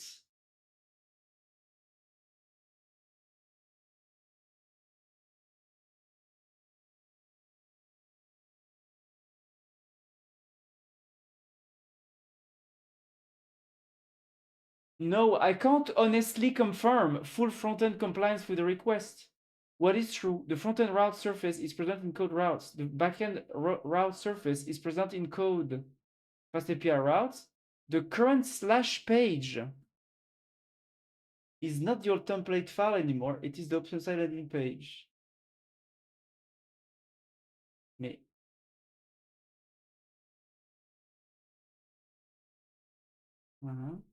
I. No, it's just not. I'm gonna take a screenshot. I'm gonna take a fucking screenshot, my dude. Huh? Nothing is listening on from this repo when I checked. Large front-end route implemented. Front-end exact mockup fit at the site not complete to claim done. Me. Look at this image.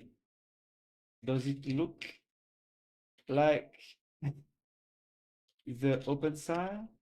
It's the main web app template landing page. This is very bad, huh?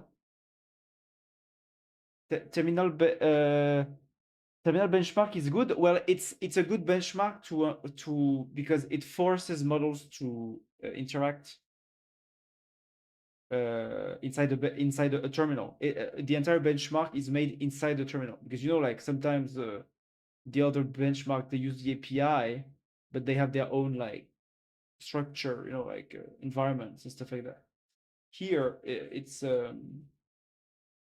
actually like terminal based, and it's important for 5.3 codecs because it was one of the only benchmark that it could do, because 5.3 codecs for a long time was not available on the API. So one of the only benchmarks where 5.3 codecs would be tested was the terminal benchmark. So that's why it's a bit important to me, but it's not like the absolute necessary. Bon, I don't know why you're using Zoom, but just to alert you, you're using Zoom. You're very zoomed or zooming. Yeah, yeah, I know. I guess I wanted to use Zoom to have this view, but yeah, when I go elsewhere, I guess you are just blah, blah. Yeah, sorry. I need to think about de-zooming.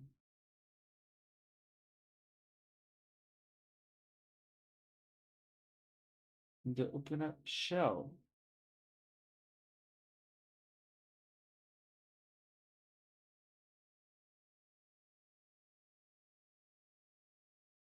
The script shot is not open side.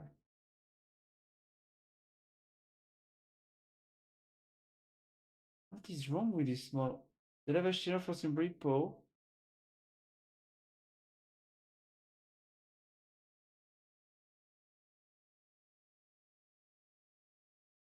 Ah, voilà. Mais, ah, localhost is not this. I thought it was the same. Okay. Okay, bon, there was a bit there was a little hiccup into getting access to the okay. Let's see what he did here. Okay. Okay. Um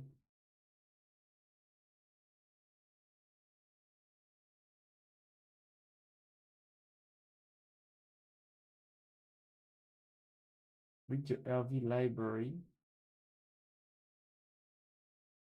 Okay. Let's create an account.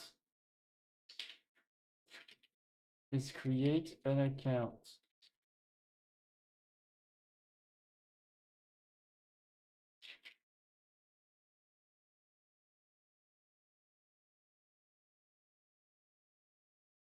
Okay.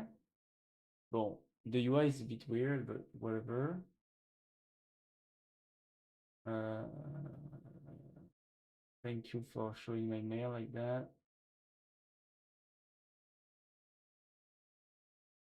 Start a new session. Okay. I see a cow. Oh, it made the images itself. Wow. What is the cow? I guess this is the cow. Choose rank. First, second, three. So similar to 5.3, huh? So at least. Oh, hit! It's because I'm very psychic, okay? Because I'm very psychic. That's why I got the the stuff. Okay. I mean, bon, why not, right? Now the forum. The forum. Where's the forum? Well, it's way better, I feel, than planned. It's way better than whoa. Yeah. Choose rank. It's way better than Opus and Gemini for sure. Is it a bit better than 5.3 Codex? Maybe. Maybe it's slightly better. Why has the background changed? I see a cow. Bon, the UI buttons are a bit weird though. Can you confirm? Can you confirm, please? No. Please enter RV. Protocol library. Yeah. Okay. Yeah. Okay. Table of contents. Yeah. I don't think there was this for 5.3. Difficulty. Ah, the filters. Do they work? Yes, they work. I think with 5.3, the filters also worked. About.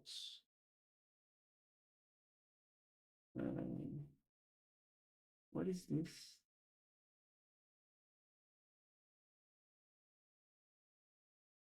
Bon. Do I like the UI better? I'm not sure. 5.4. Hmm.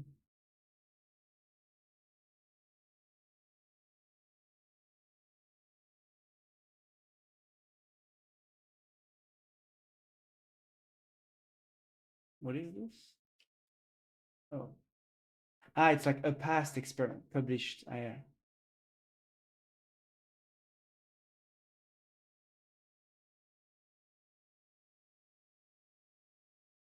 What's happening here? Nothing.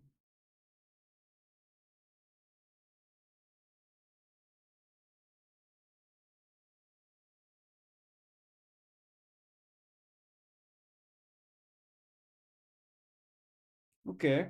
Okay. It's I guess yeah, it's very similar to 5.3.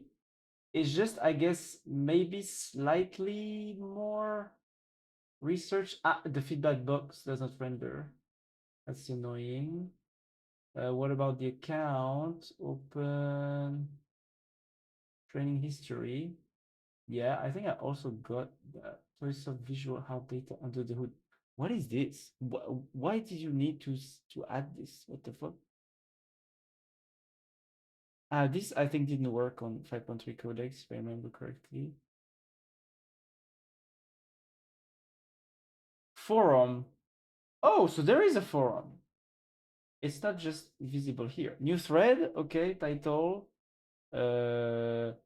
new post, body, la la la la la la la, publish.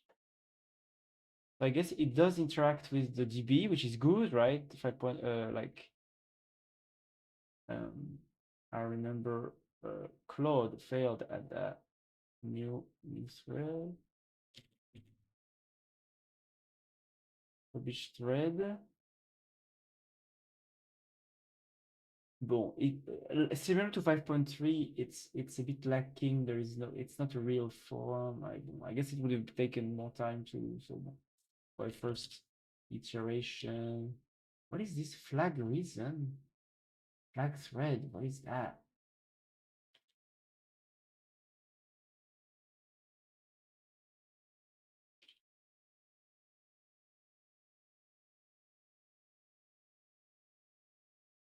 Open training from logout, delete account without like a protection, just the delete account like this.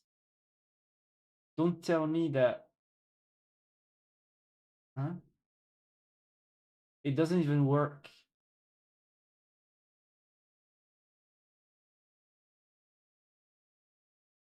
Bad request, yeah. Red user. The delete account is not even implemented. Change password. Bon. Did I receive the mail? Did I receive the mail?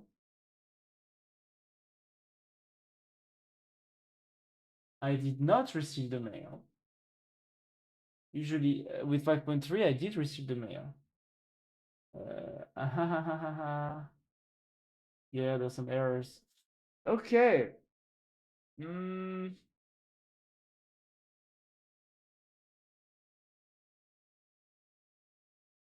let's just try to go back to 5 point, the 5.3 just to feel a little bit because it's been a few days and I don't remember. Let's try to go back to the Codex implementation. I hope I saved the implementation. Yes. How do you check out committed, check out branch? Yeah. Mustache and popular change to read and put. Wait. Uh,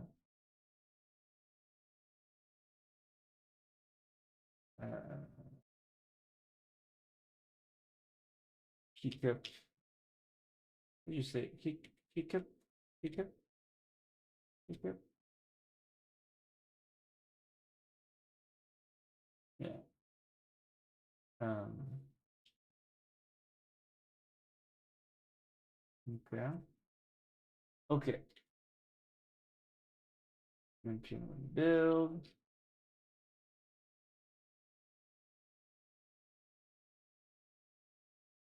I'm seeing white clouds. It's a mountain. I can see rocks, red rocks, and people playing a song. Oh my god, I don't know what this is. Nat, I think you are. I think you have fever. It's people in the mountain playing red rocks and chili peppers. No, red hot. Red hot chili peppers. No? Oh fuck.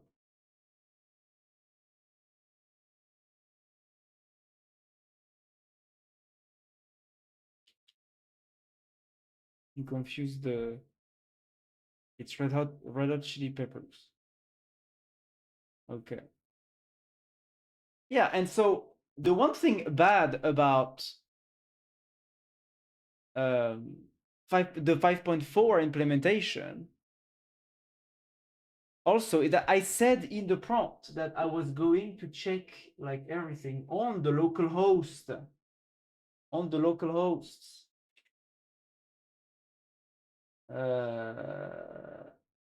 You know, on the local host. No? No, maybe not actually. Yeah, so well, okay, I guess it's not that bad. Okay, no, I just put the commands that I was going to run, not the actual address of the website. Okay.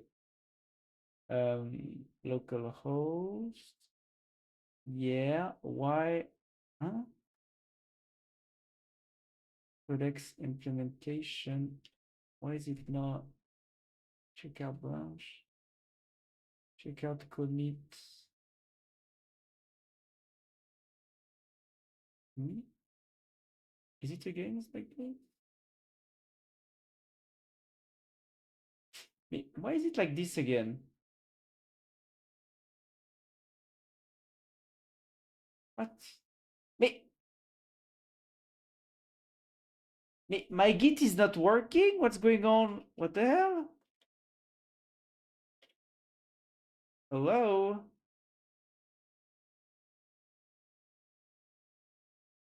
Check out.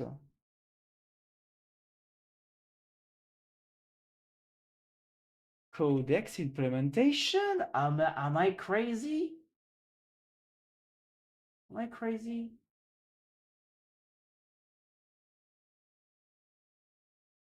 Codex implementation? What the fuck?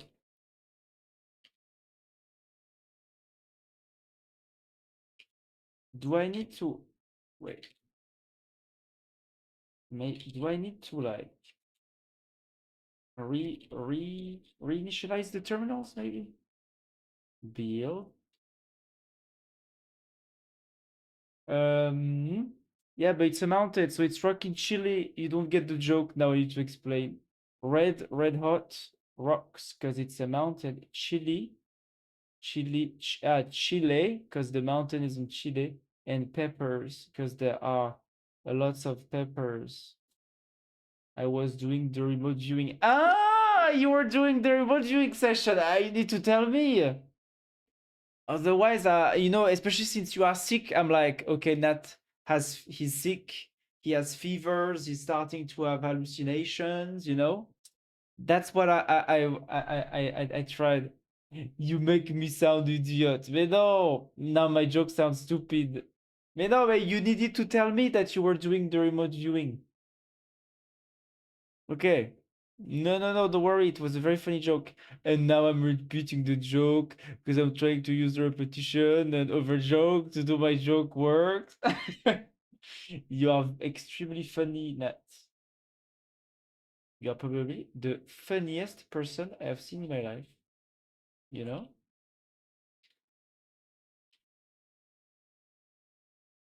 Bon, now it should work. God damn it. Mais what the fuck is wrong with this? What the fuck? Oh, really? What's that? PYC.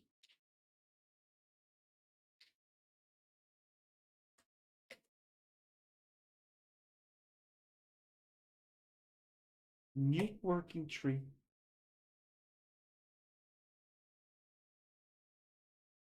Which is not stage unstaged. Which is not undoable. Yes. Uh, I just want to check out the branch. Can I check out the branch? The branch, James? Detached head. Maybe no. LeBron James. Why is it not working? What's wrong with this? Proxy error API user. What? For the love of God, I swear it was working before. Oh. I saw like first try last time with 5.3 codecs. Maybe I am hallucinating. Oh, thank you. Just remember that you cannot say things and then don't say anymore in the future. You can't change the future when I would be very cancelled on the internet after I said some joke about 9/11 in my channel someday in the future.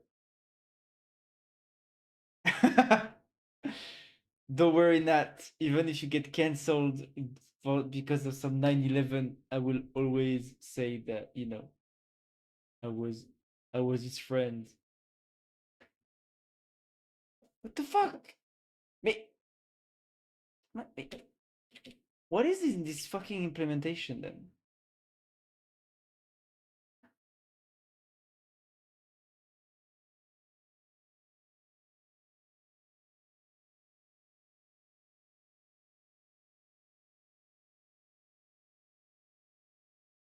I'm so confused right now. I thought I saved everything. What the hell? Bon, 5.4, I think less good. On which branch am I? I'm trying to retrieve the codex in implementation of OpenSci, but I don't seem to be at this implementation. It's still the web app template landing page at local host. Why is that? Investigate.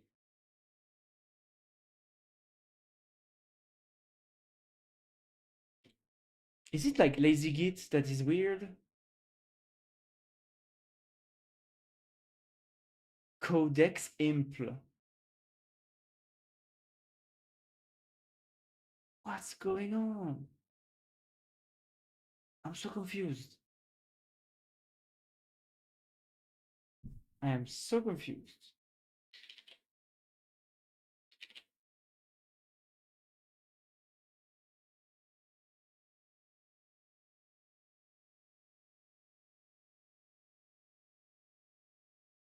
A different running.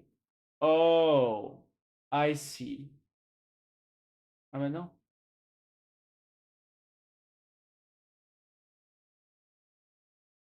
Was there a rogue terminal doing things in the background and serving the old web app templates?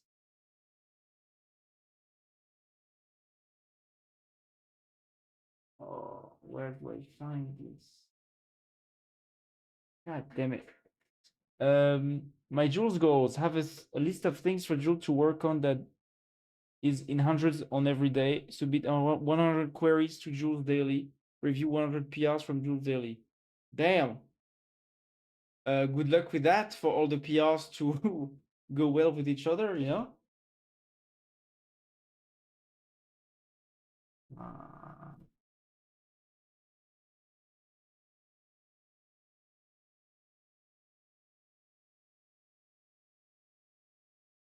Also, be careful because I guess when you know, like, well, I'm not sure if it applies to Jules, but I know that in the Gemini CLI, even though you have a rough, you know, 1,000 requests per day according to the Google Docs, you also have a per model usage limit, you know, that is actually way more strict than the 1,000 requests per day on the Gemini CLI, you know?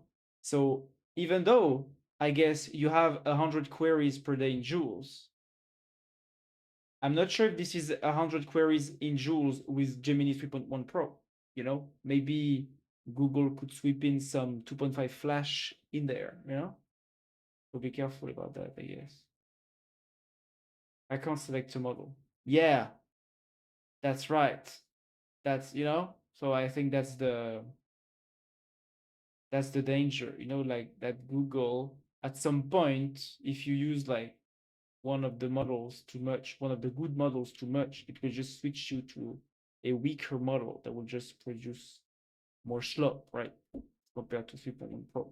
Because even though 3.1 Pro has a lot of defaults, it's probably a better coder than 2.5 Flash, I guess. Oh no, I can't. I can. Yeah, you can select a model. If Jules goes, I can do it myself. I mean, yeah. I mean, you know, yeah. It's just that, you know, if you go, like, for example, let me show you really quick on this little terminal. If you go on the Gemini CLI, even though, you know, in the docs there is no like in the settings of Gemini, there is never like a global use 5-hour limit or weekly limit like there is with OpenAI and Anthropic. They just have these docs that says, oh yeah, you have like 1,000 or 1,500 requests per day, right? And 100 requests max per minute. But they never say anything about uh, the model used, because I think Google allows itself to, you know, change depending. Uh, I think it's stats. Yeah, so you see here, like I feel like in the Gemini CLI, this is the kind of stuff that you will probably also have in Jules, you know, which means that you have a usage remaining for 3.1 Pro, you know, that resets every 24 hour. But I guess when 3.1 Pro is expired, when you have consumed all your usage of 3.1 Pro for this day, it will go to 3 Flash preview. And then if you consume everything, it will go to 2.5 Pro or 2.5 Flash or 2.5 Flash Lite, you know? And I think this comes on top of the request limit, right?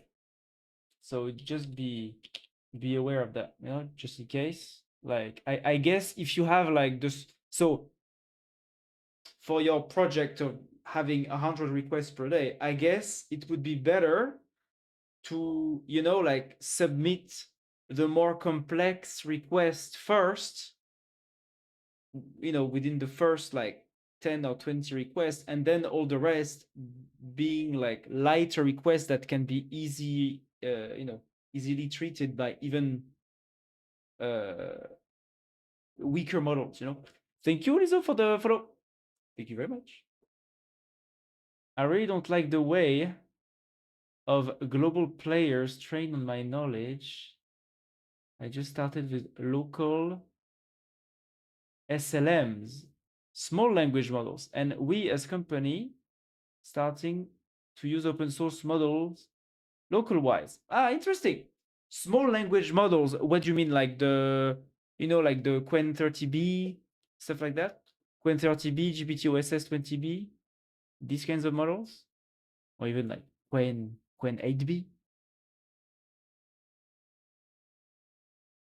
I tried Qwen 8B locally, and it was surprisingly good, especially for the speed. Yes, and others which are in libraries. Interesting. I mean, yeah, if you want to use the open source models that are out there, um, yeah, I mean, for the big models, I mean, it's all Chinese models nowadays, right? Like the big models like the GLM5, the Minimax 2.5 are very good, but you need a lot of GPUs to run them, or big expensive GPUs. But the small model, like I've heard that Qwen 3.5 30B or 35B or something, it's actually very good for the size. It's not as good as, a soda model, but it's good enough for, to be run locally. Maybe we have a GPU farm where we can use LLMs hybrid between SLM and LLM. Yeah, I mean, I guess at some point, especially if models become too expensive, or if people just need crazy amounts of privacy, yeah, I think that companies already do this, like just because they don't want to send their data and their private repo info to OpenAI and Anthropic, they just have they just run their models locally. And usually, funnily enough, I saw like an article about this, no, a chart about this, where they said that basically, I think the vast majority of the corporate entities that still use, oh yeah, it's 1 a.m. I need to leave. The vast majority of corporate entities, of companies that use open weights models, to run in their own servers, they still use a llama model, like from 1 year and a half ago, that is pretty weak now. But like most companies still prefer to run their local private llama that is not very strong, but at least it's their model. It's funny. And even the Chinese model are not that widespread nowadays in terms of like free, like open weight model, which is interesting. But I'm not sure if maybe this was like mainly American companies that maybe don't trust the Chinese models or something. They maybe they think they can have a backdoor or something. I'm not sure. But yeah, a lot of companies are already running their own open weight models locally. Free 2.5 Pro and Pro 3 Pro 3 Pro Ultra priority access to latest model. They tell you for Jules that this is how it works. Okay. For Pro, you have access to 3 Pro, which is good enough. 3 Pro, because I guess the main difference in coding ability between 3 and 3.1 Pro, like 3 Pro and 3.1 Pro, is not that wide, right? Like the main improvements in 3.1 Pro were on the visuals, skills. So I guess for raw coding, on the code base, yeah, 3 Pro is good. These nuts, going into reinforcement learning and give a S on general purpose stuff. Mm. My suggestion on real things. Okay. On UI, it shows 3.1 Pro for my Pro. Okay. Okay, then that's good. That's even better, right? If you can have 100 requests per day with Joule with only 3.1 Pro, that's pretty cool. Yeah. Let me look at this. You are on branch. What I found, head is a separated repo. Why look this quality and start? You started Vite from slash.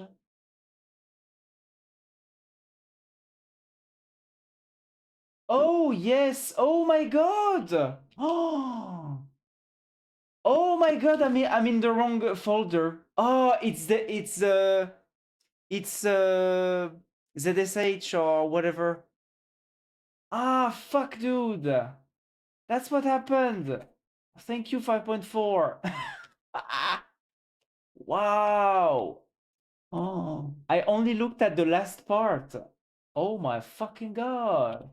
Okay, so 5.4 is actually good. I was wrong. As often in programming, it's not, it's not the code that's wrong, it's me. Okay. Oh god damn it, dude. Okay, I get it now. Wow. Very nice.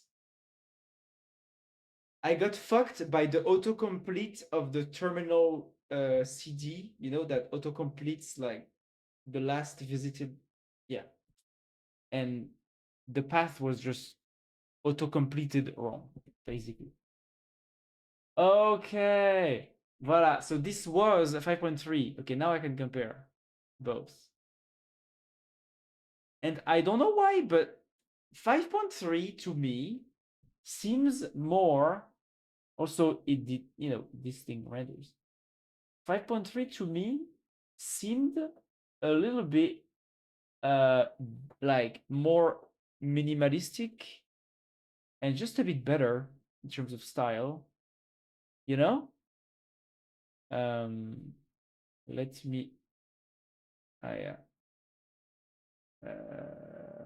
let me, did I?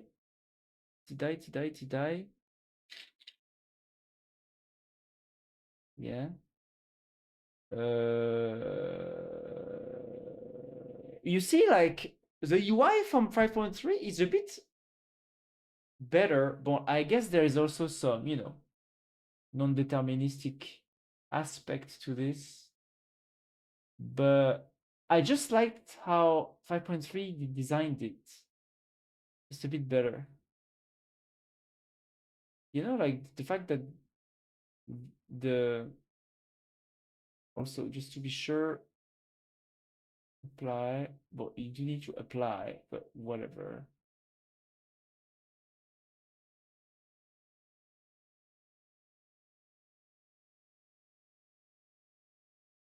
Well, okay, this is garbled, too bad. This is also garbled. Yeah. So there are some problems in both. But for example, I think in 5.4 implementation, the forum didn't work, right? Whereas here, the forum does work. Like it, I think it actually, bon, the forum button is not well placed. At least the forum is linked to the DB in a way that actually works in 5.3, whereas in 5.4 there was some errors. And I think also in 5.4 the email that was properly implemented into the web app template did not work with 5.4, even though there was literally nothing to change here. But 5.4 changed it for some reason, and it didn't work.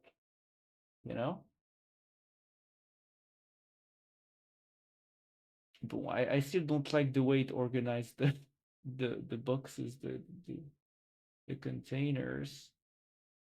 Start session. I see a cow. Yeah, and there's no images there. Well, is it a bit? I guess it's slightly more intuitive than. Ah no, there is actually hit. Oh, second hit. Amazing, but this one is fucked up. True target, open ocean. View history. Yeah. 50% rate. You know, and this works, but I guess it also works on the 5.4. I'm not sure. For example, in the Opus implementation, all of the DB related functionality did not work. You already submitted to this experiment. Yeah. Yes, so I just like 5.3 better. I mean, I guess it's well in terms of raw functionality, right? Like other than the style, in terms of raw functionality, I guess they're pretty similar. It's just that I guess I liked less the liberties that 5.4 took when it comes to the style. I really don't like full AI designs. Going with lovable other things which are built for it is one way. Outlining on myself, and then go with some design frameworks or templates are nice, like 21st century dev. Yeah, I mean that's also what I do. I think it's always very bad to not have any input into the styling of your website. Uh, yeah, I mean, a website needs to be refined. Like, I don't think that a fully AI vibe code, I mean, vibe coding is even different from just, trusting the AI to do everything and everything to be working well and to look nice, because it won't usually. Uh, yeah, you do need that. Also, like the account page is a bit better. For some reason, like GPT 5.4 made all the titles very, very big and annoying. And I don't know why.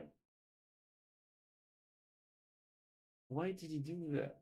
Did it do that? I'm not sure.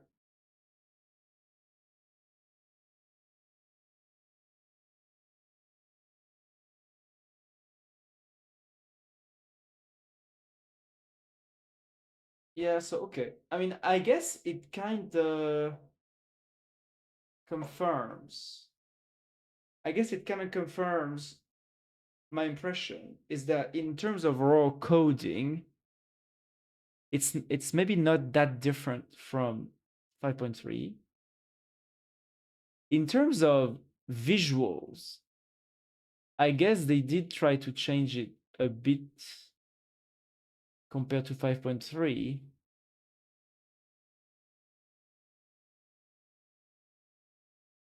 I'm wondering if maybe they were also influenced by the 3.1 Pro launch by Google, where it was so good at visuals. Like maybe OpenAI did a last minute like tweak into their model, saying, "Oh, look, ours is also good at visuals and it gets a high score in RKGI too." And so as a consequence, I guess it's a bit more opinionated, but also less minimalistic, in terms of UI design and visuals than 5.3. But it's not necessarily better, you know? It's just like richer, in the same way Nano Banana 2, when you look at the generation of Nano Banana 2 compared to Nano Banana Pro, you can feel that Nano Banana 2, like they dialed up it's as if they dialed up the contrast, and the wealth of stuff that is in the image. But it's not necessarily better looking, but there's more stuff, right? It feels like 5.4, visually speaking, does something like that. Like,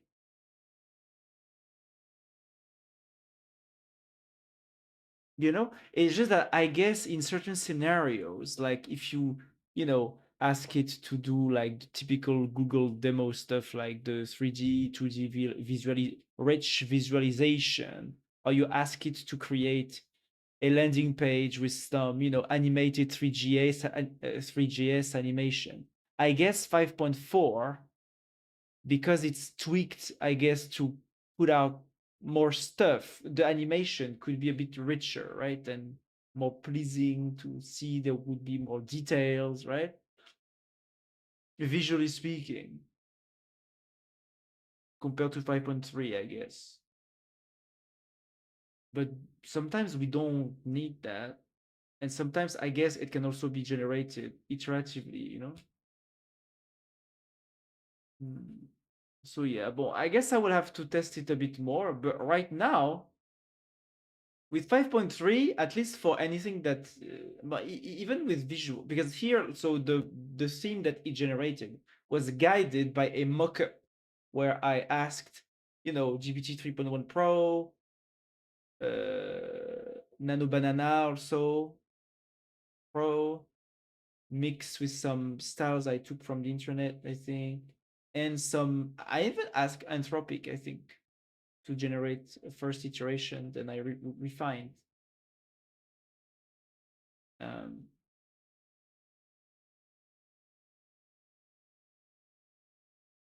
yeah. Did you try GLM already? No, I did not try GLM.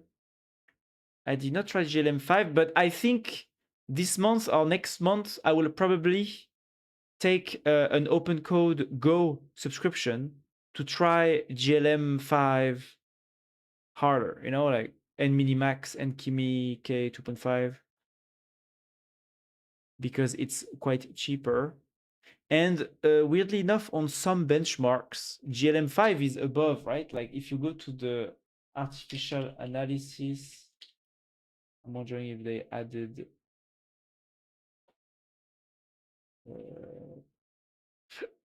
5.4 yet. No, they have not added it yet. I guess running the benchmarks takes time, right? If you go at the artificial analysis, there is like one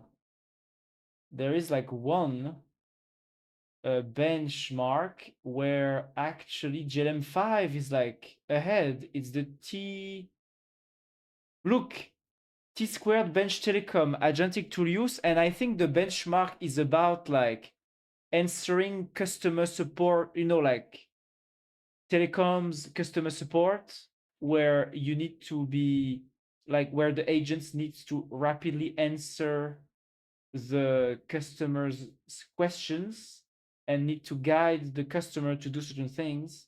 I think like oh, reboot your box, your internet box or whatever. And on this one, GLM5 is first. GLM like and Kimi K 2.5 also is in front, right? And those two Chinese models are in front of all the others, which is very funny, I think. Like GLM5, 2.5, look, in front of 3.1. In front, and Quen is also pretty high. That's funny. And Minimax too, 4.1. Look, Claude Opus 4.6. Claude Opus 4.6 is like, well, 10th position. 5.3 codecs. Just behind that, like, this is crazy. What's going on with the Chinese models for them to be so good at this specific benchmark? I don't know. Maybe it's because like this benchmark needs quick answers, and maybe the GLM are cheaper to run, so their inference is faster. I'm not sure. I don't know. But since I saw that, I'm interested in GLM5 because okay, interesting. You know. Your approach to analyze model and then use the best models for the job is really good, near to what we do too. I mean, yeah, I think it's interesting because like basically for the benchmarks, bon, I guess when the benchmarks are too good, when the benchmarks are bad, it's bad. But when the benchmarks are good, it's not because now you need to look at the models precisely, right? To actually know what you can, like, the pros and cons and the specializations, so that's what I'm trying to do. Yeah, these indicators are nice, but don't trust statistics you didn't fake yourself. True, true. This is why the benchmarks mostly don't mean anything.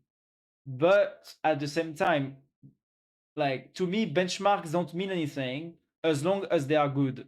you know, like, because when benchmarks are bad, usually it's a pretty clear indication that the model is just less capable, right? But when the benchmarks are good, be like, does it matter in this benchmark that 3.1 Pro is above 5.3 codex or Opus? Bon, maybe not, right? Like, maybe it's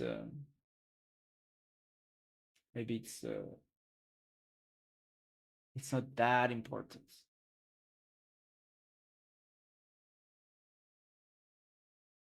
You just need to test, like, the experience is better.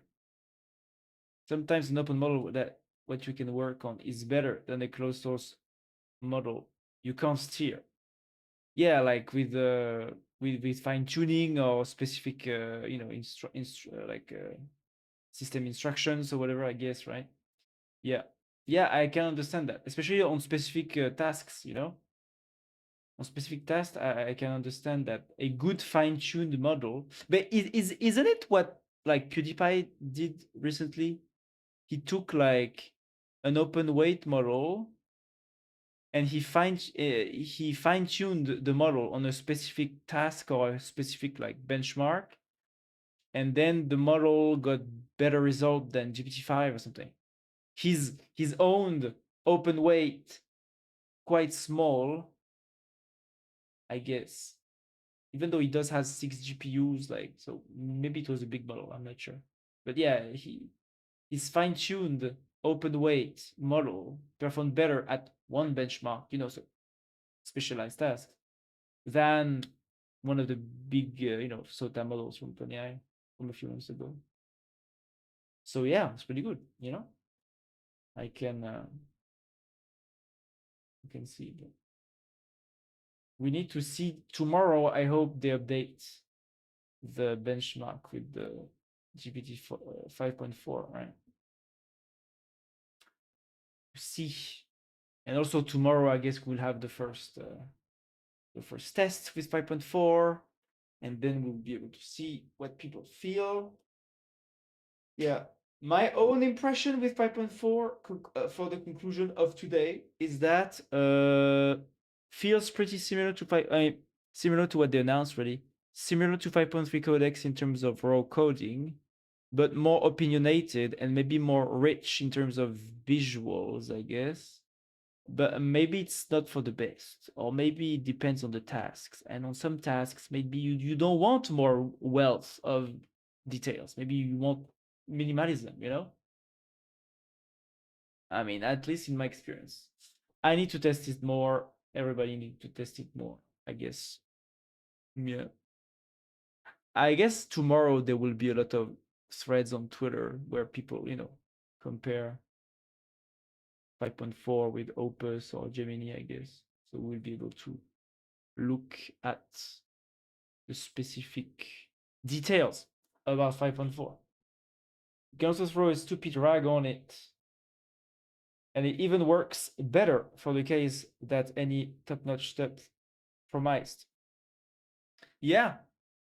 Yeah, I mean, yeah, I can imagine that for certain specific tasks, yeah, you can just make the smaller model work good enough. Maybe it's not the best, whatever, but and you can also loop them, right? Like, for any task, like, you know for any task, I feel like uh,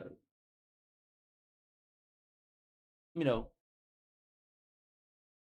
any task to solve takes a little bit of intelligence in a way, and each model, and like the smaller the model, I guess the less intelligence per task you have. But at the same time, you just need to have a good orchestrator to separate all the tasks, or to, break down the tasks, and maybe use a sub-agent orchestrator or whatever to, make sure that each small model only manages a small task that is compatible with the intelligence of the model. And then you can, this way, I guess you can do more ambitious things. I guess the big models are nice because they can nowadays, at least, uh, they can just take on, 30-minute, an hour long, sets of tasks and subtasks that they would not be able to before.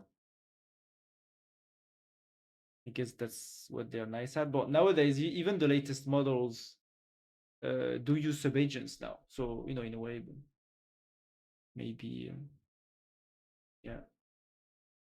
But yeah, I'm sure that, like, if you push the subagent logic, and the subagent orchestration logic further, I'm sure that you can go pretty far with a weak open weight model than what you could have done a year or 2 years ago with the same models, right? Just because if you have a good, segmentation of subtasks small enough for the weak model to operate uh, optimally, I guess you can still do a lot of things, So yeah, I just scroll that in between and put a guess of or percentage of weight on it.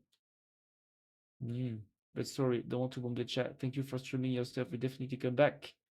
Need to sleep. The damn meetings hitting tomorrow. Yeah, yeah, exactly what I mean. Okay, very nice. Yeah, I mean, this is true. We agree then.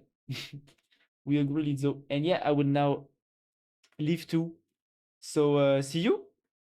See you, everyone. See you, Lizzo. See you, Taras. See you, Nat.